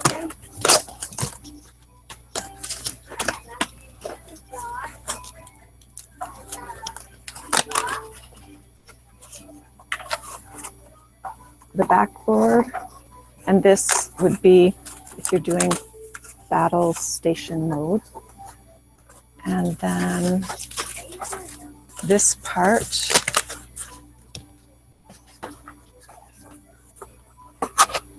goes in the back.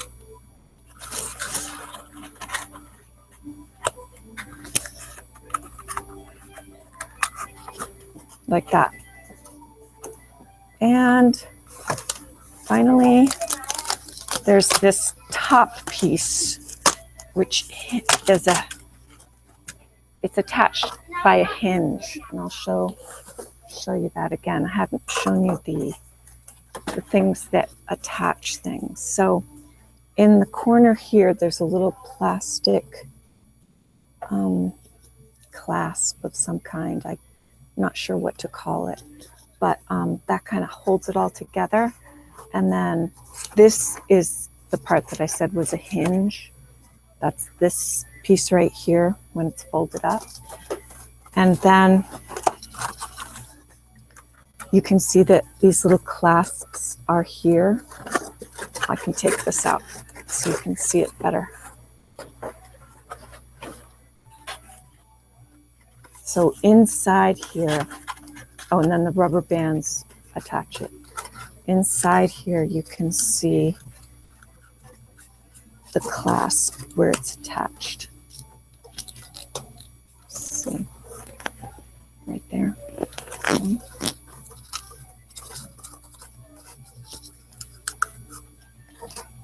So one on either side, and then you attach, this is one of the moving parts, and then this is stays in one place. It's a hinge. This is really nothing, just for the marble to return. Okay, and I haven't done it yet, but I think that little bits can be used in here. I've used hobby motors on it before and just used batteries to attach to it. So we had something that was spinning on one of them, and it just was, you know, moving, not a moving target, it was like a moving obstacle. Okay, so that is Pinbox 3000. It looks like I'm out of time. I will just show you what the Kiva planks are. I'll just, okay. And the Kiva planks you can use in your chain reactions. We have just been using them for building. This is it. So you just get a whole bag full, and the kids use them to build all different kinds of creations. And then the thing they've been really enjoying lately is we use Snapchat to film it going forward. They film it being knocked down, and then you can reverse the film so that they can see it being built. It's kind of fun for them. They're obsessed with it. Okay, so it comes with some, you know, if you have kids who like to follow a plan, they can use this. So, I guess that's all I need to do. Oh, you know what we've been using Kiva for? This is one last thing until time is up. We've been using Kiva as kind of an obstacle course with the Sphero and the Ollie.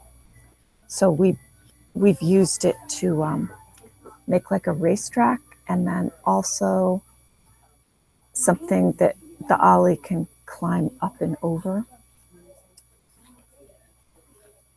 That's very cool, Cynthia. Thank you so much for sharing all of these awesome resources. It's interesting to think that these types of tools are available for such young children. You know, I would think that would be more for the maybe even higher up elementary students. So it's really neat to see it applied with these young students. Yeah, they do need a little bit of help, but it's amazing how some of them can just pick it up like that. That's awesome. So it's been well received. Yes, the chain reactions we haven't done yet. We're just getting it started. But the pinball we've been doing the whole time, and also the Kiva. Well, I love the fact that the kids were coming up to you and they connected you with fun. They all wanted to see what you're doing, what's going on here. They were ready to get started. So that's pretty awesome. It's some kids either don't have time to see me because they have 2 classes, and some kids, they're just not signed up because their parents have to pick them up to go to soccer or something. Sure. And I feel bad for them because they're seeing all this stuff happening that they don't get to do. Understood. That's awesome. Well, thank you so much for joining in and Thank sharing you. for Global Maker Day and promoting it. And we really appreciate your support, Cynthia. Okay, thank you. It's been All a right. pleasure. Have a great day. Bye-bye. All right, so we are going to talk a little bit about what you can be doing right now as you're watching. I know that a lot of schools are starting to let out, so that's going to be a little bit of a transition for us. But I think the best part about this is this recording will be available outside of today. So where you found this will still be the same location. You could still join in on YouTube, and that Bunsey will still be able to go back and replay what's done. So on our landing page, there's tons of things. There's all of our sessions, the challenges, as well as their Twitter handles to connect with them in the future. So there are some great resources there and fantastic photos, videos coming in from the day. I'm so impressed with what these kids are accomplishing. Okay, I will say that it was a little scary with the highest tower because I saw some really crazy things going up high in the sky. But thankfully, you guys survived that, so it doesn't sound like anybody got injured, which is always a plus. And it was really neat to see that the kids were really getting into the highest tower challenge. So love seeing that. I know we see Camille here, and I'm going to let Camille go ahead and unmute herself, and then we'll get her set up for this session here. Camille, we see your profile. Awesome. Very cool. And if you're ready, go ahead and talk, and let's make sure your speakerphone's good. Hello, Global Maker Day. Hey, you're good. Okay, I'm going to go ahead and present you to everyone, and you could take off and let me know if you have any questions. Okay. Awesome. It's nice to see everyone. Thanks for letting me be a part. I'm a student here at Boise State University in Boise, Idaho, and I'm right now sitting in our Boise State University Maker Lab, which is located in our library. So you can see I have a green screen to one side, some 3D printers over there, and this is a place where all kinds of university students from different backgrounds come. Pretty much anytime this library is open, there are people in here hanging out, studying, and making stuff. So really great maker culture here at Boise State. And I wanted to talk to you today about making entrepreneurial maps. An entrepreneurial map is not, maybe you haven't heard of it, but it's something that I've used over the years to get my first internship. So I was a maker as a student, as a very young student before I got into college. And then I wanted to transition to doing internships and cool things with other people. So the way I did this was I decided on what I was going to do, how I was going to do it, and I mapped it out. I mapped out my interests, and this is kind of what I'm talking about. So hopefully you might have a pen or paper nearby, and you can kind of follow along with me. In this maker map, what you would do is you put what you want to do in the big circle, and this can be multiple things. It doesn't have to be one thing. And then how will you do it in the smaller circles around. So grab a pen and paper and go ahead and draw this out. And as we talk, I'll show you what mine look like, and then also how I applied it to get my internships. So what do you want to do, and how will you do it? And I found this was really helpful for motivating me to take the next steps. So let me show you what mine look like. So you're gonna learn more about me too as we go along. So my goals is to be an engineer, an astronaut, and a speaker. So right now I'm a mechanical engineering major at Boise State, and that came from coming from a family that weren't engineers, but I decided that I wanted to be an engineer. So this was one of the first things when I was 12 that went into my big circle. I want to be an engineer, and that also stemmed from wanting to be an astronaut. So I kind of just made that. And then I got a little bit more calm. I decided I wanted to be an engineer, an astronaut, and a speaker. So I wanted to go out in front of people and speak. And then I had to decide, okay, so how am I going to do this? How am I going to make these things possible? And so some of my goals, at a TEDx event, then PhD. I want to get a degree. And then NASA. And we'll see some, I'll show you some of the work at NASA since making this map. So I made this. This is kind of the same kind of map that I had when I was 12. And I've been able to actually reach some of these goals. And I did this all by kind of thinking ahead and knowing what I wanted it to be and then how I was going to do it. Some of the other goals I have is to intern in Silicon Valley. So to intern in the place where there are companies like Google, Facebook, and HP, which is where I work right now. And graduate college. So when you create this kind of, you want a good mix between goals that you can make immediately. So I'm able to work with an intern, and then you also want far-reaching. So if you have any questions, would love to hear them. And I'm going to gauge where you want to go and how. So real quick, I'll show you what I'm able to do. Hey, Camille, real quick, we can hear you, but it's breaking up quite a bit. So if you're able to maybe get a better connection, that might be helpful. I try. Maybe moving closer to an access point. Around, I'm trying to be quiet and still laughing. Yeah. All right. We're just breaking up quite a bit. We were only getting bits and pieces of what you were saying. Okay. One more spot over there.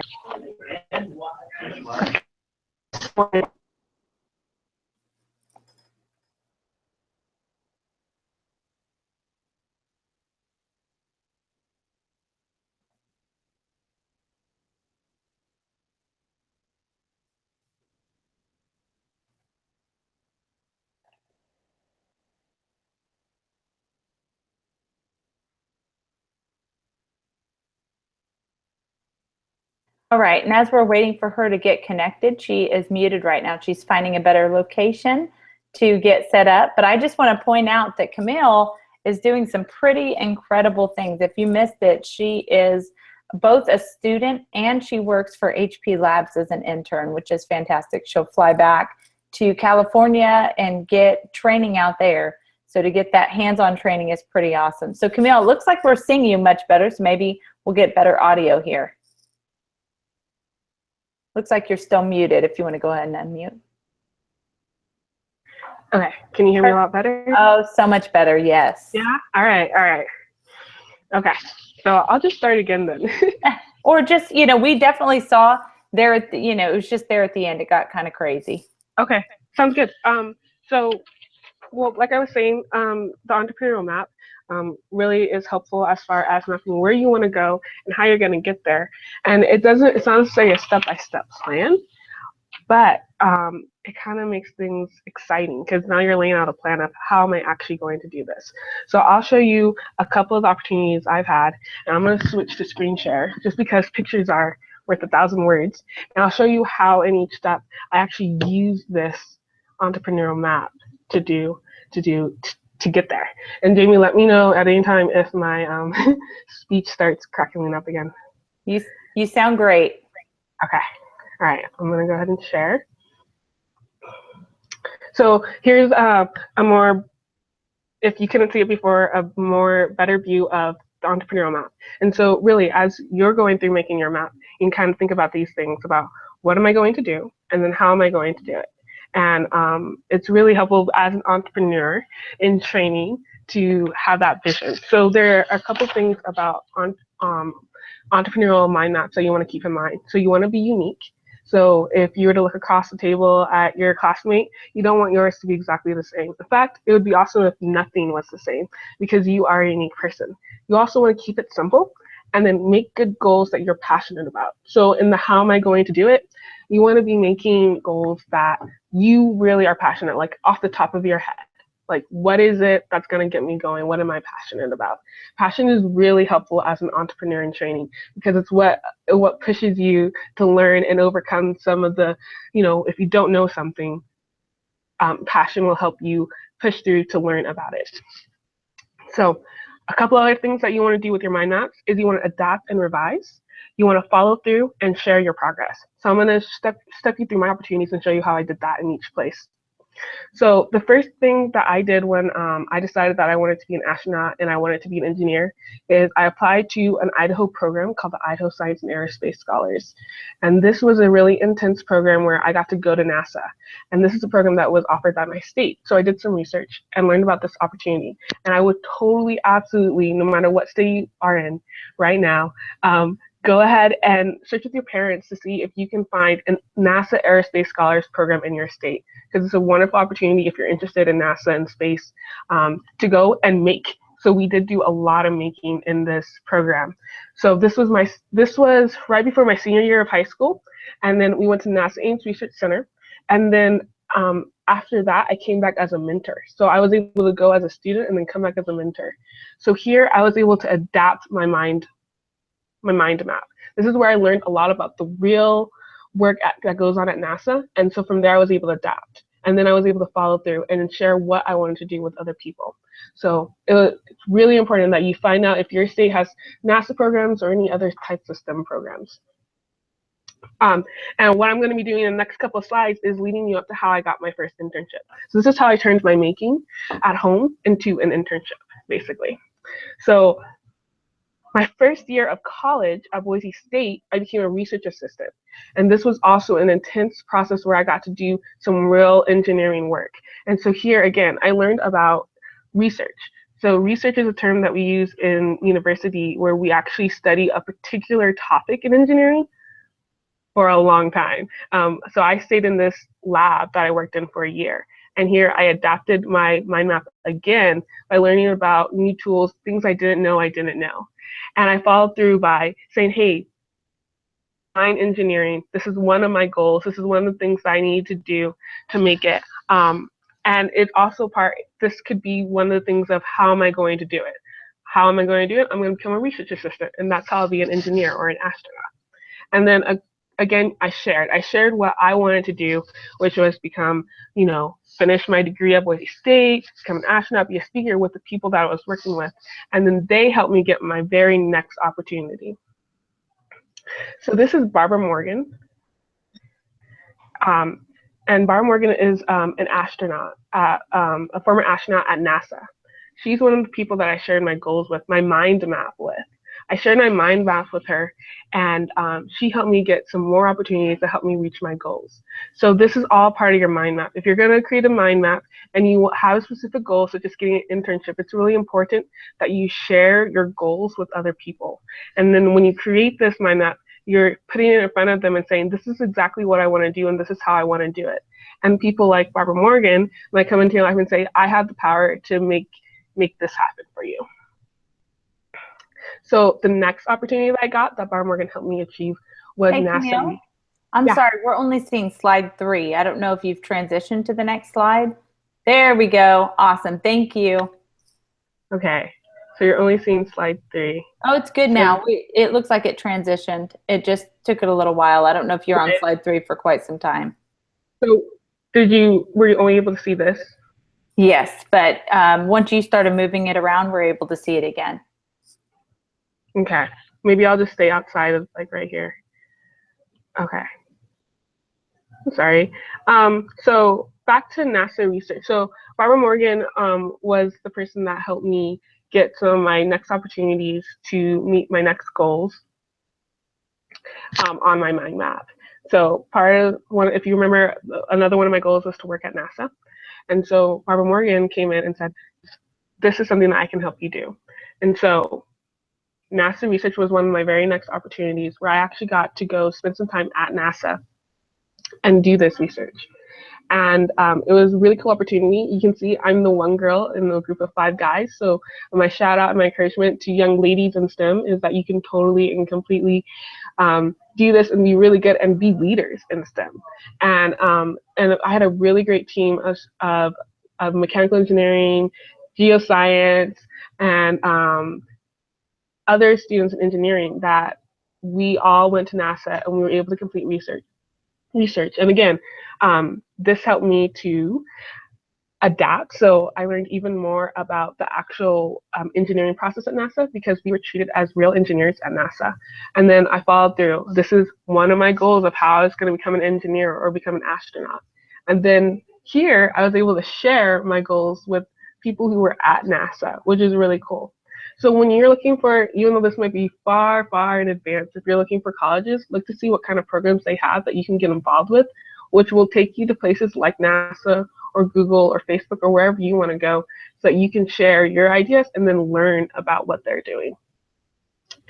So my next opportunity came, and it was another big sharing moment, and that's when I got to meet President Obama. President Obama came to my school, and I was selected as one of the students who would introduce him to the crowd. So, excuse me, sorry.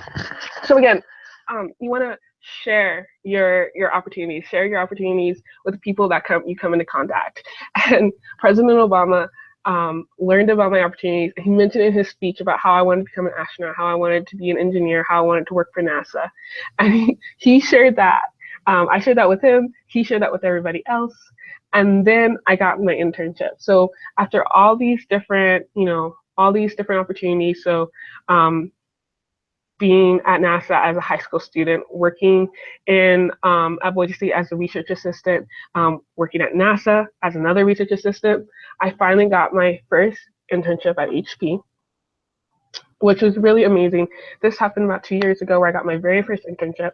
And this past summer, I met another one of my goals, which was to work in Silicon Valley, so to work in Palo Alto, California, where other companies like Google, Facebook, and everyone else live.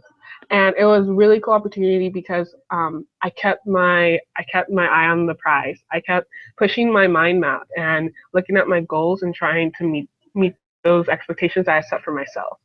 And I do make in my internship. So this was my very first project, which was a robotic hand that was 3D printed and visually controlled. So you could put your hand in front of a camera and my robotic hand would mimic you. That's what it was meant to do. So really cool opportunity to kind of push that mind map. And I'm still going. I mean, there's still things I haven't accomplished on my mind map yet. But here you can see on the right is some of the people that I get to work with. They're very smart people who I'm sure have their own mind maps. I mean, these are people that kind of drive HP's innovation. And it's been really fun to kind of be a part of their team out in Palo Alto and to work on robots, which is really cool. So I'm going to stop sharing and come back. Hopefully, awesome. So what I found was really been helpful these past years with my mind map, and I hope that you can make your own, is you never really lose sight, because this thing can change. You can change it to what you do in the future. Excuse me. So this is like my thing. I can fold it up and take it with me wherever I go, and yeah, it's helped me get very far. So I think that's it. Hey, Camille. So as you were talking, we're kind of, and I know you're probably, you're getting ready to have a coughing spell there, so you just go and get comfortable. But I'm sitting here watching, just thinking, oh my gosh, this young lady has made a way for herself. She has taken the right steps. You've had a goal. You have succeeded in many of your goals because you've persevered and went on. But I'm curious, it sounds like, when we're young, what do we think we're going to be? I mean, what did I think I was going to be? I had no idea, but I never in a million years thought I would be an educator. So that really was very different off than what I thought I would do.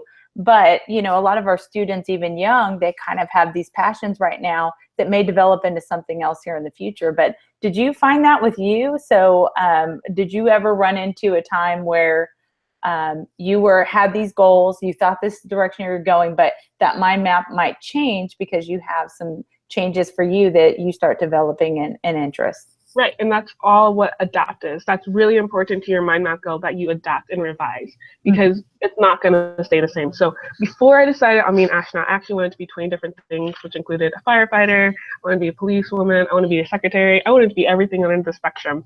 But then for some reason, becoming an engineer really stuck. But I could have still made a mind map at that point. So you're never too early to create a mind map, even if you haven't narrowed down exactly what you want to do. And then even through the journey that I just took from being a high school student in a NASA program to being an intern at HP, my mind map changed. Getting a graduate degree wasn't always on my radar, or being an intern at HP wasn't always on my radar. but those opportunities that I got in between now and then, that's what changed my mind map. So it's all about making sure that you're going out and exploring and taking new opportunities. As a student, you're not defined. You can try anything and you're still a student. So that's what I encourage you to do, to create a mind map, but then also adapt it all the time. That's fantastic. Have you recognized that through this journey that you're going through, that you weren't given opportunities that you wish you would have been given, and what you could do in the future so that you don't miss those opportunities? So sometimes, you know, like that, hey, this was here ready for me to go, but I missed this opportunity, and I wish I would have taken and went in this direction and had this opportunity, you know, sooner. Yeah, no, I always say that I experienced it this past 2 months where a door closed. There was opportunity I could have taken, but I didn't get to take it. What happened though was, because I have goals and I know where I want to go, it's much more easier for me to find the 20 other opportunities that are available to me that can take the place of the one I lost. So I always think of it as in, okay, now that I know what I want to do and people know what I want to do, so like Barbara Morgan, she knows what I want to do. If something fails, there's 20 backup plans. I don't have to worry about missing one opportunity because there are many others. So for example, I talked about how I want to get my bachelor's degree and then an advanced degree after that. Well, there are programs in place at my school that can help you make that transition, but I didn't get to apply for that program. However, I just got back last weekend from MIT, which is one of the biggest, awesome schools for engineering, and that program because of an offer from another one of my faculty members. She said, I think you should apply for this program. And it turned out to be kind of like a replacement for that other opportunity that I lost. So it doesn't matter where you are in the education spectrum. There are always going to be opportunities missed, but there are always things that can take over that, because you never run out of a time as a student, because we're always students. That's so awesome. I definitely am a student today. You guys are so impressive. I've learned a ton, and I've also recognized that I probably wouldn't have been a great presenter today because I do not know what you all know. I mean, it would have been very hard to excel in this area that you guys obviously are so talented in and gifted in. So Camille, not only are you a fantastic speaker, I think you're a great inspiration to so many young girls that are looking to go in a field, maybe, you know, becoming an astronaut may not sound like a feminine career, but for you to have that vision and to go into a robotics lab, which is predominantly male, and seeing just the opportunities that you're making for yourself because of your goals and your drive and your passion is really inspiring to me, and I know so many others. Awesome, thank you. No, astronaut should be a gender neutral term, so everybody should feel encouraged to make really big plans. And that was the thing about this middle part of the circle. They're not small goals, they're really big goals. They're like goals that are outside of my stretch and outside of my ability. So that's what I encourage every student, young or old, to make really big goals. And then that's why you need a mind map, because you can't just make it in the next day. So you make this mind map as, how am I going to actually create this possibility of me doing something that's so beyond me. Yeah, that's fantastic. Well, I really appreciate you joining in from your university today and your Maker Lab, which is super fun. I got a tour the other day, and that was a neat place. And the first university makerspace in your state, correct? Yeah, that's right. So, and apparently that's going to be something that will change and grow in the future. But for you guys to take those steps and to be a part of that is pretty awesome. And I appreciate you joining in and inspiring these kids. And hopefully we will have a chance to collaborate with you in the future at some other virtual events we have coming up. Sounds good. Thanks for having me. Thank you so much, Camille. Bye-bye. All right, as I am going to go ahead and start sharing, I know we have a couple more presentations today, which is really exciting because we're not just dealing with the U.S. time frame, which I love. Of course, the global perspective and where we're bringing our students is definitely moving in that direction. And so I am really excited to just kind of talk about some of the things that we've learned today. And we have our next session. I'll tell you exactly who's coming up here. After Camille is done, we have Catherine, Kat Barrett, that should be joining us here shortly. And, oh, let me take that back. Yeah, so, all right, so we should actually have chain reactions right now. And, okay, so we'll go back through that, but we had a couple people hop on and share, and so we might be kind of taking a little bit of a break here shortly. But we have Catherine Barrett and Nancy jumping on, Barbara Johnson, Dee Kimbrell, and Balam Soto and Valerie Lewis. So we have some fantastic things coming up, talking about makerspaces, robotics, picture books to problem solvers, which is going to be really cool. Dee Kimbrell's coming in with a great session, and that's going to be making a life-size operation game. That will be fantastic. And then Balam is coming in with the fusion of low and high tech and art. And then we have Ed Obstacles being presented by Valerie Lewis, who is starting some really cool things right now. So we're pumped, and we're going to get ready for our sessions coming up here shortly. And as we come in and kind of take a break, we will meet with you all shortly.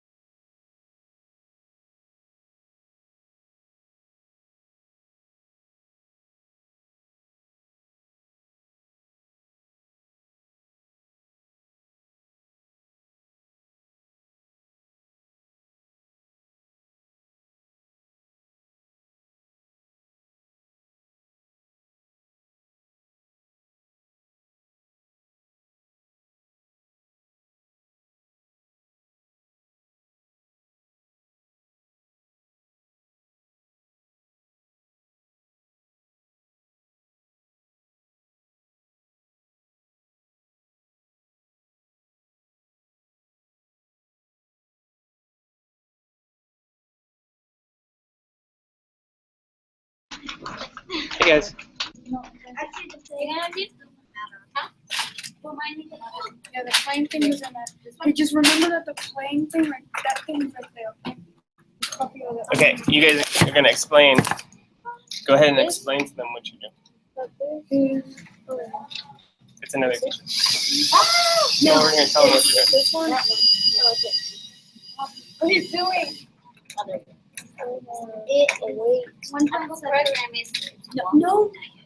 Okay. Tell them what you're doing. Just put everything in. We're using Lego robots and we're doing coding to try to The steering. make it go on. Put it on the chair. Steering. You can say hi. I am. Hi. Hi, we're using robots to. Hey guys, Hello. I'm gonna go ahead and present you guys. Maybe you could share what you guys are doing in your classroom. Okay. Show them what you did. We're making robots like these, and we're programming them to make them go on like a trail. We're coding them. We're using coding to make them move on a trail to get PVC pipes. Why'd you build it like that? We built this thing to grab it like this, and then it'll move and it'll drag the PVC pipe, and then we added these right here so it can grab all the ones along on the side, and then these are the PVC pipe, and we're using this part to do this for the ones on the side.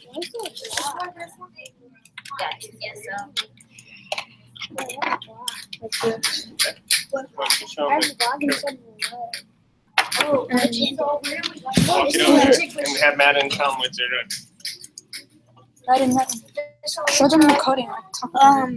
So we're coding it to go on the map, so it will turn right the right way, and it will get the couplers and hopefully the balls.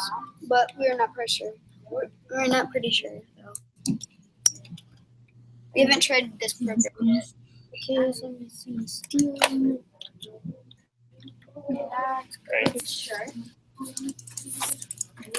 What are we doing? Oh, this is fun. Just to kind of think things and I'm kind of program it.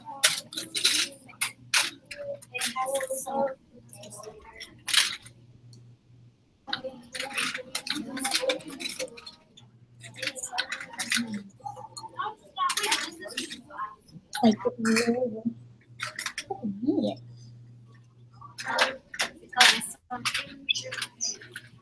we're missing that one. This one. Is it?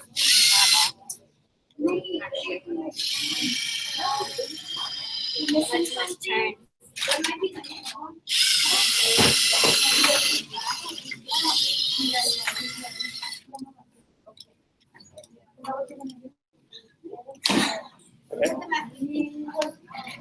So what are you doing? You're gonna change it? What are you changing? I'm changing because it's going like too much in circles. Just keep them.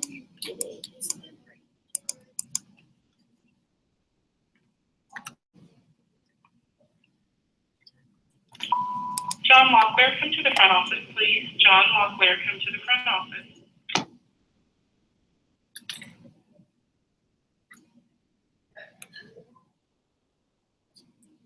It doesn't need that color. It doesn't come. It doesn't need color. What are you doing now? I think it's going to make it like, go faster. So if you go up, you're gonna go faster, right? And then if you go down, you're gonna go slower. Are you turning? Which one's your turn? This right here, it shows a turn. So if you're turning too far, what do we want to do?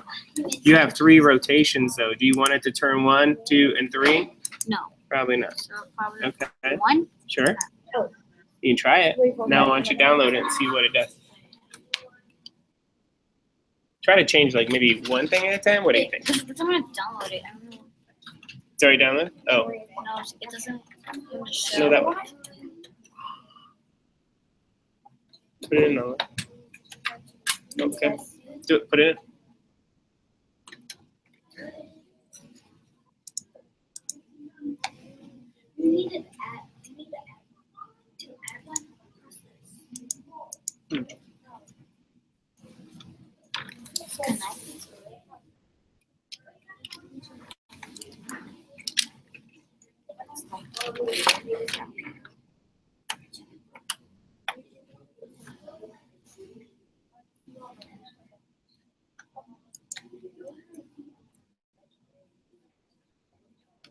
Maybe we can try another chord. Yeah.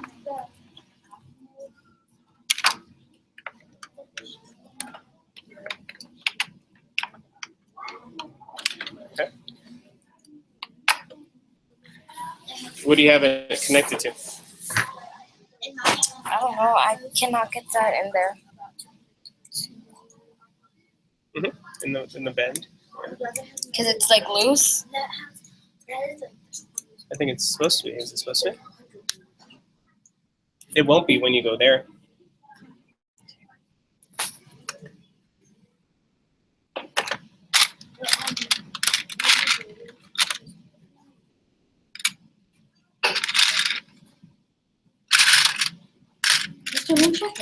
Color filter isn't working right. What is it doing? It's It's not not- reading. That's what it was doing last week, right? Yeah. Can you But it's the same program. color sensor and not put it on there, but wire it up and see it? What do you think? Let's get another color sensor and just see if it would read. And then if it does read, then we can There you go. switch it out. There you go. You got it? All right, so you downloaded? Cool. All right, so now you're gonna see. Please don't run. Thanks. Is this the same one? I'm gonna kick you out. Okay. You know how you can tell? See this 3? It means that that would line up with 3 holes. So that's how long it is. So if you put it up, it should be lined up with 3. That's how you know. Sometimes there is a 5 and sometimes there's a different one. So There's that's no it. of ours. Ours is called this one and not here. Just Okay. Go back here. Okay. Now you're under what project? Robot. Is it robotic? Yeah. This one, right? Yeah. This orange is a kind of blue. Yeah, it's okay.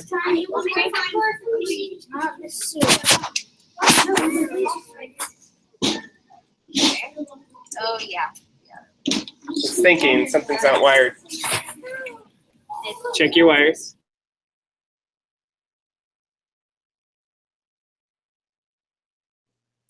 All right. All right. I'm going to go ahead and take over here. So we have a time slot now that we're ready to move into robotics. So we're pretty pumped about that. We had Matthew sharing a little bit about what they were doing in robotics in their program.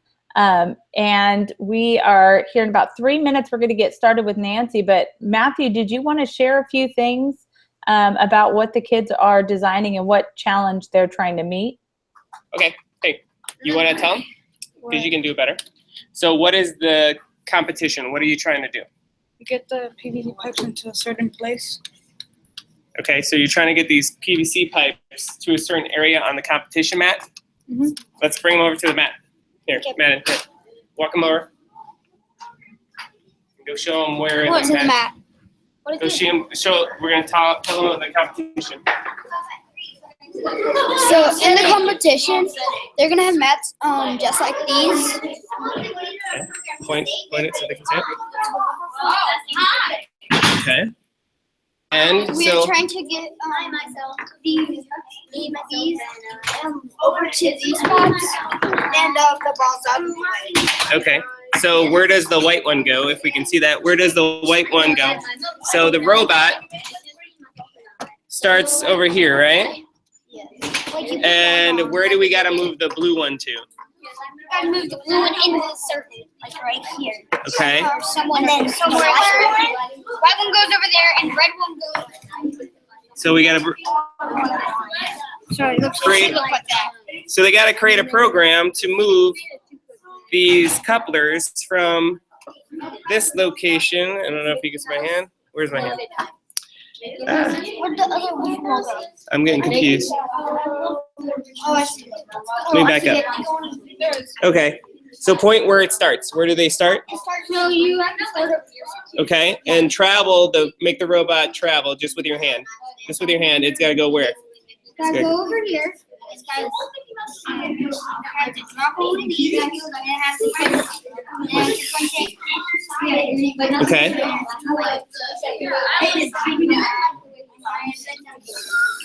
Okay. Are y'all going to come over here?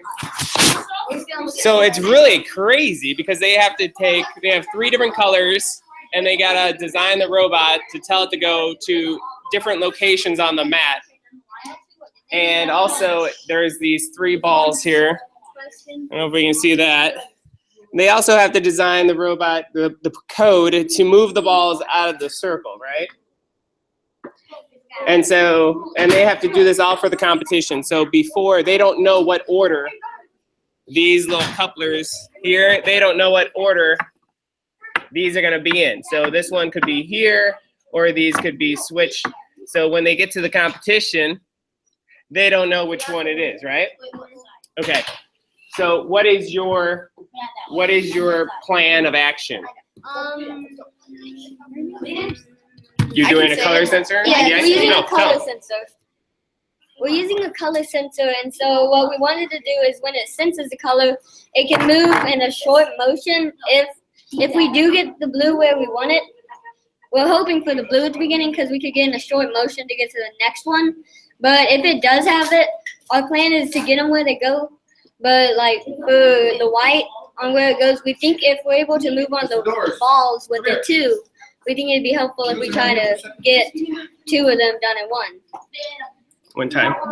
Hey, Matthew, we have our next presenter ready to go. Thank you so much for filling in some of that gap with what these students are doing. That's awesome. I've been able to actually got to judge one of these competitions at one point, and it is I can't imagine what these kids have to go through over and over to finally get to the right point. So we're going to go ahead and introduce Nancy. Nancy, we're excited to have you joining us, and I'm going to go ahead and present. You're going to present out to everyone. We see your profile picture.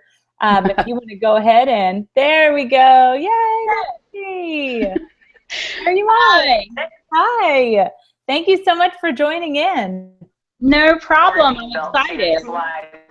Very cool. So you're going to be talking to us a little bit about robotics. Yes, I'm going to share with you how we do our robotics club at my school. A student started our robotics club, so we're going to share a little bit about that and how you can also integrate robotics into your classroom. Fantastic. We're excited. So I'm going to be in the background. Let me know if you need me. All right, thank you. All right, so I'm going to pull up my screen share here so I can share with you the slideshow I have here. Let's see, here we go. So this is my challenge to everyone today. While you're working on your Global Maker Day stuff, I would like for you to design an obstacle course in your room. Include at least 3 turns, 2 blocks, meaning 2 things that are going to make you turn, obstacles if you will, and 1 fun surprise like a water feature or a pet. After you created your obstacle course, I would like for you to tweet a picture to me with the hashtag Global Maker Day. This actually came about from my student. I have a student named Paula who fell in love with our robots, Dot and Dash from Wonder Workshop. When we got our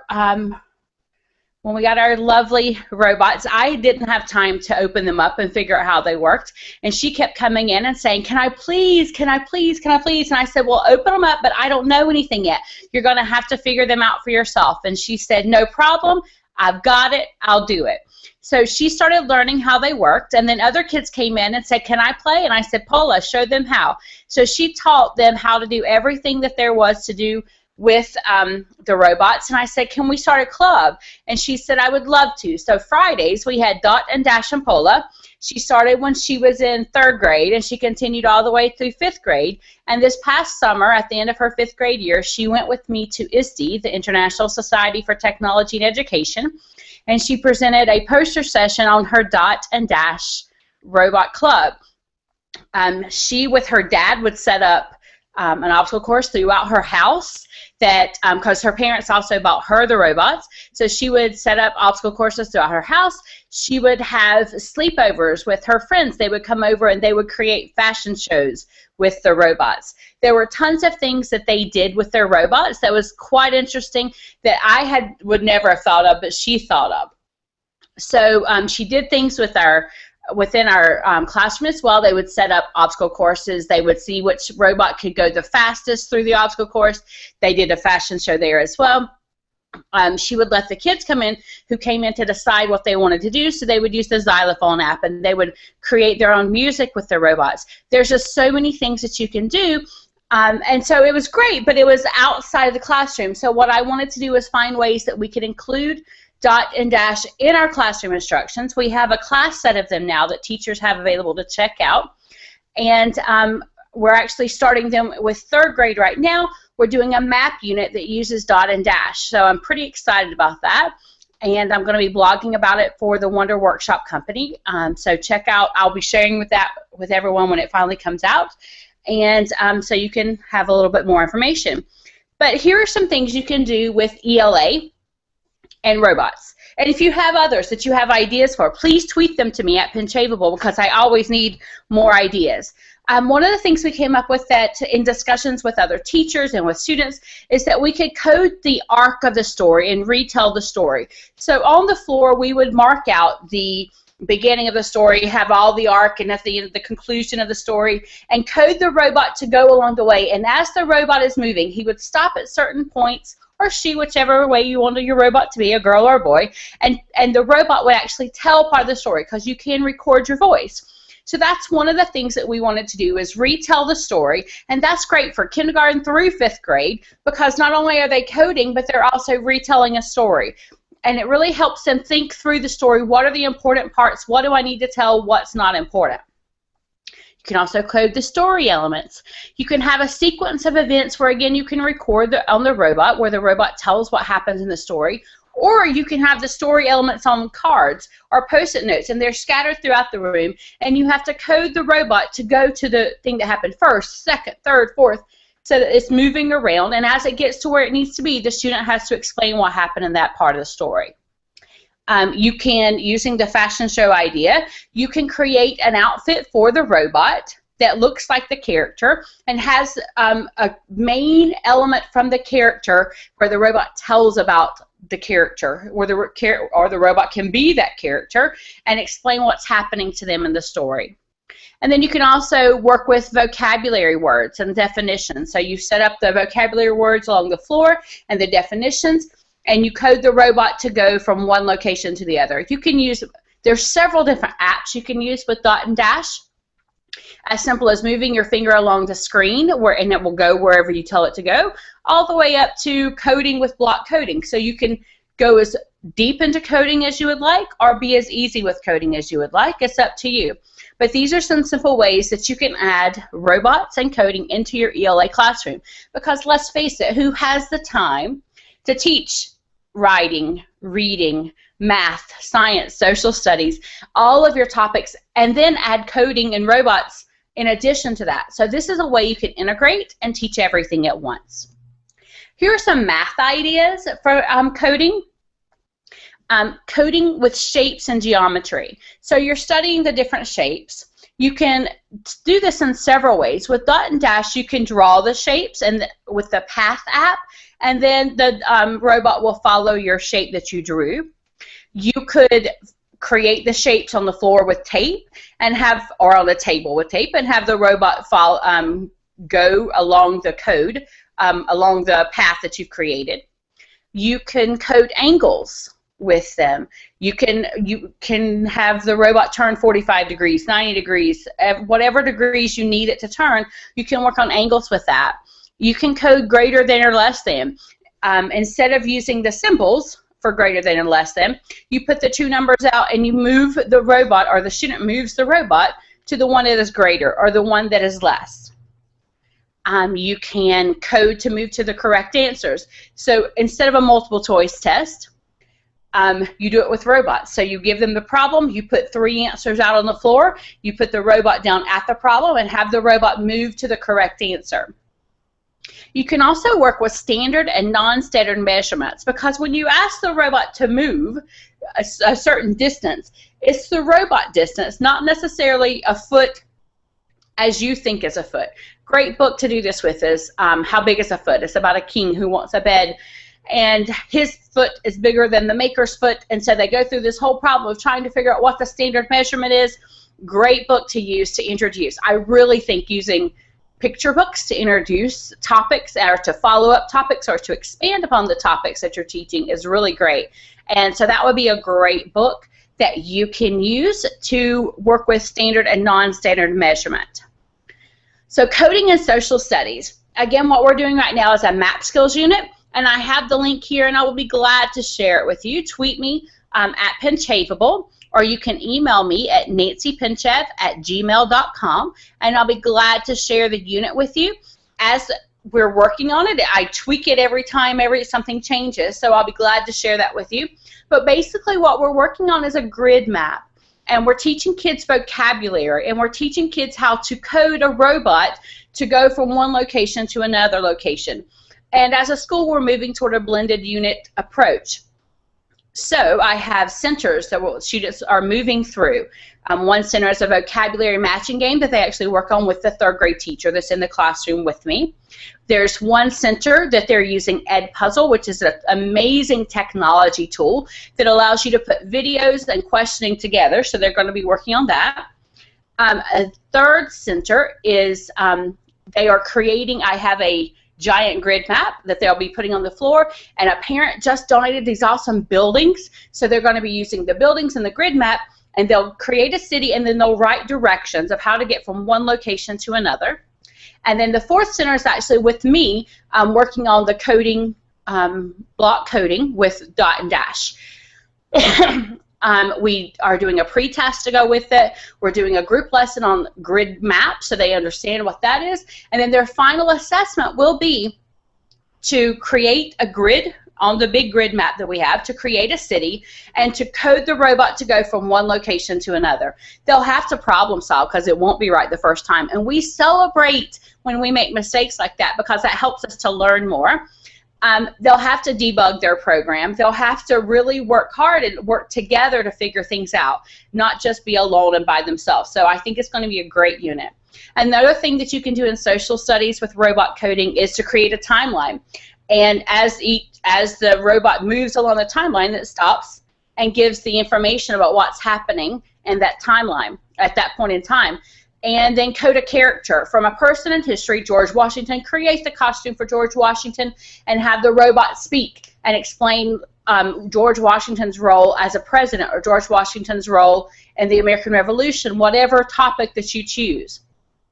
And here's the great thing about these robots. You do not have to have one for every student.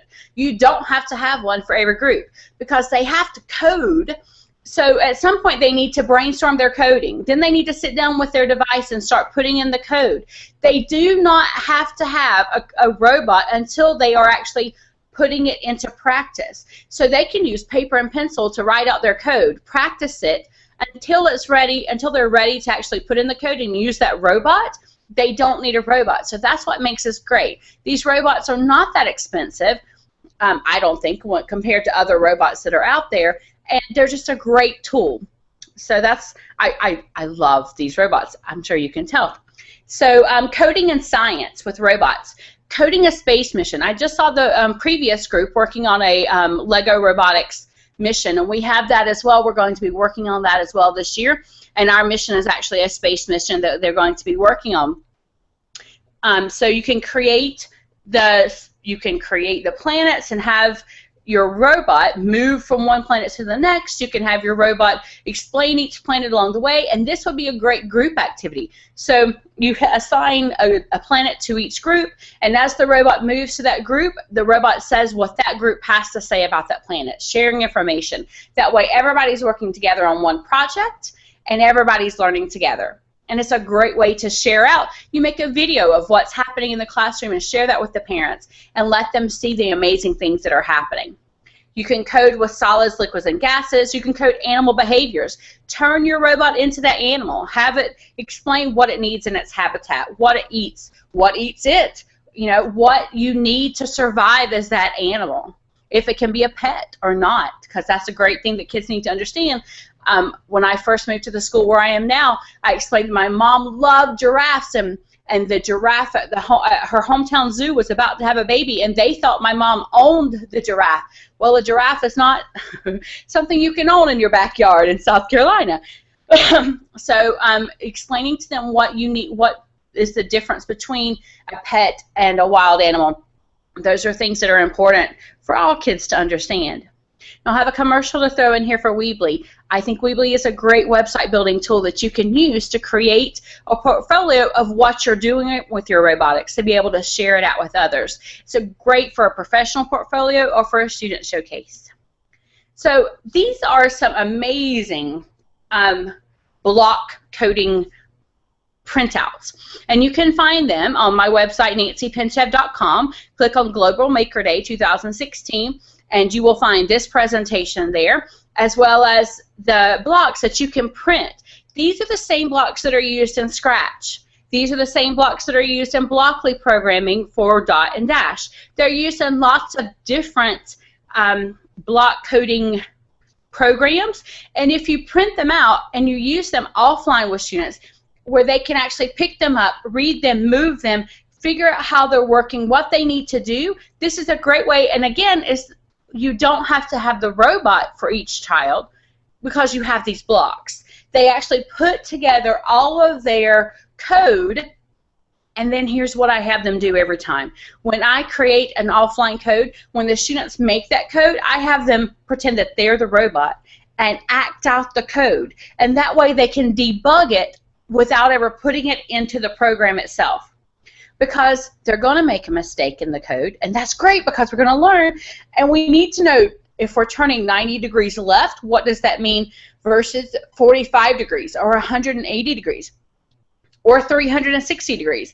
So we need to know the differences, and by students actually using these code blocks and putting them in order and figuring it out beforehand, that's so much more effective than just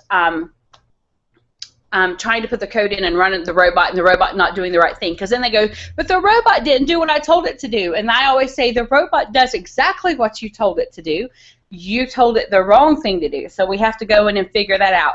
So using these blocks beforehand makes it so much easier. Now all the blocks here won't necessarily be in the Blockly coding or in every code, but it is a great way to start. I did not create these. A wonderful person online made these and shared them on Twitter. His name is Bobby. And I said, Bobby, can I share these with other people? And he was very glad to have me share them out. So you can find the file on my website again, because I think they're amazing and I think it's great. I actually created, before I found these, I created some on index cards and made a bulletin board, and the kids would code on the bulletin board. And this just made it a lot easier because the colors are the same as what you see in a lot of the block coding. So again, use these. Kids do not need a robot for each group or each person, because they need to code and practice getting that right and practice it themselves before they tell the robot to do it. So I have here an article called Beyond the Hour of Code, Robots in ELA. So this article is going to give you lots of information and great ideas for using robots in your English Language Arts classroom. I think it's a great article. I think everybody should read it as to get some feedback on what they're doing and what maybe they can do in the future. This is an article from Wonder Workshop about coding is the new foreign language.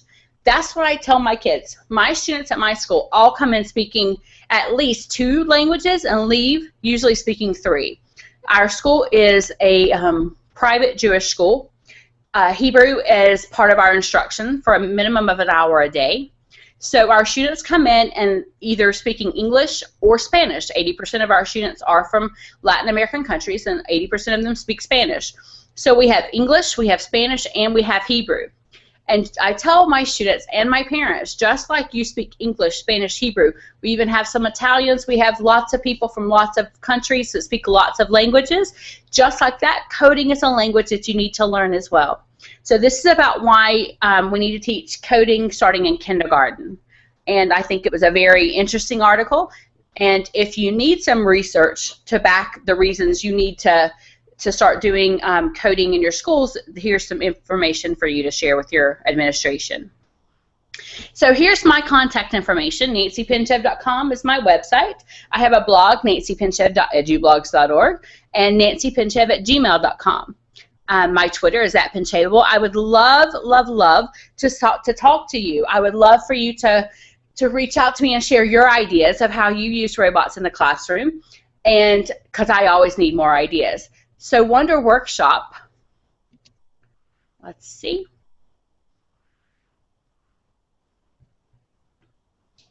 I'm going back to the live and turning off my screen share.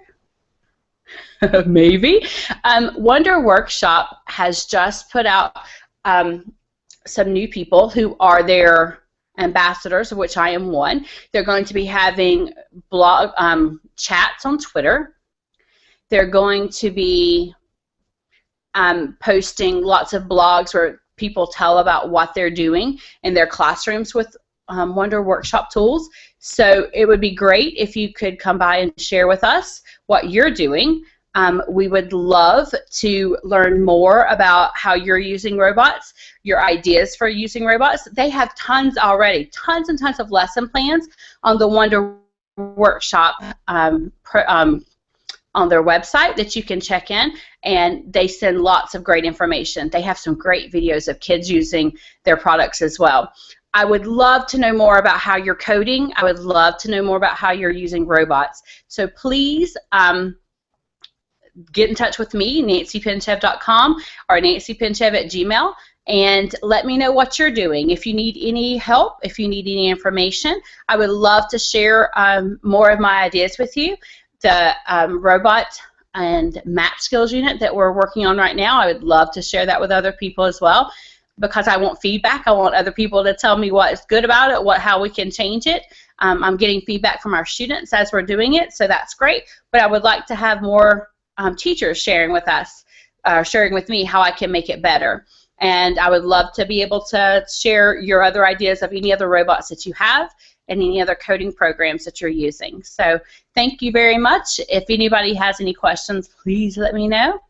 And I hope you learn a lot today. So my challenge to everyone was to create an obstacle course in your room that has, hold on, let me see. I can't remember what it's supposed to have. That has the 3 turns, and you need to have 2 obstacles, 2 blocks in your way, and then a surprise feature like a water feature or a pet involved. I would love to see pictures of your obstacle course, so tweet it out with the hashtag of Global Maker Day and tagging me at Pinchevable right there. And I would love to learn more about what you're doing. Thank you very much for allowing me to be a part of this today, and I hope that I hear from a lot of people giving me some great ideas so I can add them into my work as well. Thank you so much. All right. Hey, Nancy. So we do have a student that are watching, students that are watching that we're doing the robotics. Yay! So maybe they have a question about how your robotics is compared to what they're experiencing, and that's on Matthew's end. Matthew, I don't know if you want to unmute that and allow them to connect if they have any questions for her, since both schools are doing a robotics program. You guys are muted on Matthew's device.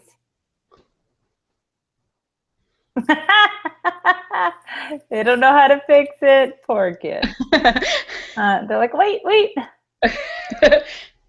It happens. I was playing with it yesterday just to make sure I knew how it worked. I know it. I know it. And I have a little one over here that's been watching too. Okay, yay! Yeah, we can speak now. You're too loud. Thank you. Thank you.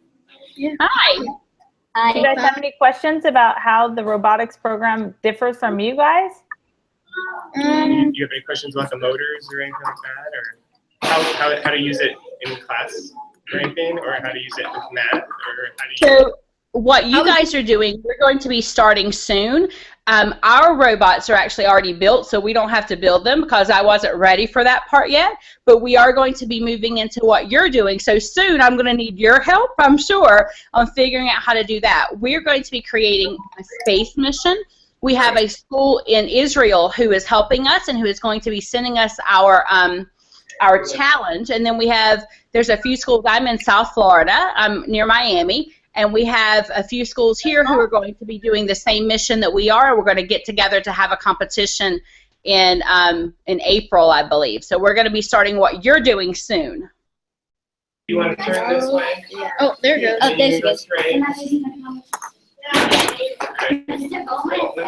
Hey. All right. Well, you know what? I do see that Barbara's already here. And maybe Barbara's ready to go, but I'll go ahead and just end. Nancy, thank you so much for sharing and for being a part of this Global Maker Day and sharing your knowledge both last time and this time. That's fantastic. And so we're super excited to see what you're doing with your students, and we really appreciate you coming in. No problem. Thank you for allowing me to be here. Absolutely. Thank you. All right. Bye. Bye-bye. All right, I'm just going to go quickly before we introduce you to Barbara. I'm just going to share a few things with you. Mr. Munchak, everyone just add anything. Let me go ahead and mute these guys again real quick as we're moving over to the next part of this. So a few things that you need to keep in mind. If you are looking to be involved in the presentations or challenges, that you can go to YouTube. You can be part of this conversation, ask questions. And in addition, you're able then to go to our challenges, which are all located on our landing page, on our awesome Buncee landing page. So if you haven't been there, you should have received an email from registration, but if you haven't been over there, you definitely want to check it out at the website for Global Maker Day website. And we've been trying to retweet the incredible things you guys are doing. I think we're seeing a lot of awesome, awesome things happening and creating today. And it's nice seeing some kids joining in and watching in and collaborating. And now, believe it or not, Barbara, who has presented a massive amount of times and then pretended like we were going to have her present this morning and then said, just kidding, she is ready to go. So are you good to go now, Barbara? I am all set. I think I've set up in a quiet room. We might get a knock at a door because they're trying to clean up the venue. I am sitting in, but we're going to ignore it. They know I'm here. Okay. They said if the lights go out, just to remind somebody I'm up here in a quiet room. So I think from the dark pretty soon. Okay, well, we'll roll with that, but I will be in the background. Let me know if you need me. All right, great. Thank you. Thank you. Hi, everybody. My name is Barbara Johnson, and I'm turning on my screen share so that you can see what I've got going on here. I am a school librarian in Colchester, Connecticut, where it's very cold today. A lot of weather in Florida is warmer than here, but it's blustery, and they talked the S word. They said snow last night, so I wasn't really happy about that. But we're going to talk a little bit about using picture books to make a difference in the world. And so me in my office, and I hand out business cards to all the teachers and students in case they have library emergencies.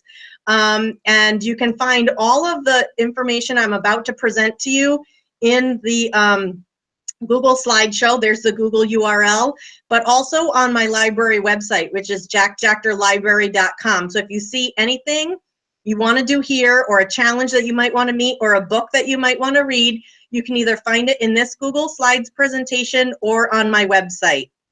So as a challenge to you, as old or as young as you are, you have the power to change the world. So I offer you this challenge. What is one problem, maybe in your life, like a practical problem, a life hack that you want to make.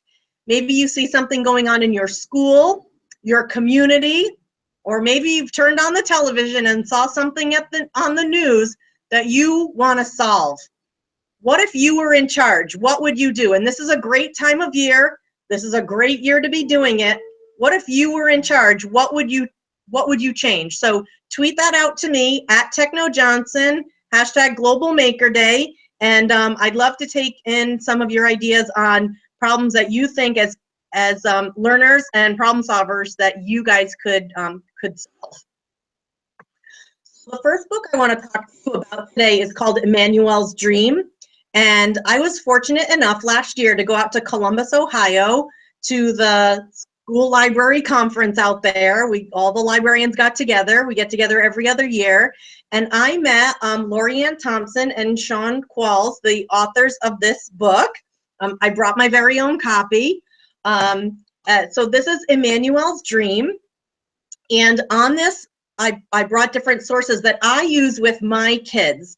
So the gist of the story is there's a boy named Emmanuel who was born with only one leg. He didn't have a shin bone, nothing below the knee. And so advice that his mother got was to either give him to an orphanage or give him up and pretty much just let him die. If children were not born healthy, they were just given up for adoption. And so Emmanuel's mother refused to do that. In fact, Emmanuel's whole family refused to do that, and they nurtured him and helped him. And when he was a little bit older, he saw children riding bikes, and he really wanted to ride a bike. And so obviously there were some physical obstacles that he had to overcome, but there were also some financial obstacles that he had to overcome as well. His family was not rich. His family was not even close to having money to provide a bicycle.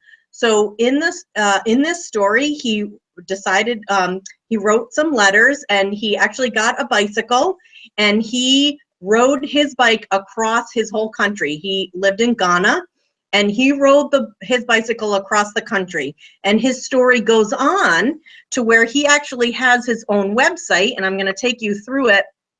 Hopefully it will go. I'm on my phone. And he actually has his own website now, and you can meet Emmanuel here. You can read his story. So just because something is a picture book doesn't mean it's fiction. So all of the picture books some of the picture books I'm going to show you are true stories of how children of your very own age, sometimes as young as 7, 8 years old, solve these very, very big problems. And so this was a problem he saw, getting a bicycle for himself, and then equipment for people with physical disabilities, and empowering people with disabilities so that they're not thought of as lesser people or people who can't do things. So this is a really great website that sponsors Emmanuel's Dream. It's a real movement. These are pictures of Emmanuel as he grew up. These are a voice to a movie to show you his story. And there is a lot of background information. Now, how did I use this with my kids? That's always a question that I get. So the way this worked with students is I would have you either read this story or go to this YouTube video, which is a read aloud if you don't have this story in your library. And as you're reading this story, you're going to write down all of the things that you wonder and all of the things that you think you might have questions about or see as problems that you might be able to fix. So some of the things that my kids looked at were athletic equipment for children who weren't born with all of their limbs, or sports equipment for children who weren't walking properly or maybe had a wheelchair for other reasons.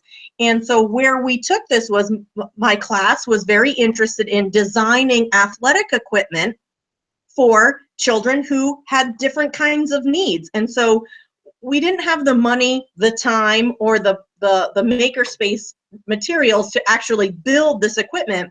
What I did have were K'NEX in my library and Legos and something called K'NEX kits that we found in a science lab, and they had the simple machines, the levers, the pulleys, and so kids sketched out this equipment.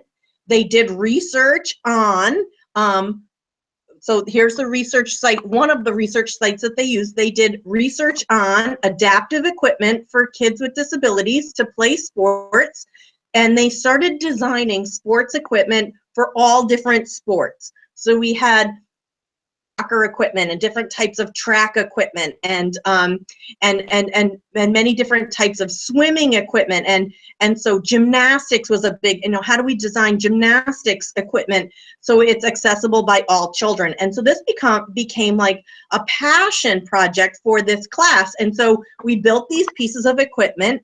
Some of them actually went as far as designing these pieces of equipment in Tinkercad, which is a free program you can get at tinkercad.com. It's not a download, it's just a website.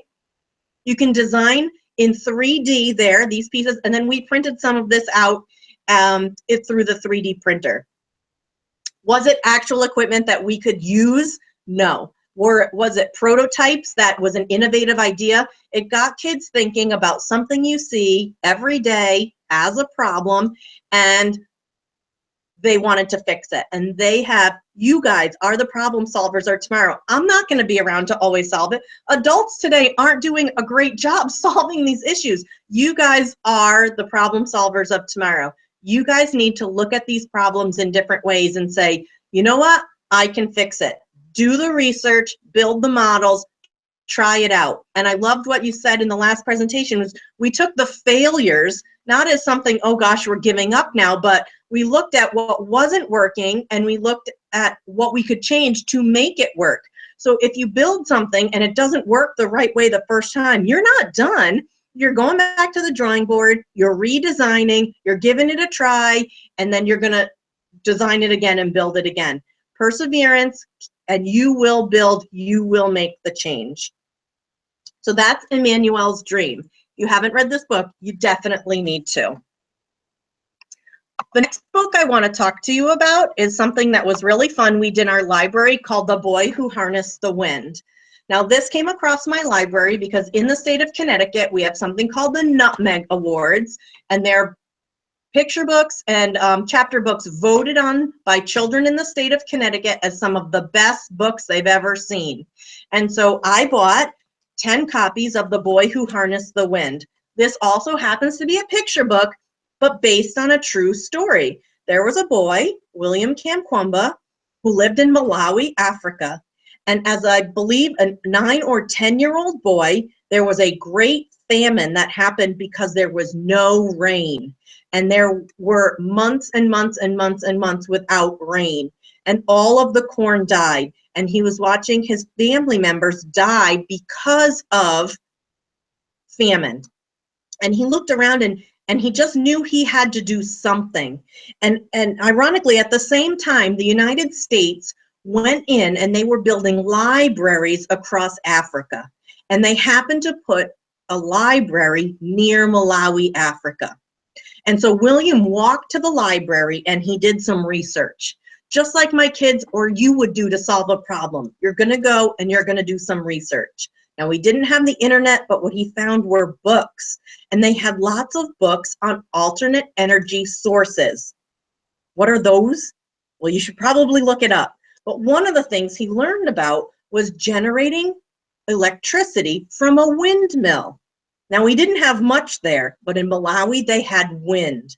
So what he went looking for after making some notes and doing some research is garbage. He didn't spend not one dime. He didn't have the dimes to spend. He went looking in the trash pile and he found broken bicycles, might be a theme, broken bicycles, and he found what he calls a dynamo, which is a little motor that you put on a bicycle wheel and it powers the light. My husband does some bicycle racing and he's got these little motors and they go on the bicycle wheel, and because of the turning of the wheel, they generate electricity.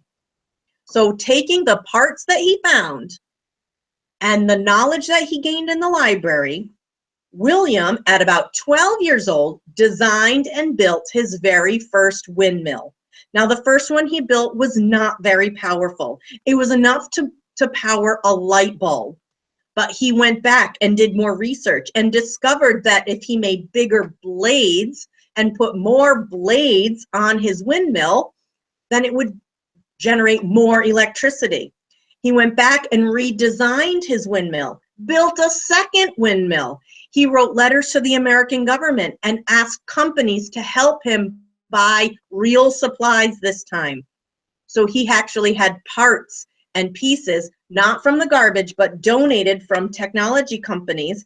And he was able to generate enough to charge the whole village. He also decided that this electricity was enough to run a pump. So he ran a pump from a water source into the fields with his windmill. And he was able to generate enough electricity and pump enough water to bring corn back to Malawi. And this little boy, at 12 years old, saved his entire village by redesigning a piece of equipment that he started with junk. So what did I do with my kids? Well, we read this story, and I let them do the reading first. If you want to read it, if you don't have it in your library, here is the YouTube video right here with the read aloud. You can listen to this story. As you're listening to the story, I want you to write down words you're not sure of and things that you wonder. See the theme? We're always asking questions about things you wonder. Then I want you to go online and do the research. What did William look up? What was he trying to solve? And you need to take that on. So my kids actually found that William now has, just like Emmanuel, his very own website, going through the entire story from start to finish about how he built his windmill. Now, if you don't like the picture book, there's also an adult version that's written at a little bit higher level. So if you're nervous about using this with older children, you have this book as well. We did some research here about what happened and how he solved the problem, but we also found that there are some other problems that you could solve on your own, and these are almost design challenges. So if you go to this site, Design Learning Challenge, these are just some sample challenges. There are challenges for you to build things and make things to solve your very own problem. So here's just an example. Young students struggle to organize and manage their stuff at school.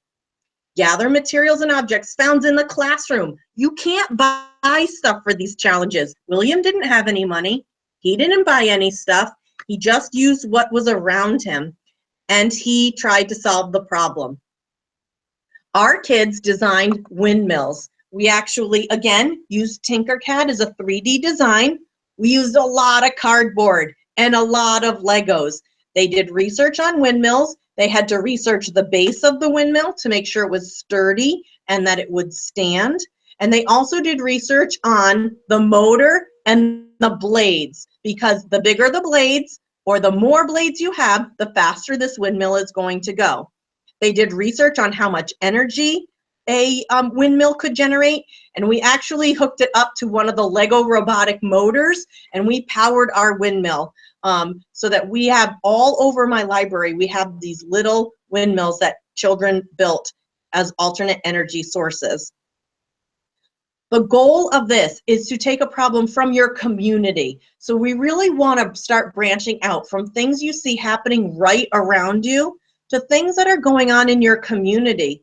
Maybe you see that there's a need for a new place to play. Maybe you see that there's a need for a place for senior citizens to collaborate with each other. Maybe you see something going on in the public library or in the school. You need to investigate that problem and come up with a solution.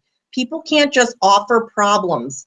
You have to come up with a solution. When you come to the table, come with a solution, and you guys can do the research.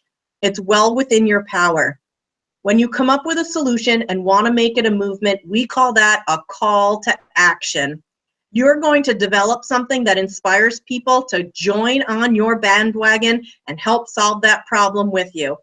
Just like William, he reached out to people he knew, the United States government, tech companies who could help him. He wrote letters. He made videos. He actually did a TED Talk. And if you want to see the TED Talk as an older man, he actually did 2. This is the one, I believe, when he was 18, when he first solved the problem. He was brought to America. He talks to the interesting comparison between Malawi and America, and he talks about how he was helped by companies in America and how he was able to then take those resources and solve the problems across other towns in Malawi and around Africa. So a call to action is a really great way to get everyone on and in support of your movement. You can make a difference, absolutely. So here's back to your challenge. Do you remember the challenge I gave all of you? If you could solve one problem in the whole world, what would it be? We do this project with my kids, and we use the book, If Kids Ran the World. There's a YouTube read aloud for you here, and there's a couple of different lessons. The gist of the book, it's not specific, but if kids ran the world, nobody would be hungry. If kids ran the world, everybody would be safe. If kids ran the world, everyone would have a nice, soft, squishy bed to sleep in at night. You kind of get the gist. If you look at the newspaper, if you listen to the 5 o'clock news, you know across the world and even just across the United States, that's just not happening. Kids around the world, families around the world don't always have what they need. In this book, you have an opportunity to explore global problems and come up with innovative solutions. And I say innovative because I, too, watch the 5 o'clock news, and sometimes it just seems what we're trying isn't really working. So I put this link here for you, Kids Go Global, because that's going to give you some examples. If you don't have any idea where to start, this Kids Go Global is a really interesting website and really inspirational as far as where do you start. Global problems and then resources to give you a little bit of background knowledge on how to solve them. So it goes into animal rights. You click on Explore, and it gives you some videos, some resources and articles, and some interesting ways that you could share or develop a call to action. They have maps to go with it, and you can actually submit your ways, and it gives you some ways to get involved yourself, either locally or on an international issue. So again, it gives you resources, and teachers, if you're out there, it goes K6, 7, 12. So the K resources really are for kindergarten, for young learners. You might have to facilitate some of the reading, but they definitely can create the calls to action and take action themselves. So this is kidsgoglobal.net.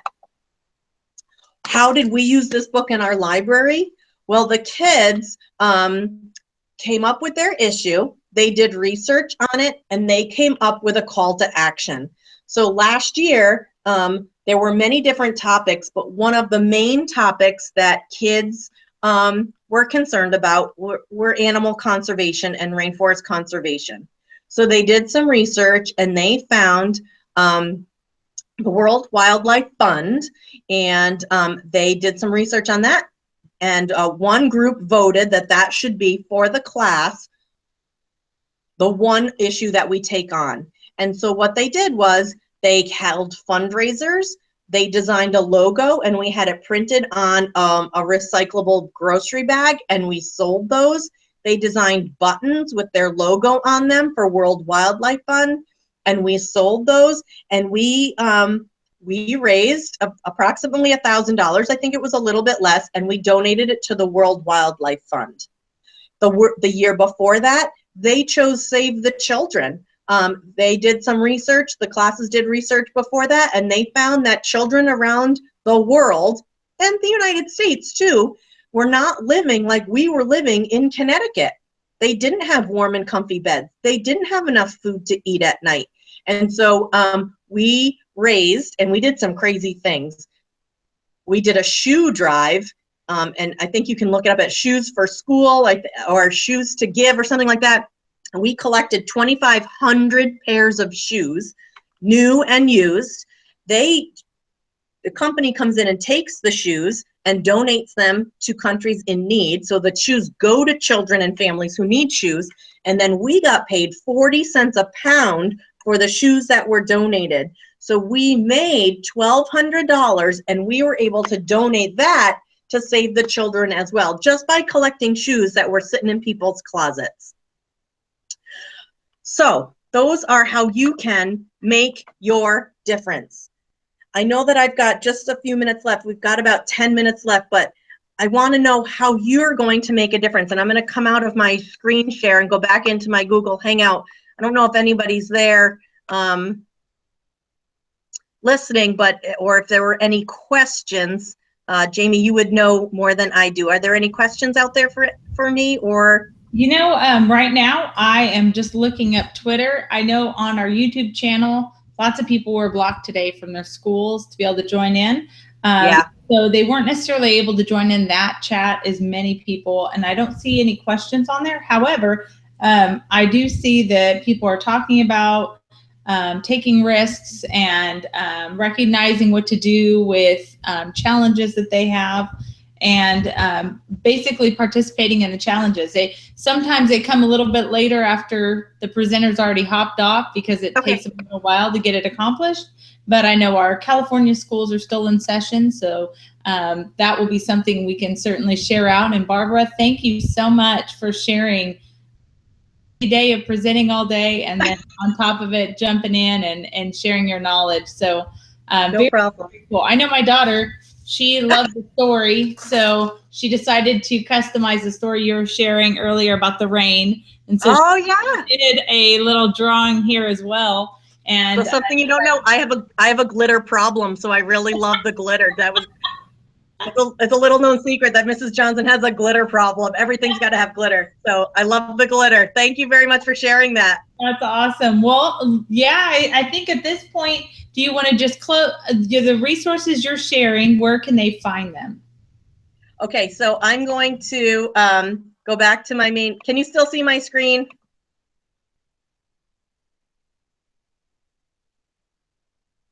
So I have this Google Doc right here. I'm gonna, let's see if I can copy this URL for you. We actually still see you. Sorry, Barbara. You might want to screen. Okay, great. Nope, that's fine. I'm gonna put it in the chat message as well. So I did Google Shortener, and right there in the chat message is a link for you to record, and you can put that out. So anyone has rights to view that, and it's got all the links to go along with the picture books that I presented today. Perfect. Awesome. Okay. All right. Thank you. Have a good day. Thank you so much, Barbara. Bye-bye. Right, bye-bye. All right. So, wow, this has been a crazy journey of a day today. We've seen lots of different presentations, all varying in what they're bringing to the table. I will be certain to send out that link to Barbara's information because she shared a ton of different resources. Love that she is incorporating books and bringing that to the table and allowing students to create. So I was sharing this picture earlier, even though I had her as the presenter, that my daughter decided to join in on this. So she's in 2nd grade, and she said she heard the story and it inspired her to draw a picture about that situation with the boy in Africa that decided to take it upon himself to get some things going for his town. And so I think that's really fascinating to hear that our kids are inspired by these stories. And Barbara sure shared a lot of those stories. So it will be great to share out that link and get other people aware of that information. Coming up here next, here shortly, we're going to be having, this is the one that I've been just dying for because I cannot wait to hear what her students are doing. And there's Dee. I cannot wait to hear what her students are going to be creating. And Dee, we are starting a little bit early, but I don't know if you want to join in early or if you need a few more minutes. Few more minutes, okay. All right, we'll give her a second to get set up because we are getting this started a little early, but I am so excited to see what her kids are creating. They are doing a life-size operation game, and I'm super pumped about that. I love, love, love the idea of life-size games. So that's going to be a great topic to share with teachers. And in addition, her challenge was to create a whimsical recycled jack-o'-lantern. So she could share a little bit about that. So as you guys are watching and creating, I can't wait to hear what you create with your jack-o'-lantern and what you find out of your junk drawers to create some cool stuff. So Dee, are you ready to go? Go ahead and unmute yourself and I'll make you the presenter.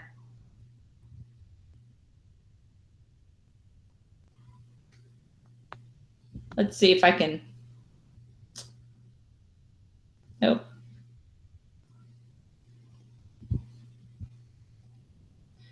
Up at the top of your screen, you should be able to select the microphone and there we go. Yay! All right. Well, thank you. This is, I'm going to turn this way so you can see everyone. This is Creative Genius in You presenting the our CAP children. They are students from Children Are People in Gallatin, Tennessee. And we participated in the Global Cardboard Challenge last Saturday.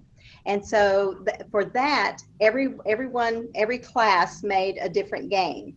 And the Academy, which is this class, they chose to make a life-size operations game, which would include electricity and electronics. So it was a little more difficult than just your regular cardboard game. But they did a great job. So I'm going to turn it over. I'm going to flip my screen around. Just one second.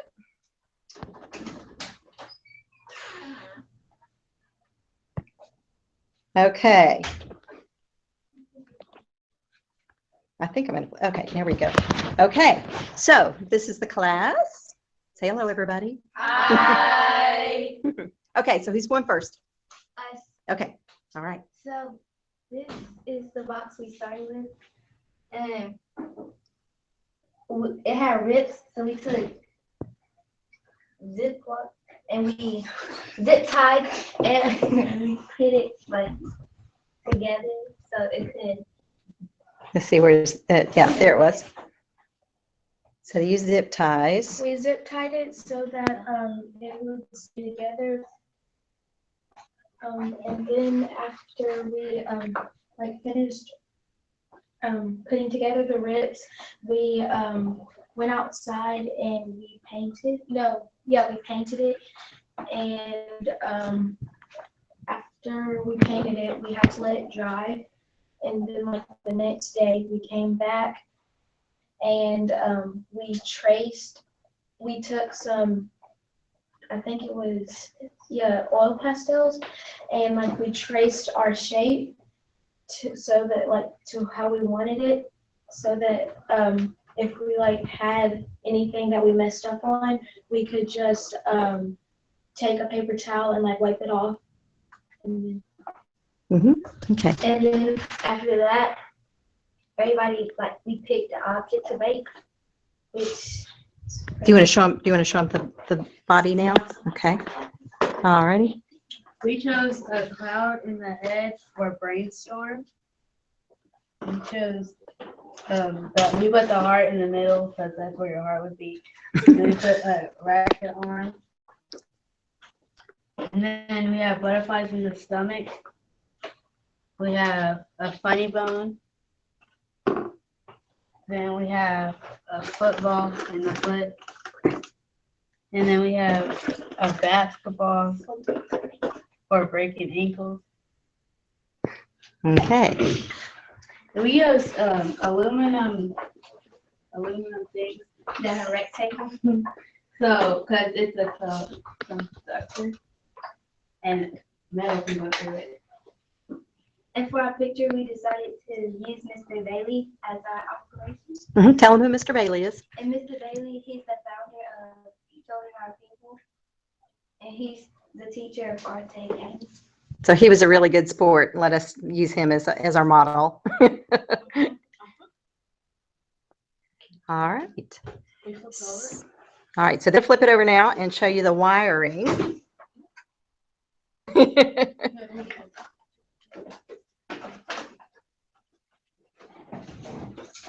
if you flip it over, here's where all the magic happens. The wire. Okay, so right now we have a closed circuit, which means if I put it in the metal tongs right here, this light right here, which is the nose, it would light up to glow like you would in a real operation game. It's a closed circuit because everything is connected together. If it was an open circuit, it would have like an open part, like right here, for an example. These two, they wouldn't be connected, so it would be a open circuit. So we didn't get to play this for our fun day of play, which was last Saturday, because when we were first trying to make him, we didn't have a full circuit. We had it towards the middle, and that was a open circuit, which wasn't able to work. So yesterday when we were working on this, we had a copper wire. Let me show you guys. We had a copper wire like this with no insulation on it, and it didn't work because the electricity going through, it would just like shoot out. Like the insulation would keep it in, it would shoot out, and so it wouldn't be able to make a full closed circuit. That's right. And so we had to get like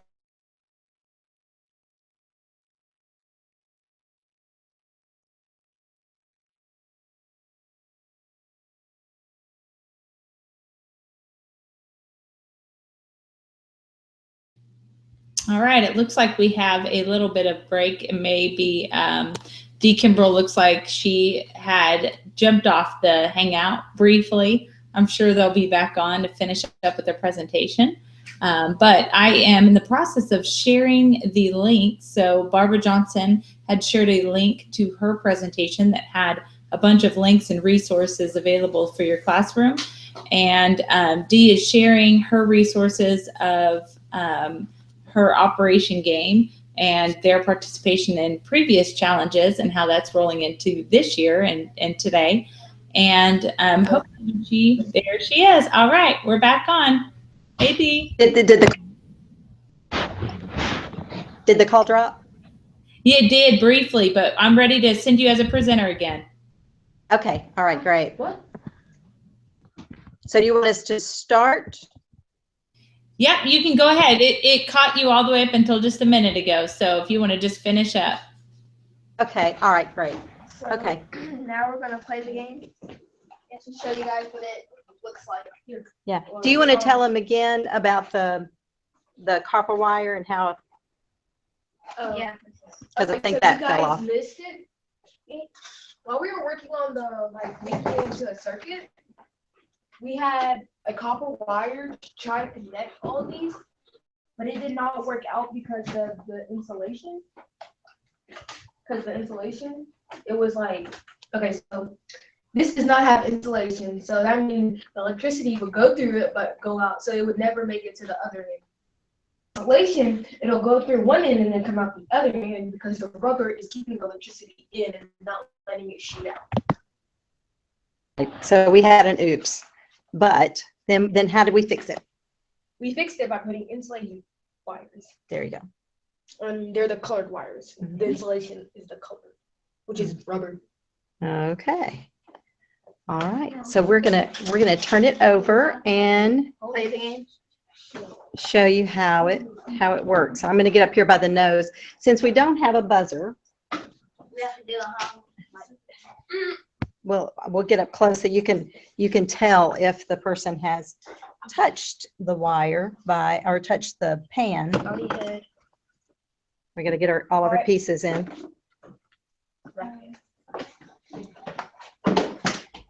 So let's go first. I'll play first. Okay. Alexi's playing first. All right, Lexi's gonna play. All right, Lexi. We're gonna zero in on the nose here so we can see. Yeah, let's turn wire. And you can put the flash on. What about that wire that was just disconnected? Oh no, that's too dark. Turn it back on. How about the flashlight on this? Just go ahead and try it. Go ahead and try it and see. Oh, All right, so we'll see if it's.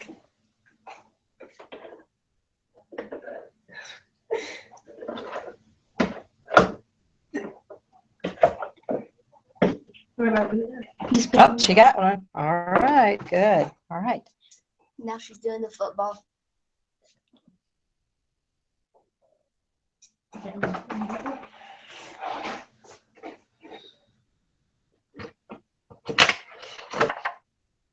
Oh, she got the tennis. All right.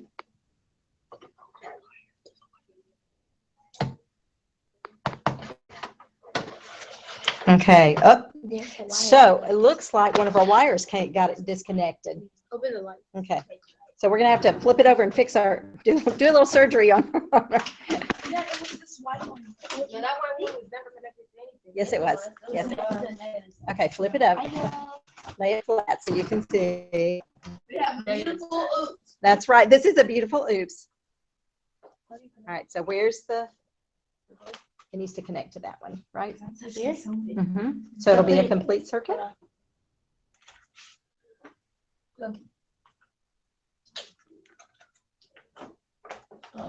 Okay, try it out. Is it working? Good dog. Right, right.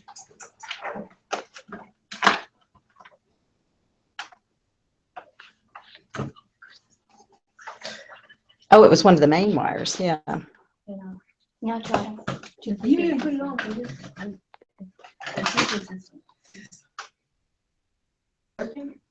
Dixie did it. Yeah, it's working now. It's this one.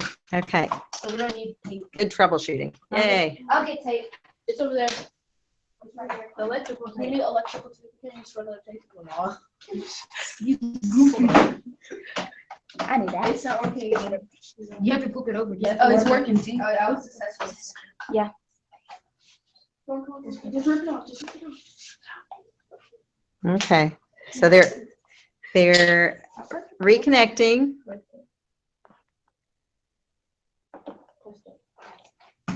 Wait, it's not gonna stay on, is it? It's working. Hold on.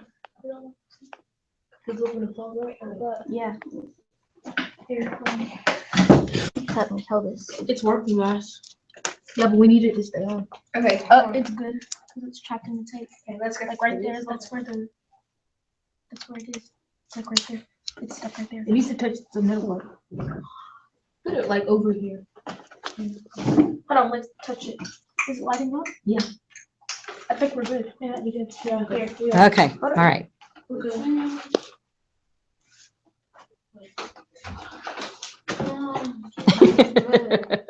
It's great. Oh, it's great. This is awesome. All right. So you, Okay, now we can try it. now you can try it again. Don't- Okay, close that light and open It's working. All right. So we're going to try it again.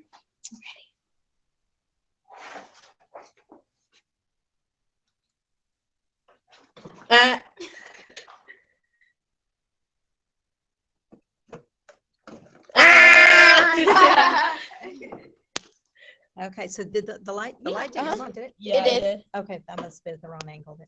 Try it again so we can see. Wait, guys. Did you see it? Oh, it's over here. I'll bring it over a little bit. All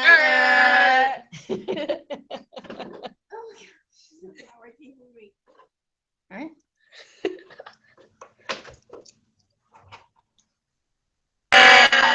Okay. I want to try. Okay, so one of the websites that we consulted said that sometimes, like for smaller children, that it might be too difficult because the whole pan is conductive. So they suggested putting like a piece of paper or cardboard or something on the very bottom, so that if they touch the edge, then it would light up. But with, oh, there was a little flash. With older students. You guys scared me. Feel the pressure. There is much pressure. Oh, she got it. Good. Okay, one more. Okay, Can she do it? Dun, dun, dun, dun. Oh, Dang, I that one's thought so it easy. That one, because it's lifted up. Okay, so they can't see a whole lot with the light off. We need to turn the light back on so we can. We'll just yell when we see it. Okay, they'll help out with the light.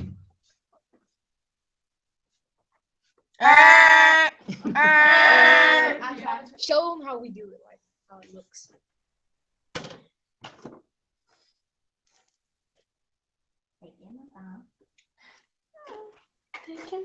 Oh, so she got it. Yeah. Oh, I'm gonna after opinion if she gets it.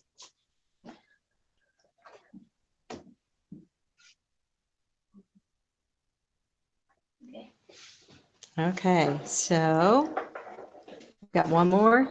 Who's watching the light so you can make the buzzer?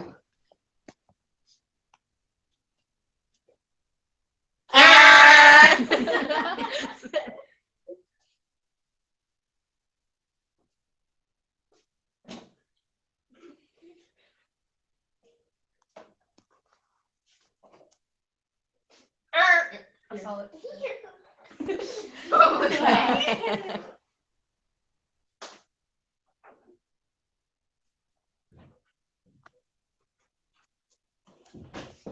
Two more. All right, Three. someone's got it. Oh. I knew.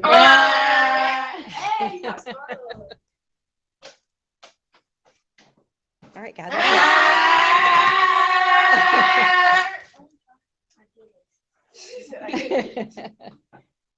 Okay.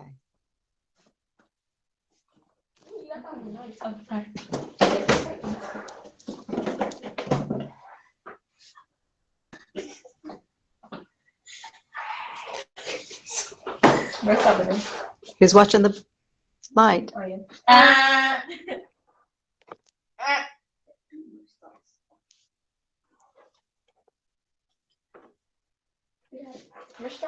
right. Yes, Okay. Savage. One last one. What? Football. Samantha's great at this game. She thinks. I saw it.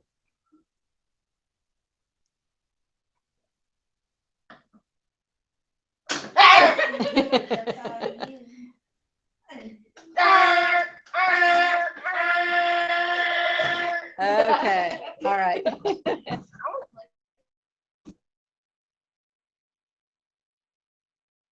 So let's answer some questions. Around. Still here? Okay. Alex, excuse me now. So, we're gonna let's see.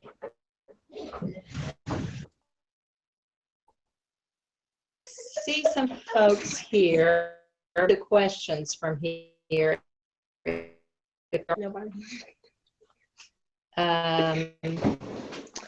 Questions are open. Jamie, did you have it? Was there any questions? All right. Well, we actually don't have any questions going on right now. A lot of it has been not happening on YouTube just because they were blocked at schools.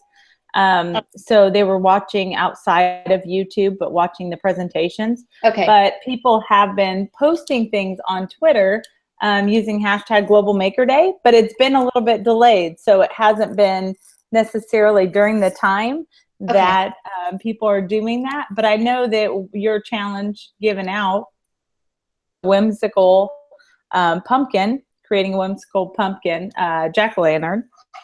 And so I don't see that yet, but I'm guessing that one takes a little while to get that one going, because it does take, you know, they're not usually posting things. They're usually posting it after the presenter's already gone, because it takes them a little while. Sure. But, you know, I think that some of the things that I would say that you're going to run into with something like this is teachers don't really know where to begin. Like, where do they start in incorporating something like this for students? And was it your students that led the challenge to want to do this, or was it you? It was, well, the challenge, I'm an Imagination Foundation leader for the Imagination Foundation.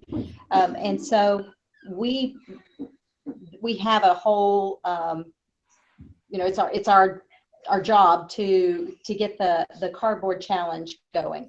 So we've had, with Children Are People, I've been working with them, and we have our day on Saturday that we came and we played each other's game. Like we had kindergarten, first, second, third, fourth, and fifth. In middle school and high school, they had different games, and ours were all community leaders. So we had the EMP, and the kindergarten and first grade class, they had the firefighters, and then fourth and fifth grade, they had military. Coast Guard. What did the second and third grade?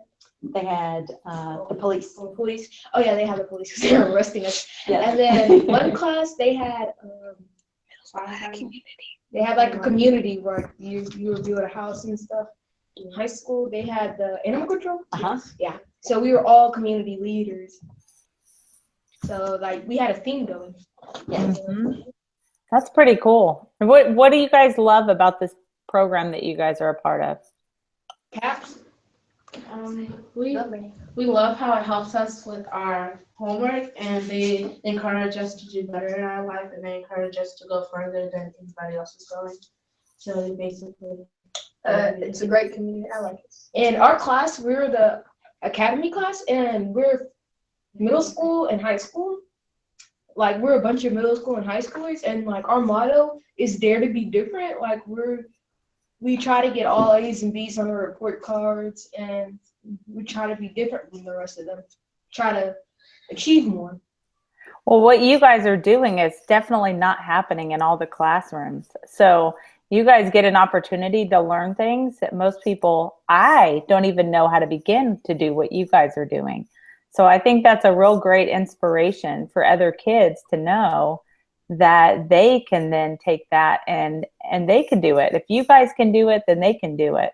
I think it would be great to have these resources out there for other classrooms so that they can try to improve on it too and learn from it. And I see Matthew jumping in. Matthew, you probably have some things to mention as well.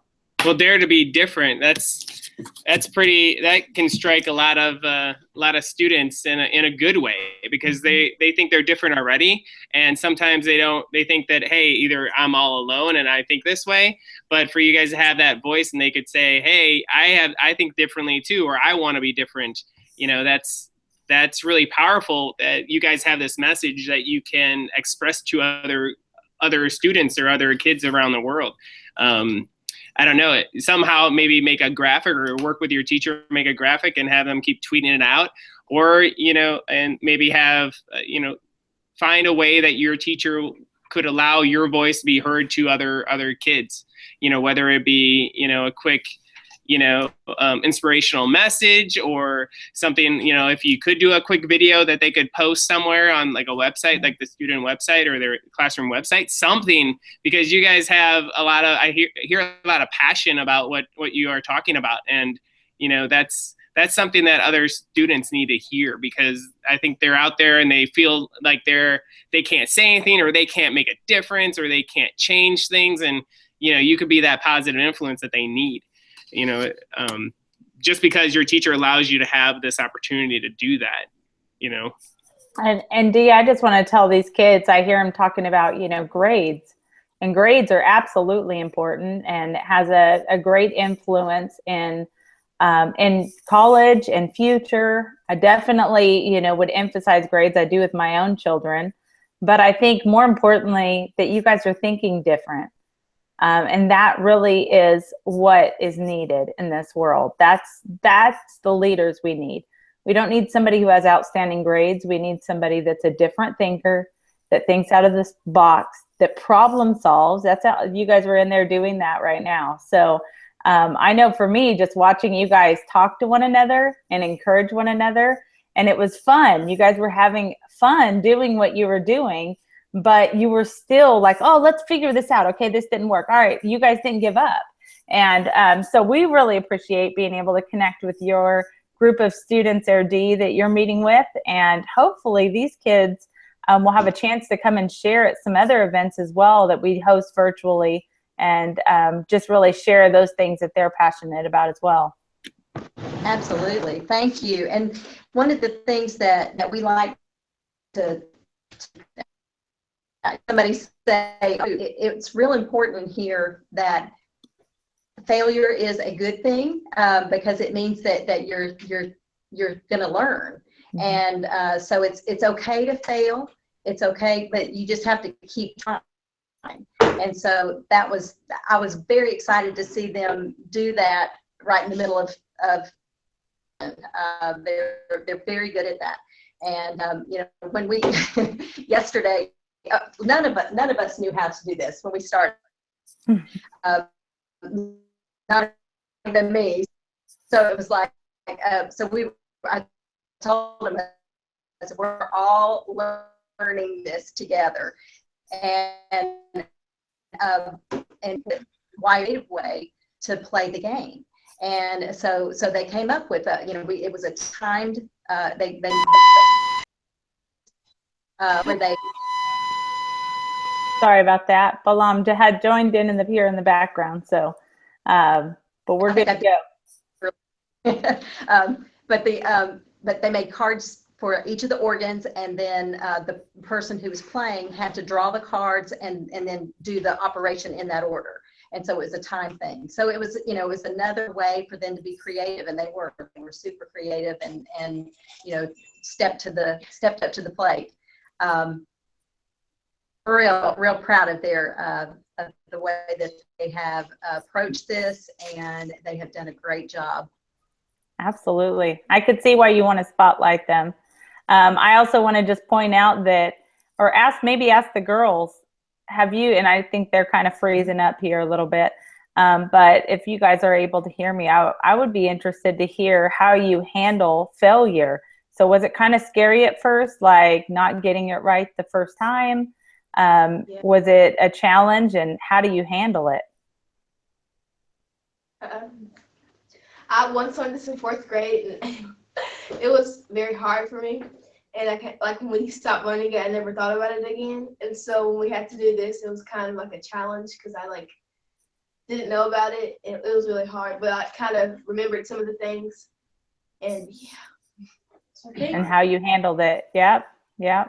We all thought positively, and I think the positivity that we had in our minds, it's okay, we failed at this, but I think we can recover our failure and not just leave okay, well, we failed, let's just do something else. We didn't do that.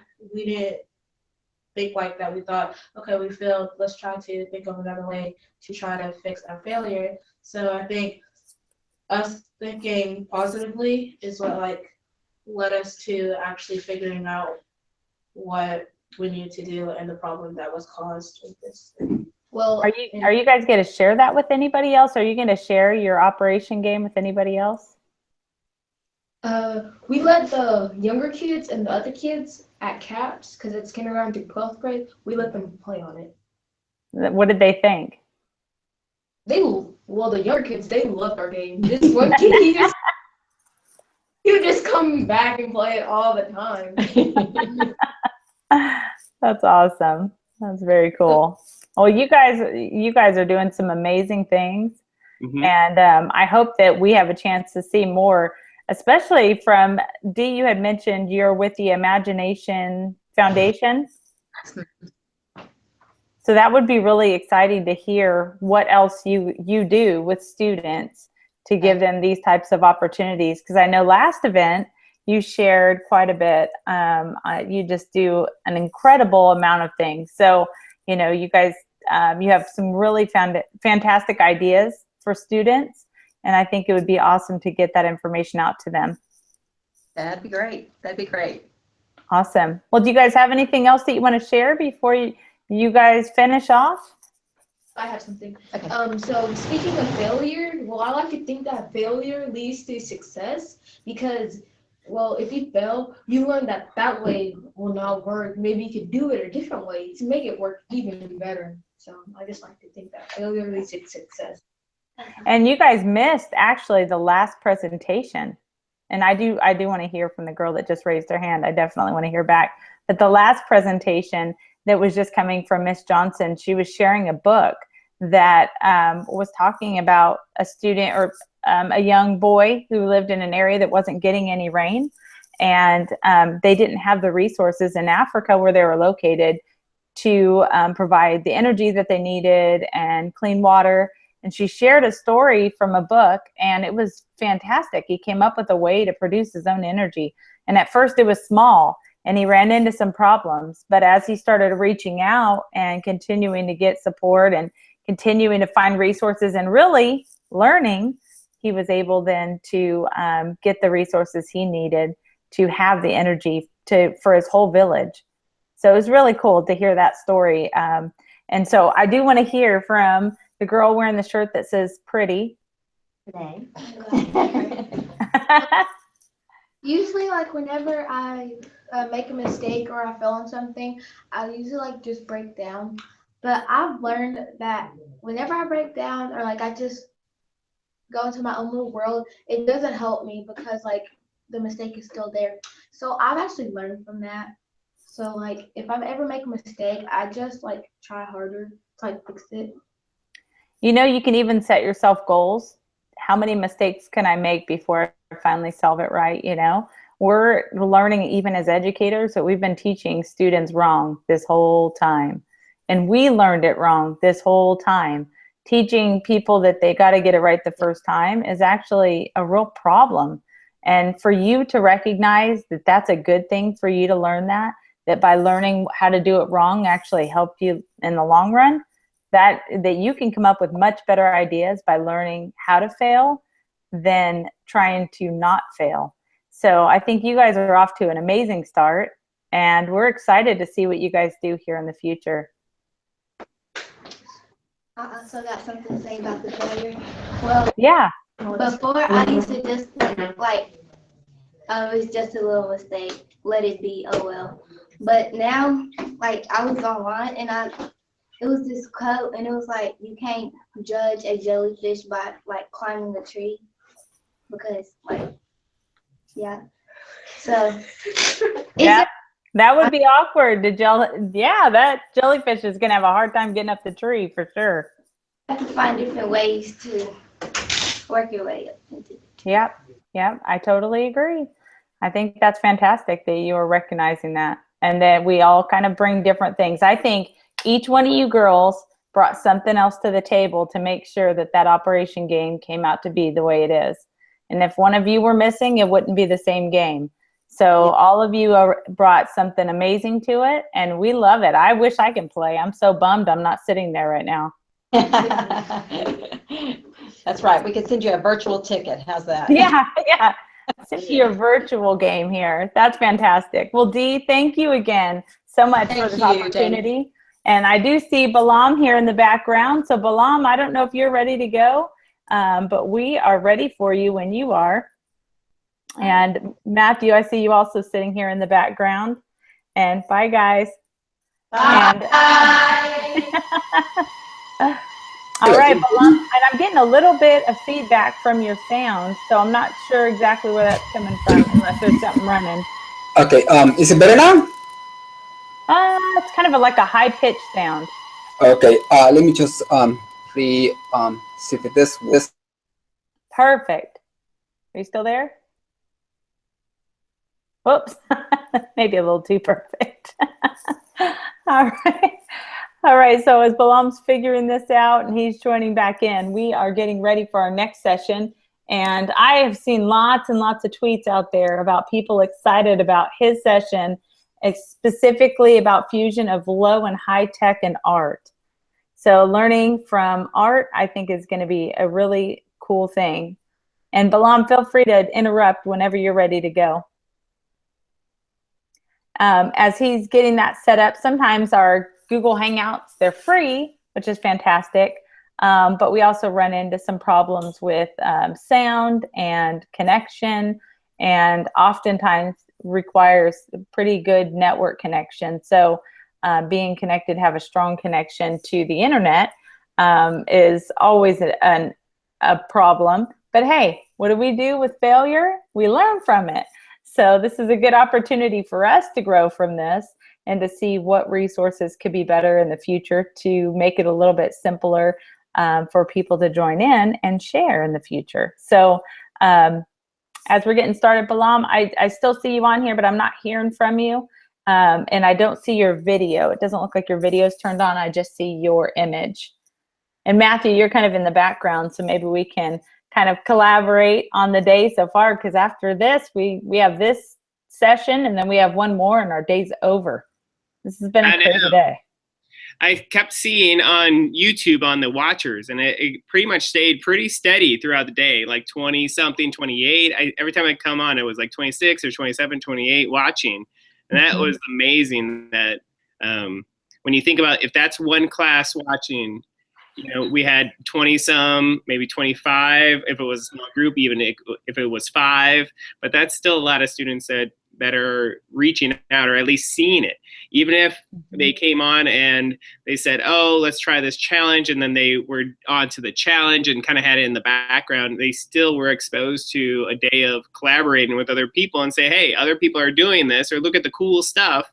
And I bet you know, 90% of them probably looked at their teacher and say, I want to do that, you know, and I want to learn that way. And so maybe it was hopefully it was an eye opener to some of those educators that, hey, I can do it with the class because look, they're doing it.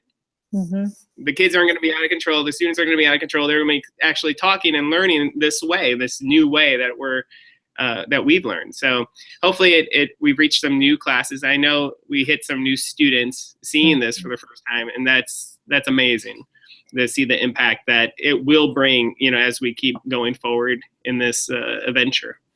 That's right. I think that definitely seeing the excitement, enthusiasm of these students in making and having the opportunity to make is pretty awesome. I hope it continues to grow. And I'm excited that Balam is here with us because he is bringing an insight into art. So as of all of these sessions, so far, he's the only one that's sharing on art and incorporating that, because that is, you know, STEM went from STEM to STEAM, recognizing the significance of art and bringing that in. So I'm excited to hear from you, Balam, and we will be here in the background available to support you. But how is your sound doing? We're not quite hearing you yet. We do see your video.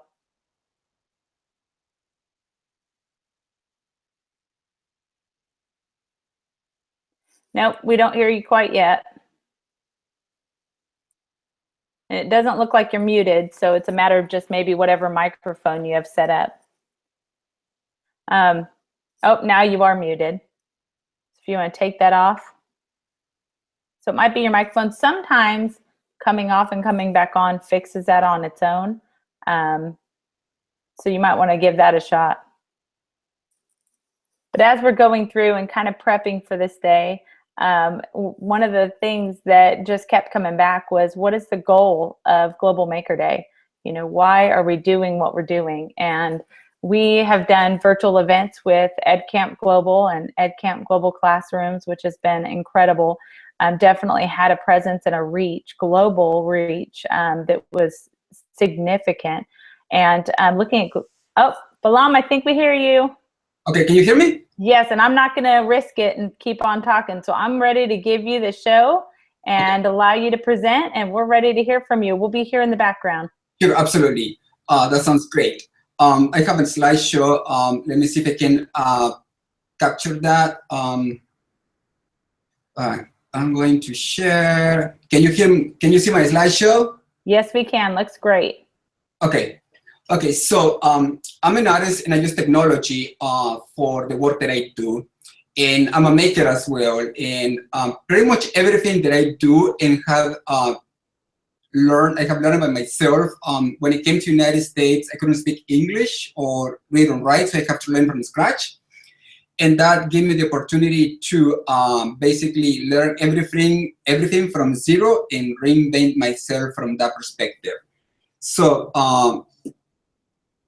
once I was able to understand how the high tech works, and I'm indigenous, I'm a native and Mayan, and I come from a native culture. So for us to make things, it's something that is very much embedded into the culture, but not just that, also the idea of kind of like open source technologies where you make something and then you share it.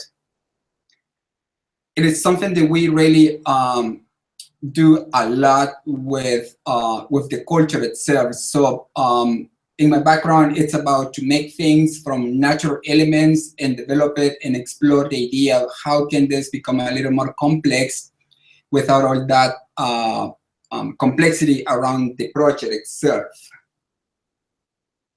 Can you hear me? Yes, yes, I can hear you. we can hear you great. Okay, excellent. I grew up in Guatemala and I was a painter. So when I moved to the United States, I was exposed to technology and I kept painting. I remember that my first computer, my sister-in-law, she bought a new laptop, so she gave me her old computer, which has very old, and I had it in my studio and I have no idea like how to use that computer at all. And it took me like 6 months to figure out how to use it and how to put it together. And everything was thanks to the library. I went to the library and checked out books about computing, and that inspired me to put the whole computer together.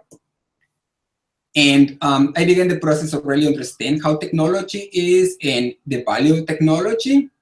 And at some point, I started thinking about this idea of mixing art and technology together. There could be some sort of the future. So I began to do some research and learn more about technology and computing itself.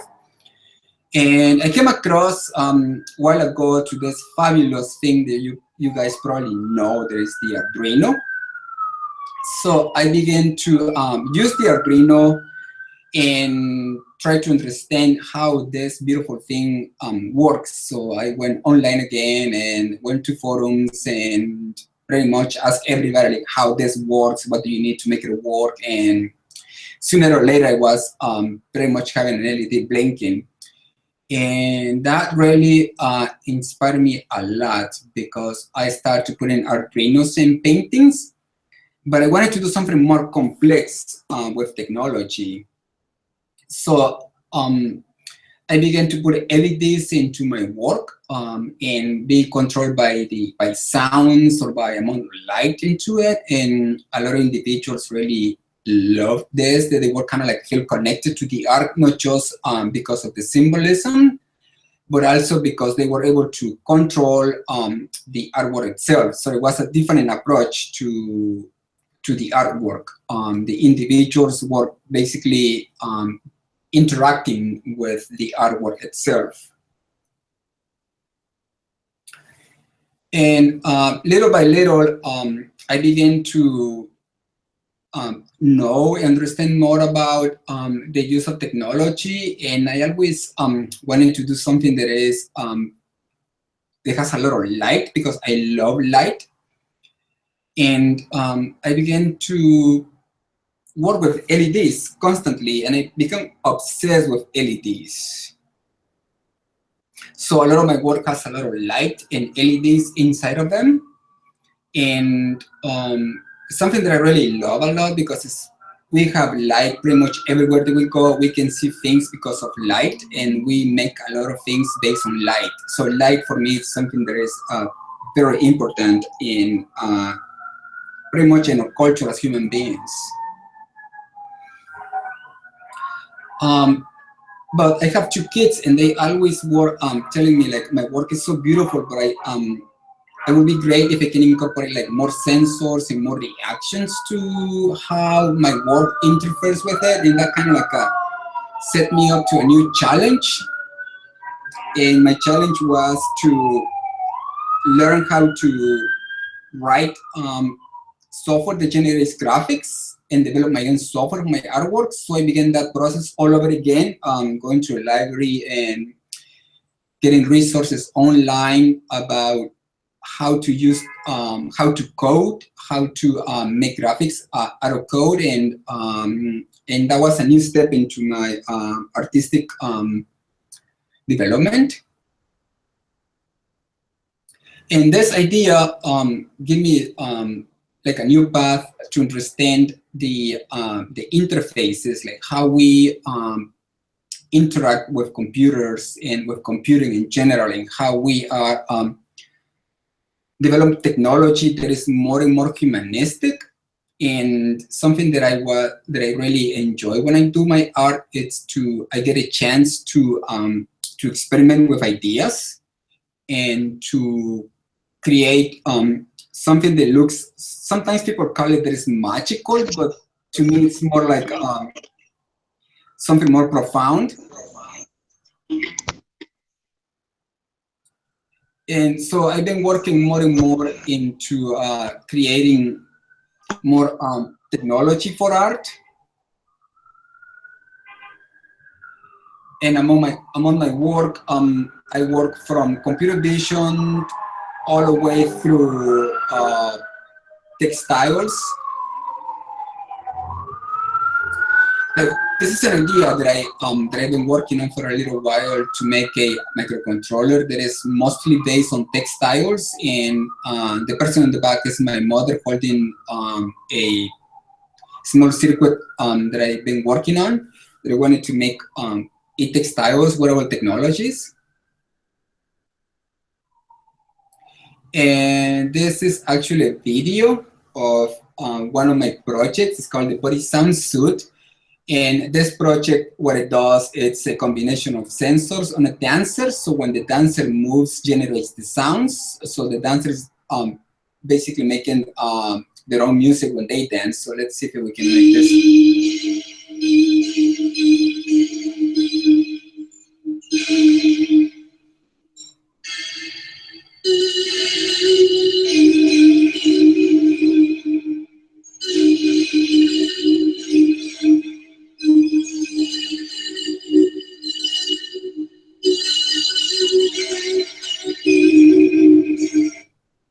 So in this artwork, it's basically the dancer is making all the sounds that you hear, and the dancer, when it moves, sending information, and that information is translated into graphics and obviously sounds. And here is another of my artworks, and actually the person that made this video is my daughter. She was 16 years old at the time, and it's an experimental instrument, and let's see.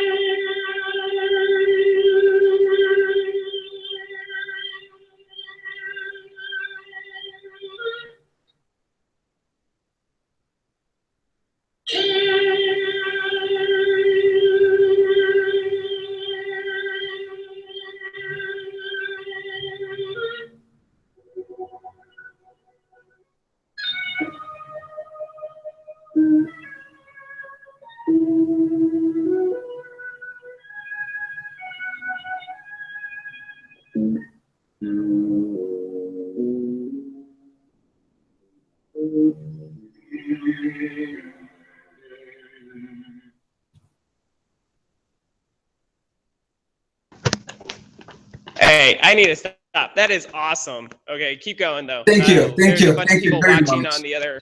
I agree. Incredible. Thank you, thank you. And this is another video of another artwork. Let's see if we can get it playing. This is called The Cube. And this artwork, it's about how we can use objects.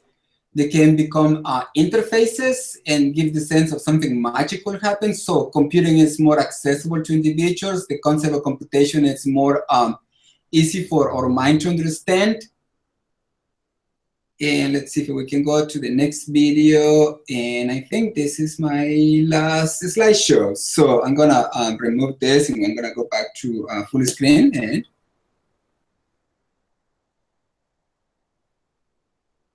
And now it looks quite interesting. Can you guys hear me? Yeah, you're still you're still sharing your screen. If you want to come off that, hopefully that will. Yep. Let me see if I can. There we go. I know it's hard to find when it looks like that. I know.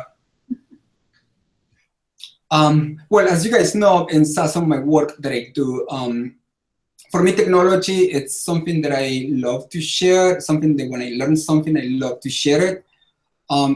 Projects that I have developed here in Connecticut and outside Connecticut, it's been from e-textiles all the way through interactive murals. Like, I have this board that I developed, and basically this was for a interactive mural that I did with the educational system of the school. The whole point was to bring students to how to code and how to use technology to make an artwork. And I designed this board so it's going to be extremely easy for them to program. And my whole idea is that I have to teach like 5 of them how to code. And then during the whole process of the project, the ones to learn how to code, they were teaching the other students how to code, and actually went real well. They were able to understand the coding very well, able to explain and implement, and that really gave me like a new sense about how art and technology is, because in my own perspective, since we are using technology, we're more open to share ideas with others. Like if you use a traditional medium, like for example, a painting, it's pretty much up to one single artist to develop their own techniques, and it takes a little bit of time to share that idea to others. While if we have code, we have developed, we can put that online, somebody else can download the code and work on it or improve it. So the whole idea of sharing, it's something that with new media art, it really, it's very approachable, because we are pretty much into the sense of the more that we share, the more the technology we are developing. So the more tools that we're creating by sharing, which is something quite interesting. Here is another project this is more kind of like my own ideas. The idea of interactive jewelry. It's just a prototype, but and then I also have this other one, which it's a bracelet. Let's see if we can add the battery to it. And it's the same idea. It's textiles based on electronics. So it's quite simple, but it's kind of, it's pretty easy to make, and it's mostly textiles. And it's made with low-tech and high-tech fusion. And here is another one, which again, it's there are concepts that I have, how to incorporate technology and everyday objects, so we have access to gather information and use it. Like for example, if there's somebody that has problems to open the doors, this can be embedded on their cloth. So it has a touch sensor. When this person, let's say this is the, here is a touch sensor, somebody touches this section, opens the door for them. So how to create technology nowadays, the fact that the maker movement is pretty much all over the world, and we have access to tools and to knowledge, we can pretty much change the world without using that much money. As we had idea in the past that we have to have so much money to change the world. Right now, we can change the world by sharing ideas and working in projects. And one of the other things I'd like to show you guys, it's that I'm working, basically this is a prototype of my, making my own Arduino from scratch. So the Arduino, it's basically this board. but I have an idea. So I want to make something from scratch and have a new approach for something that is a little bit more friendly for the artists to use and incorporate technology in their artwork, because I usually get a lot of questions they keep asking me, is like, how do you do to incorporate technology into an artwork? And there are so many ways, but I think perhaps the best way is to give them access to the tools so they can pretty much start learning by themselves how to use technology in art. I don't know if you guys have questions I would love to answer.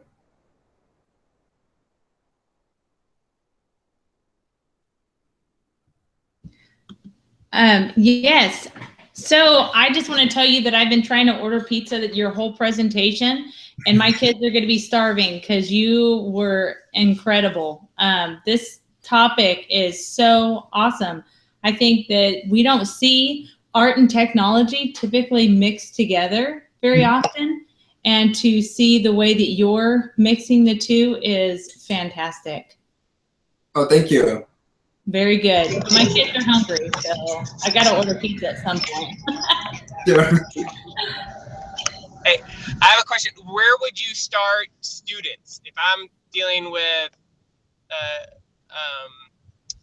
I guess if I get the technology needed in the classroom, either in a lab or on a device, I guess what would you recommend them starting with, or how would you get, even if it's elementary, how would you think that they should start?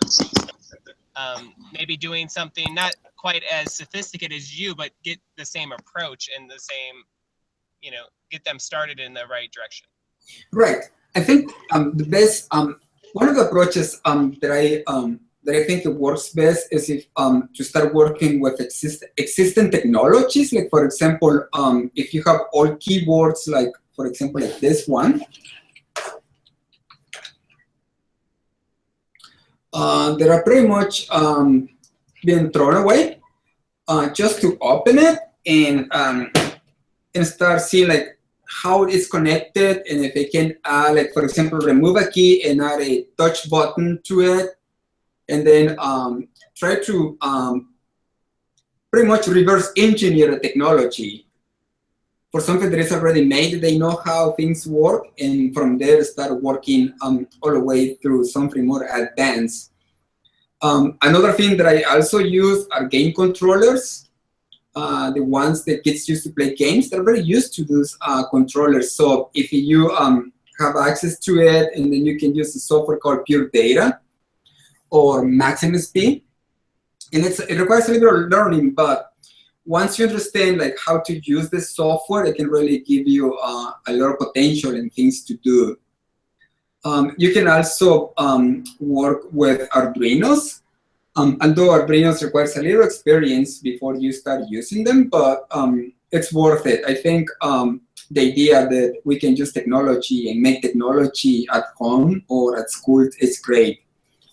And one of the things that I really agree with the previous person who was presenting, it's the sense that every time that I have a project, I would say like I make like hundreds of mistakes, and that doesn't really stop me to keep working on the project, because the more mistakes that I make, the more that I learn from them.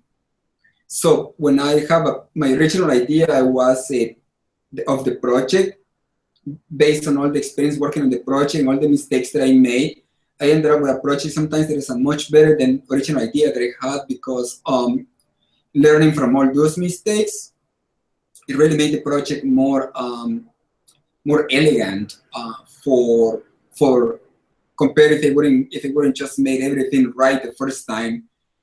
I would probably wouldn't know or understand things as projects. Thus, when you develop something, when you work on something and then you make a lot of mistakes, you can take those mistakes, and instead of making something negative, make it into something positive that was part of the learning process.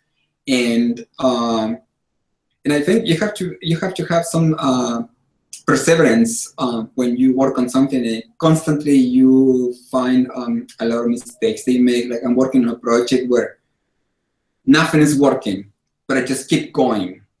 And then one day I know that I'm gonna make this work, and that's going to be like, oh, the problem was so simple because I probably forgot to plug it to the electricity. But all this kind of experiences, it really increases your knowledge. And I think the more that you know, the better the better your projects are.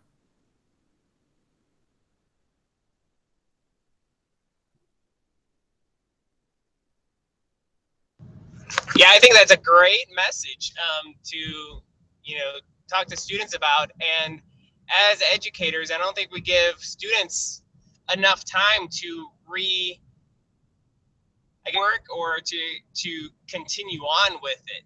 A lot of times, I think they give projects, or educators in general just give projects out, and then they turn it in, and then it's graded, and then it's done.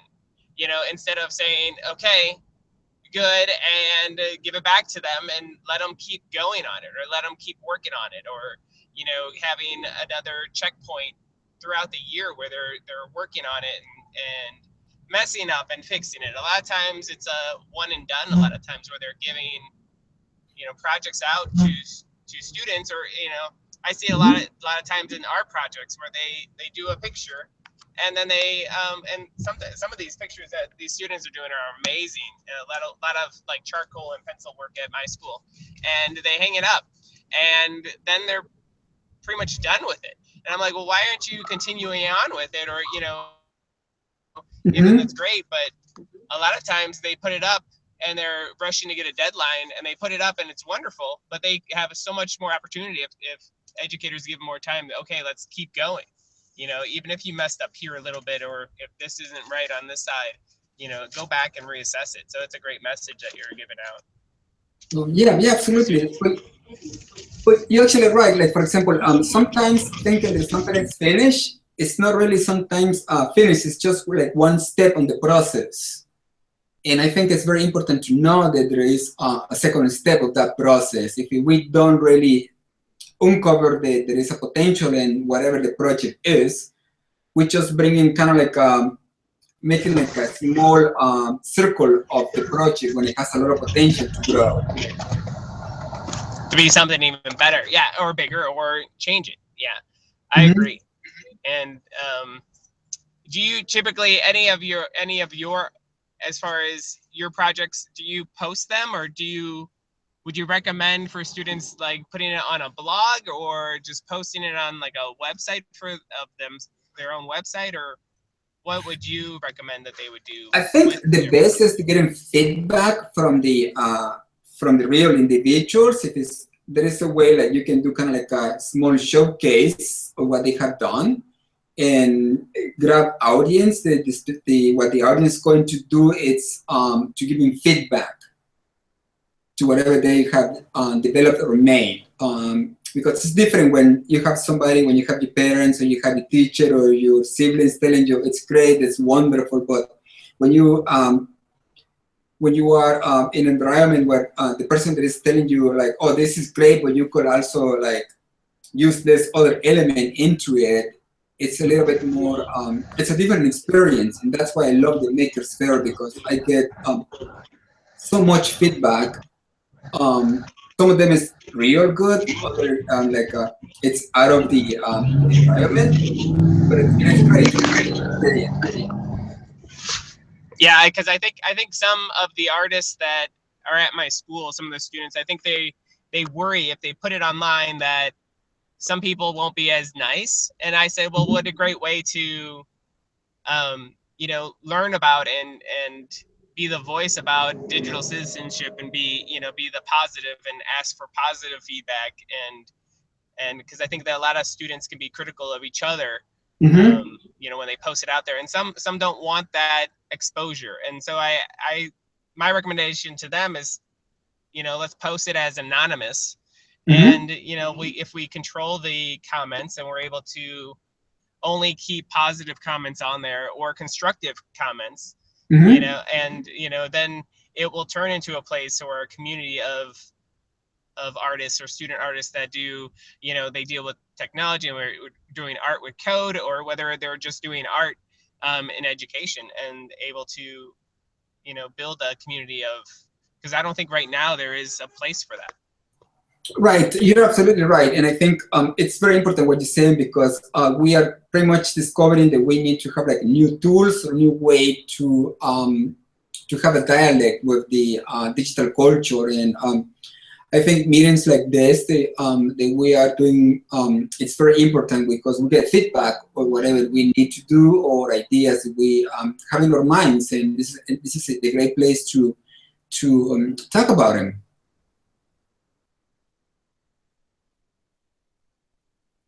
Well, I think that your conversation here, Balam, is just really amazing. I think that we need to see this a lot more often. I hope that you meet with classroom teachers often. I hope that this is something that you are sharing with other educators. Is that a norm for you?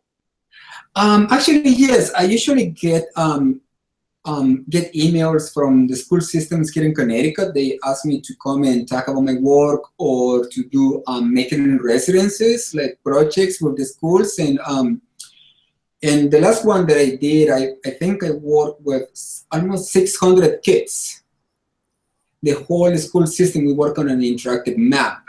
And the day that we presented that map, it was absolutely amazing to see how the kids react to. They were so proud to what they did, and it was an amazing experience for them and for myself too. Wow, that sounds fantastic. Do you have a blog or something that we can share out so that other people can see what you do? Sure. You can go to Balam, that's BALAM.io, that will be my website, and you can see my works and my CV and other information about my works. Yes, definitely. We will share that out because this is fantastic. Me and Matthew are just kind of blown away just because working in instructional technology, we know the challenges that teachers face, but this is so enticing for students and so perfect to fit hand in hand with curriculum. So I love it. I'm loving this session and I'm blown away. So thank you so much. I don't know how we came across you, Balam, but we are super thankful that you were here for Global Maker Day. Thank you very much. Thank you. All right, and we are ready to move on to our next session, our very last Global Maker Day session for 2016. And this is going to be with Valerie Lewis, and she is going to share a project that she worked on this year with Ed Obstacles, and it is going to be awesome. So Valerie, if you're there, we're right about 5:30. I'm going to make you the presenter. Hopefully we can hear your sound okay. Oh, we can't hear you, and I don't see you muted. So sometimes that means just hop off and come back on. For some reason, that's been happening a lot today. Yeah. All right, so I'm going to go ahead and just share that was one heck of a session, wasn't it, Matthew? That was unreal.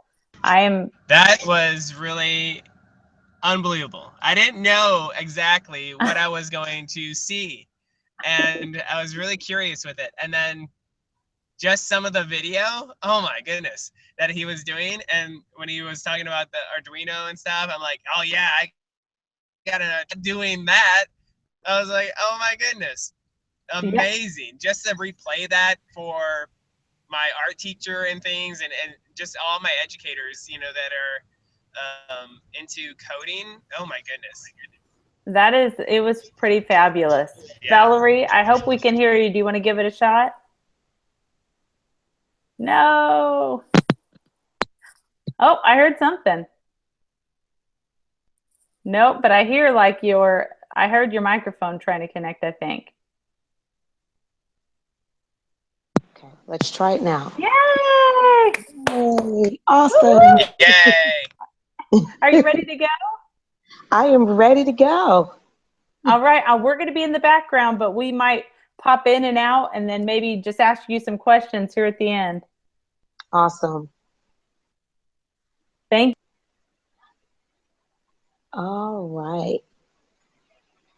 Well, good afternoon, everyone. I am Valerie Lewis, and I am the founder and CEO, so to speak, of Ed Obstacles. And so you may be saying, what is Ed Obstacles and what are we getting into with this?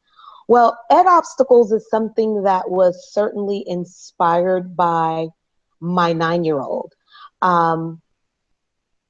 His love for American Ninja Warrior, let me not just say his love, his obsession with American Ninja Warriors led me to believe that there must clearly be something in this whole 9-year-old boy leaping off of things that has to catch in education.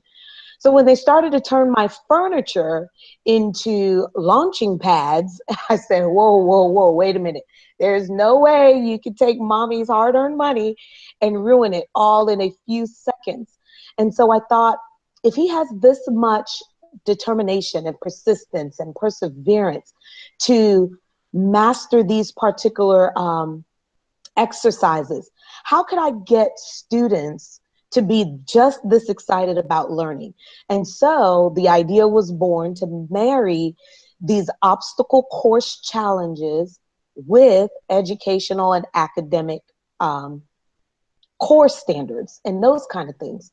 And so we pretty much figured that the child is going to be immersed physically and mentally in this activity or this obstacle course. Learning comes from all core subject areas. There is a learning component that is not just social, but also builds those teamwork skills. And of course, out of all of this, we want the students to have fun and build confidence. So this idea came to mind, and then of course I said, now it's great that I've got this nice idea. What do I do with it? And I figured I need to figure out a way to get this launched, to get this into not just the hands of teachers, but students everywhere. And so with that, and I am going to switch screens really quickly and just let me know if you can hear this. My name is Valerie Lewis, and I'm a Georgia educator. What's my big EDU idea? It's to put a twist on learning. What does that look like? Yeah, I can hear it. Coming. Perfect. What is that obstacle course? Well, think about Double Dare meets Minute to Win It meets Wipeout meets Amazing Race meets American Ninja Warrior. All of that in a big open area for students, families, parents, teachers, administrators, districts. We need to shake things up and shake things up. The classroom is just too plain boring. Charlie Brown's teacher, womp, womp, womp, womp, womp. That's outdated. We need to get our kids activated, collaborating, thinking in ways that they did not think possible before, digging deeper into their interests and their pleasures. Ed Obstacle Course 2016.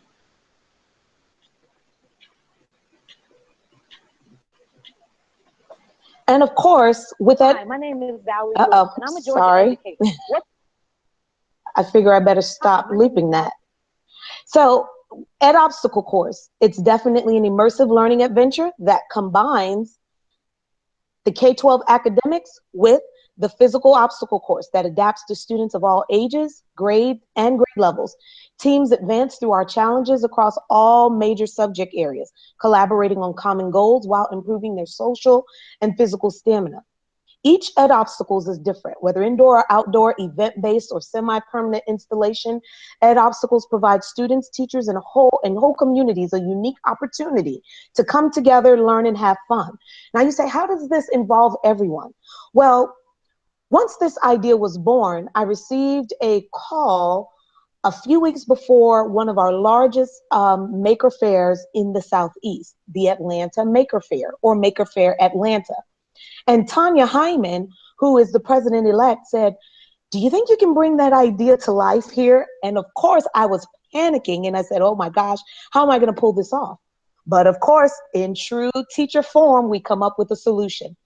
I decided that this was going to be a project-based learning task. And so I found a couple of classes with 9th grade and mixed grade level students. And I pitched to them this idea of designing an obstacle course. But it was more than just an obstacle course of physical activities where you would run, jump, crawl, spin, leap, and then finish at the finish line. The challenge was they needed to think about the age level that they were targeting. They needed to think about a subject area, and they needed to marry all of that. So it needed to be physical, but it also needed to be academic. And so today I am coming to students that are watching, classrooms that are joining us for this Global Maker Day, and I am going to ask you to think about an activity right here, right now, that you can design. Think about what grade level will it be appropriate for. So when we launched our first Ed Obstacles, just these past, it's been about 3 weeks now, on October 1st and October 2nd, we launched it for grades kindergarten through 6th grade.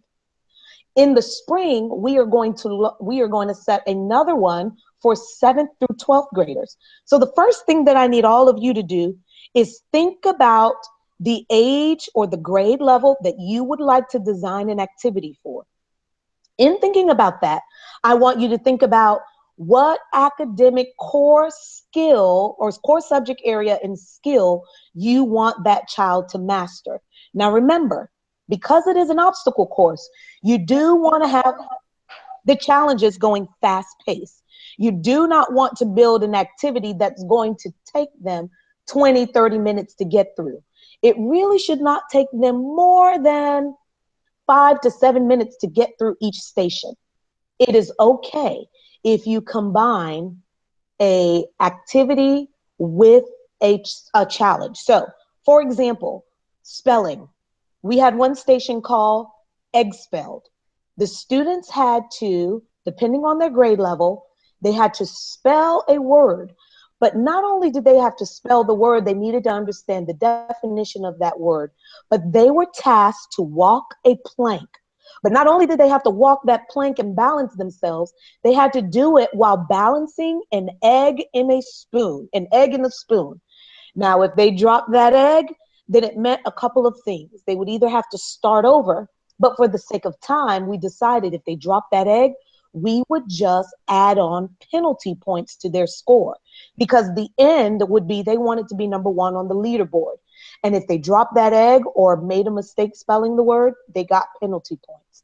So what I'm going to do at this moment is, while you are gathering around with your peers and your colleagues, teachers, if you're watching, I want you to think about an idea that you could possibly send to me, tag me on it at IamVLewis via your Twitter, or you can send it to Valerie.Lewis@edobstacles.com.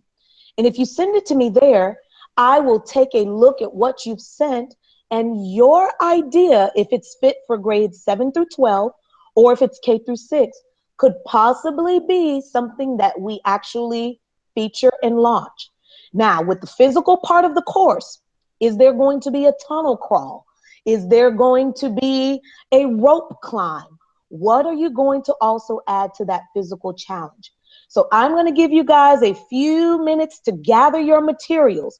You can sketch this out on paper. You can draw it on the whiteboard. You can do it digitally through a PowerPoint.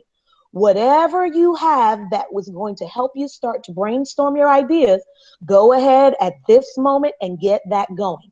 And while you're getting that going, I'm going to show you a really short clip of what we did for Ed Obstacles these past 2 weeks on October 1st and October 2nd. That might help to spurn a little bit better an idea of what you might create.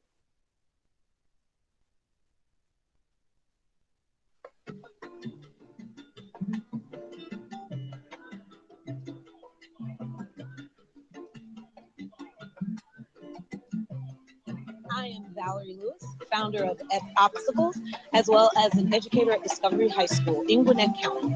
Ed Obstacles is an immersive learning experience. So this is designed to transform how teaching and learning happens. So we take educational challenges and group them with physical challenges in order to build collaboration between students, teamwork, and then where it goes from there is magical. Well, the student involvement was 100%. They actually designed the courses, they designed the challenges and the activities. It started off in their classrooms as a project-based, also known as PPL, project, a learning experience where they had to come up, they had to figure out price points, materials, who their audience was. They had to differentiate the skill levels based on the age or grade levels. So it was truly, truly, truly a lot of work that was really well done by the students. The joy of it is that it went beyond the classroom, and now they get to see this very thing that was just simply a PowerPoint slide come to life. We all created our own obstacle courses for K through 6th graders, and it was a lot of fun, honestly, because we all got to learn stuff we didn't know, and those are fun.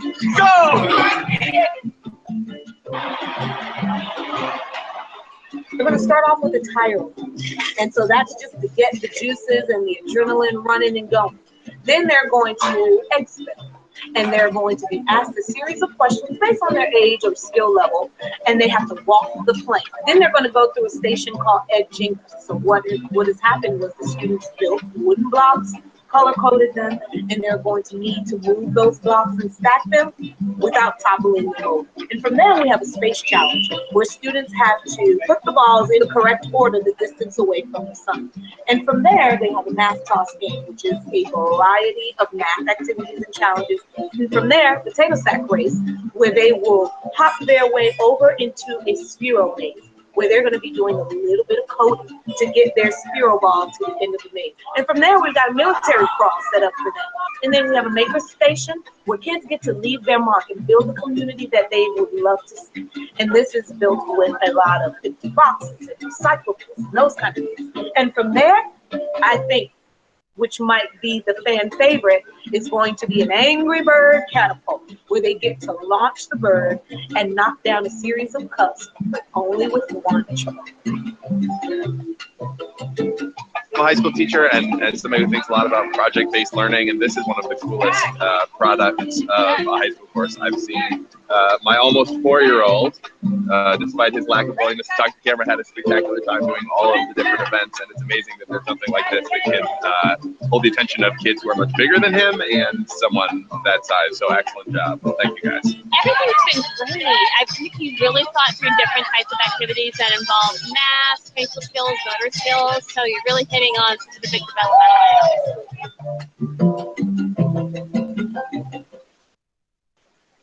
All right, so I hope that you've gathered all your materials by now and everyone is brainstorming. So here on the screen, you can see a little bit of layout here created by our very own Ian Bryan using PowerPoint.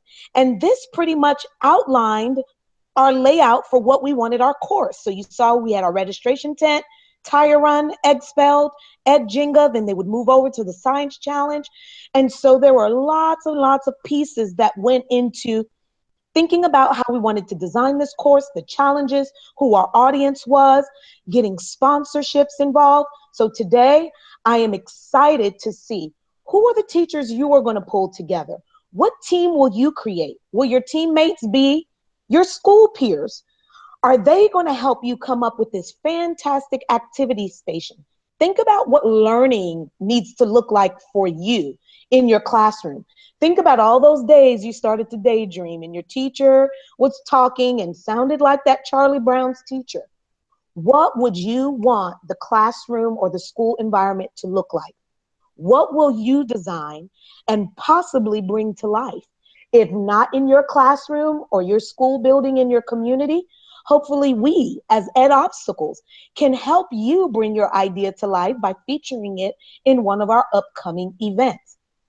So ladies and gentlemen, at this time, I am going to allow you to share. I'm not going to talk much more, but I would love to see what it is that you tweet out. What are you going to put together? Maybe it's just you designing something with toothpicks for now. What does that look like? What skill will you tie with it? So when you thought about the Angry Birds, think about how we thought about physics and science and how students also needed to know math. They only had one try to aim this Angry Bird, and they had to think about the right angle. How far back did they need to pull that slingshot? How much force would be applied upon impact? So those are the kind of things that we really want you to delve deep into and think about. So ladies and gentlemen, if you would love to know more about EdObstacles, here on your screen, you see edobstacles.com is our website where you can visit, and we'll be updating it some more. Or you can email me at valerie.lewis@edobstacles.com, or you can reach me at 404, that's area code 404-919-0813. And of course, I'm on Eastern Standard Time. So if that means anything to you, then you can hit me up during those business hours, or just email me, or you can reach me on Twitter at IamVLewis. So ladies and gentlemen, that is all I have for you in this moment. Hey, Valerie, so I have a few questions about this. We talk about EdObstacles quite often, and I am just overwhelmed and amazed at what you've done and what you've created. And I don't think, has anybody ever done anything like this that you're aware of? Not that I am aware of. As far as I know, we are the first to launch this educational standards, core subject areas with the physical component. So we've seen just a physical obstacle course in action through PE classes and daycare centers, but never one that really delved tied in rigor and those academic skills. I think that brings up a good point, because typically when we're dealing with, even playground equipment, you're not having somebody as an educator creating these types of resources. You're pretty much having people that are, the designers of these playgrounds, but you as an educator and the people that you're working with. And I'm fortunate enough to just be listening to all of it in the background and trying to help support however I can with EdObstacles, because it's so fantastic. Important to bring in those community people, because I think a lot of times in education, one of my pet peeves is that as educators, we're often put in a box. And when you look at other industries seem to know how to collaborate and work together. And unfortunately, when we show up to an event or we show up in the building, we're usually at the bottom of the totem pole. It's like, oh, just the teacher. And I think part of that is because we have learned to try to take control of things and do it by ourselves. And the only times we reach out to businesses is when we want those Chick-fil-A biscuits for Teacher Appreciation Week, or when we want someone to donate something towards a project that we're doing. But what we found is that we truly need to marry these business partnerships and community partners every single day of the week. I'm good. I think that's fantastic. Sorry, I was going to hop off one and hop on another. Sorry, Matthew, go ahead. Go ahead. Oh, okay.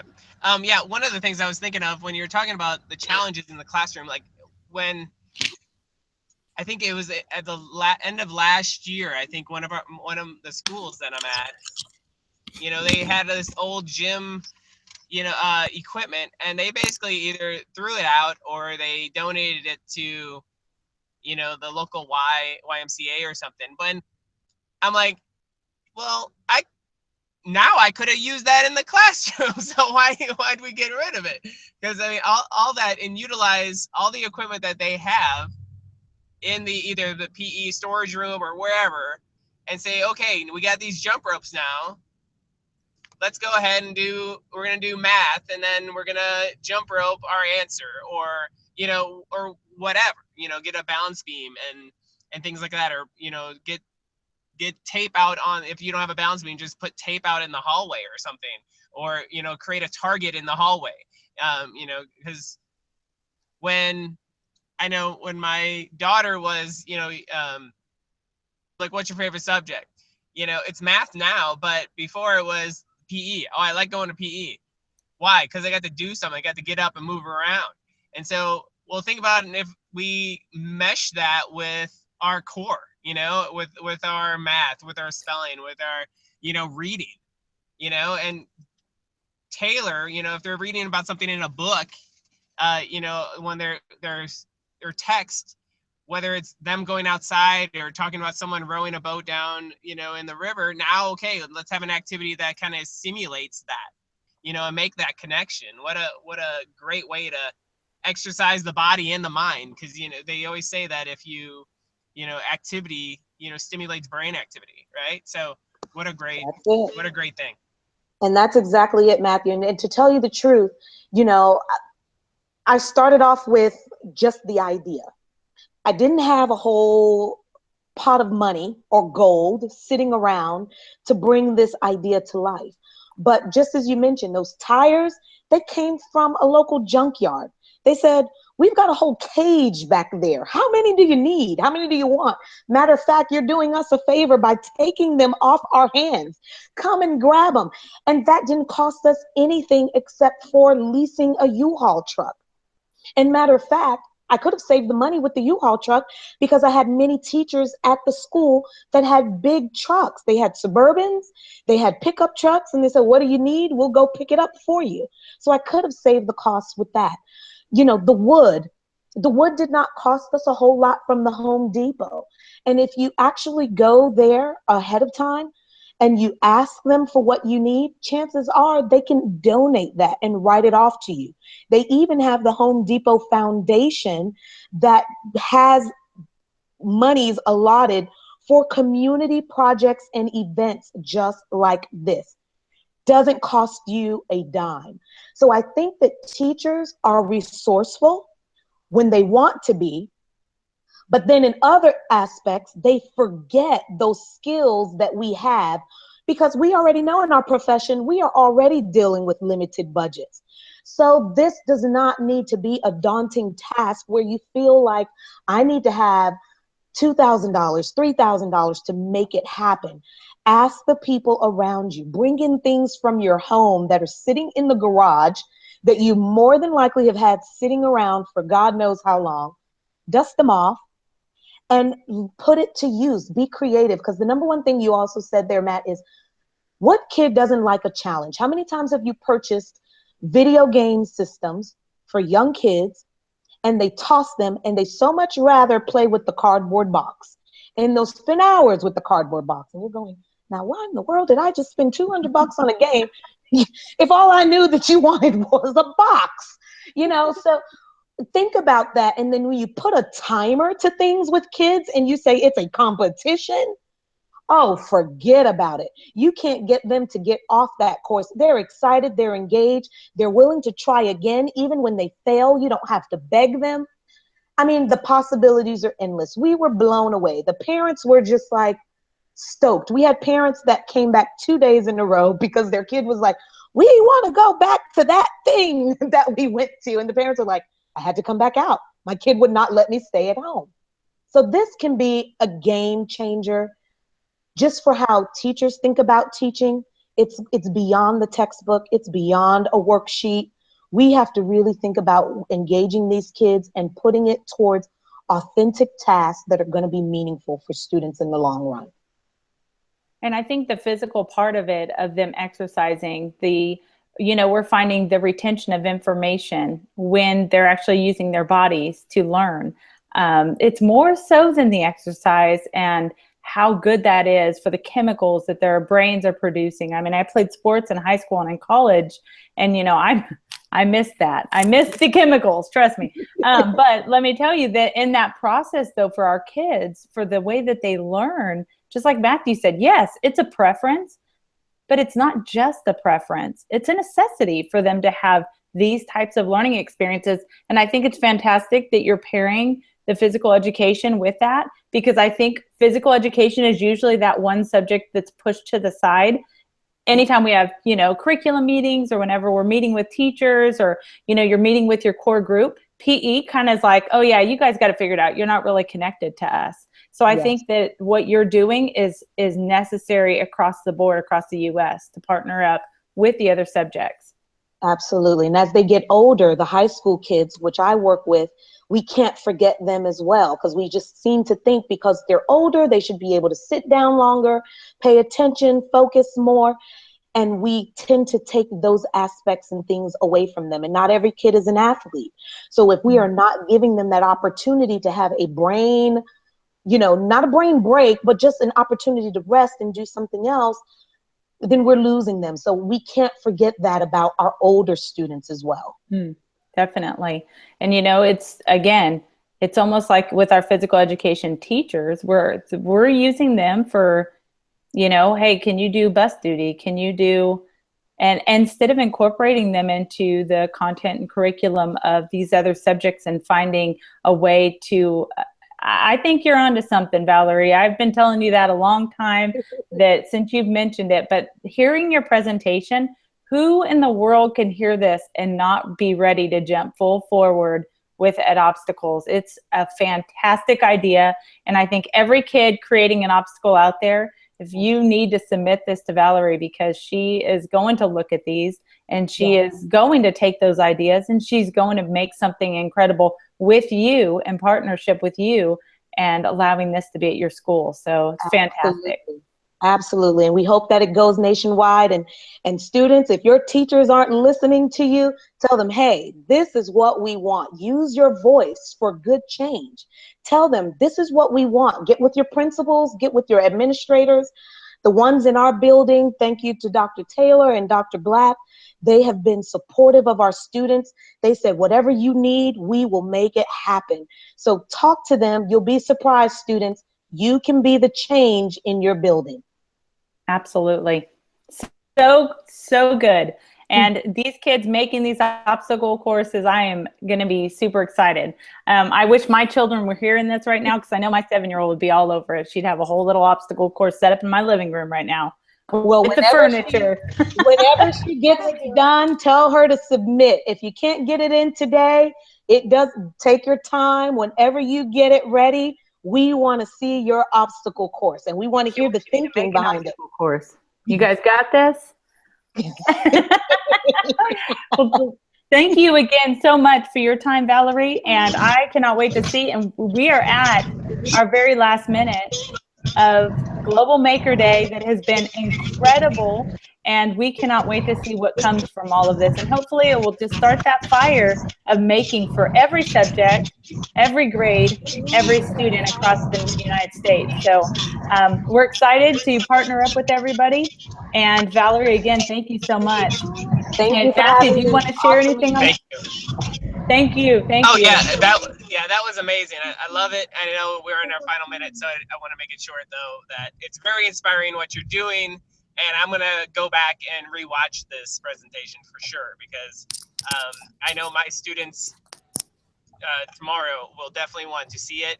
And I know they're going to be busy. I'm going to send them a remind and kind of get them started on this now. That way, when they come in, they will have a obstacle course, and I'll even let them know that, hey, if it makes the challenges for it to make the make the quality enough for you to accept it, and maybe even have a chance of naming it. They're helping with the name, so I think they would be stoked about that. And even a rough draft, Matthew, getting these kids starting their rough draft, going through the process of like, oh, that would have been a fail. Try it out in your classroom, see what's successful, what's not, present that as a whole school, and come together and find your own Ed obstacle that you can begin implementing into your school. I think Valerie's right on. Meet with your administrators, meet with your teachers, and get them inspired to incorporate this as well. That's awesome. What a great way to finish up. Awesome. Yes, definitely. Valerie should be at the end of every conference. That's all I have to say. Okay. All right. Well, we are going to finish because I just got a notification from Google saying in 5 minutes your session will be terminated, and we have went 8 full hours of incredible making, and I cannot wait to share this out with everyone after the fact. And more importantly, I hope this just starts a fire in our classrooms to begin making and really take away from this that what our kids are capable of doing, the ideas that they can run with, the incredible things that the teachers are obviously recognizing in their students by promoting them on Twitter. And we just want to keep this going. So thank you guys for joining us, and we'll see you at our next Global Maker event. Have a great day. Mama.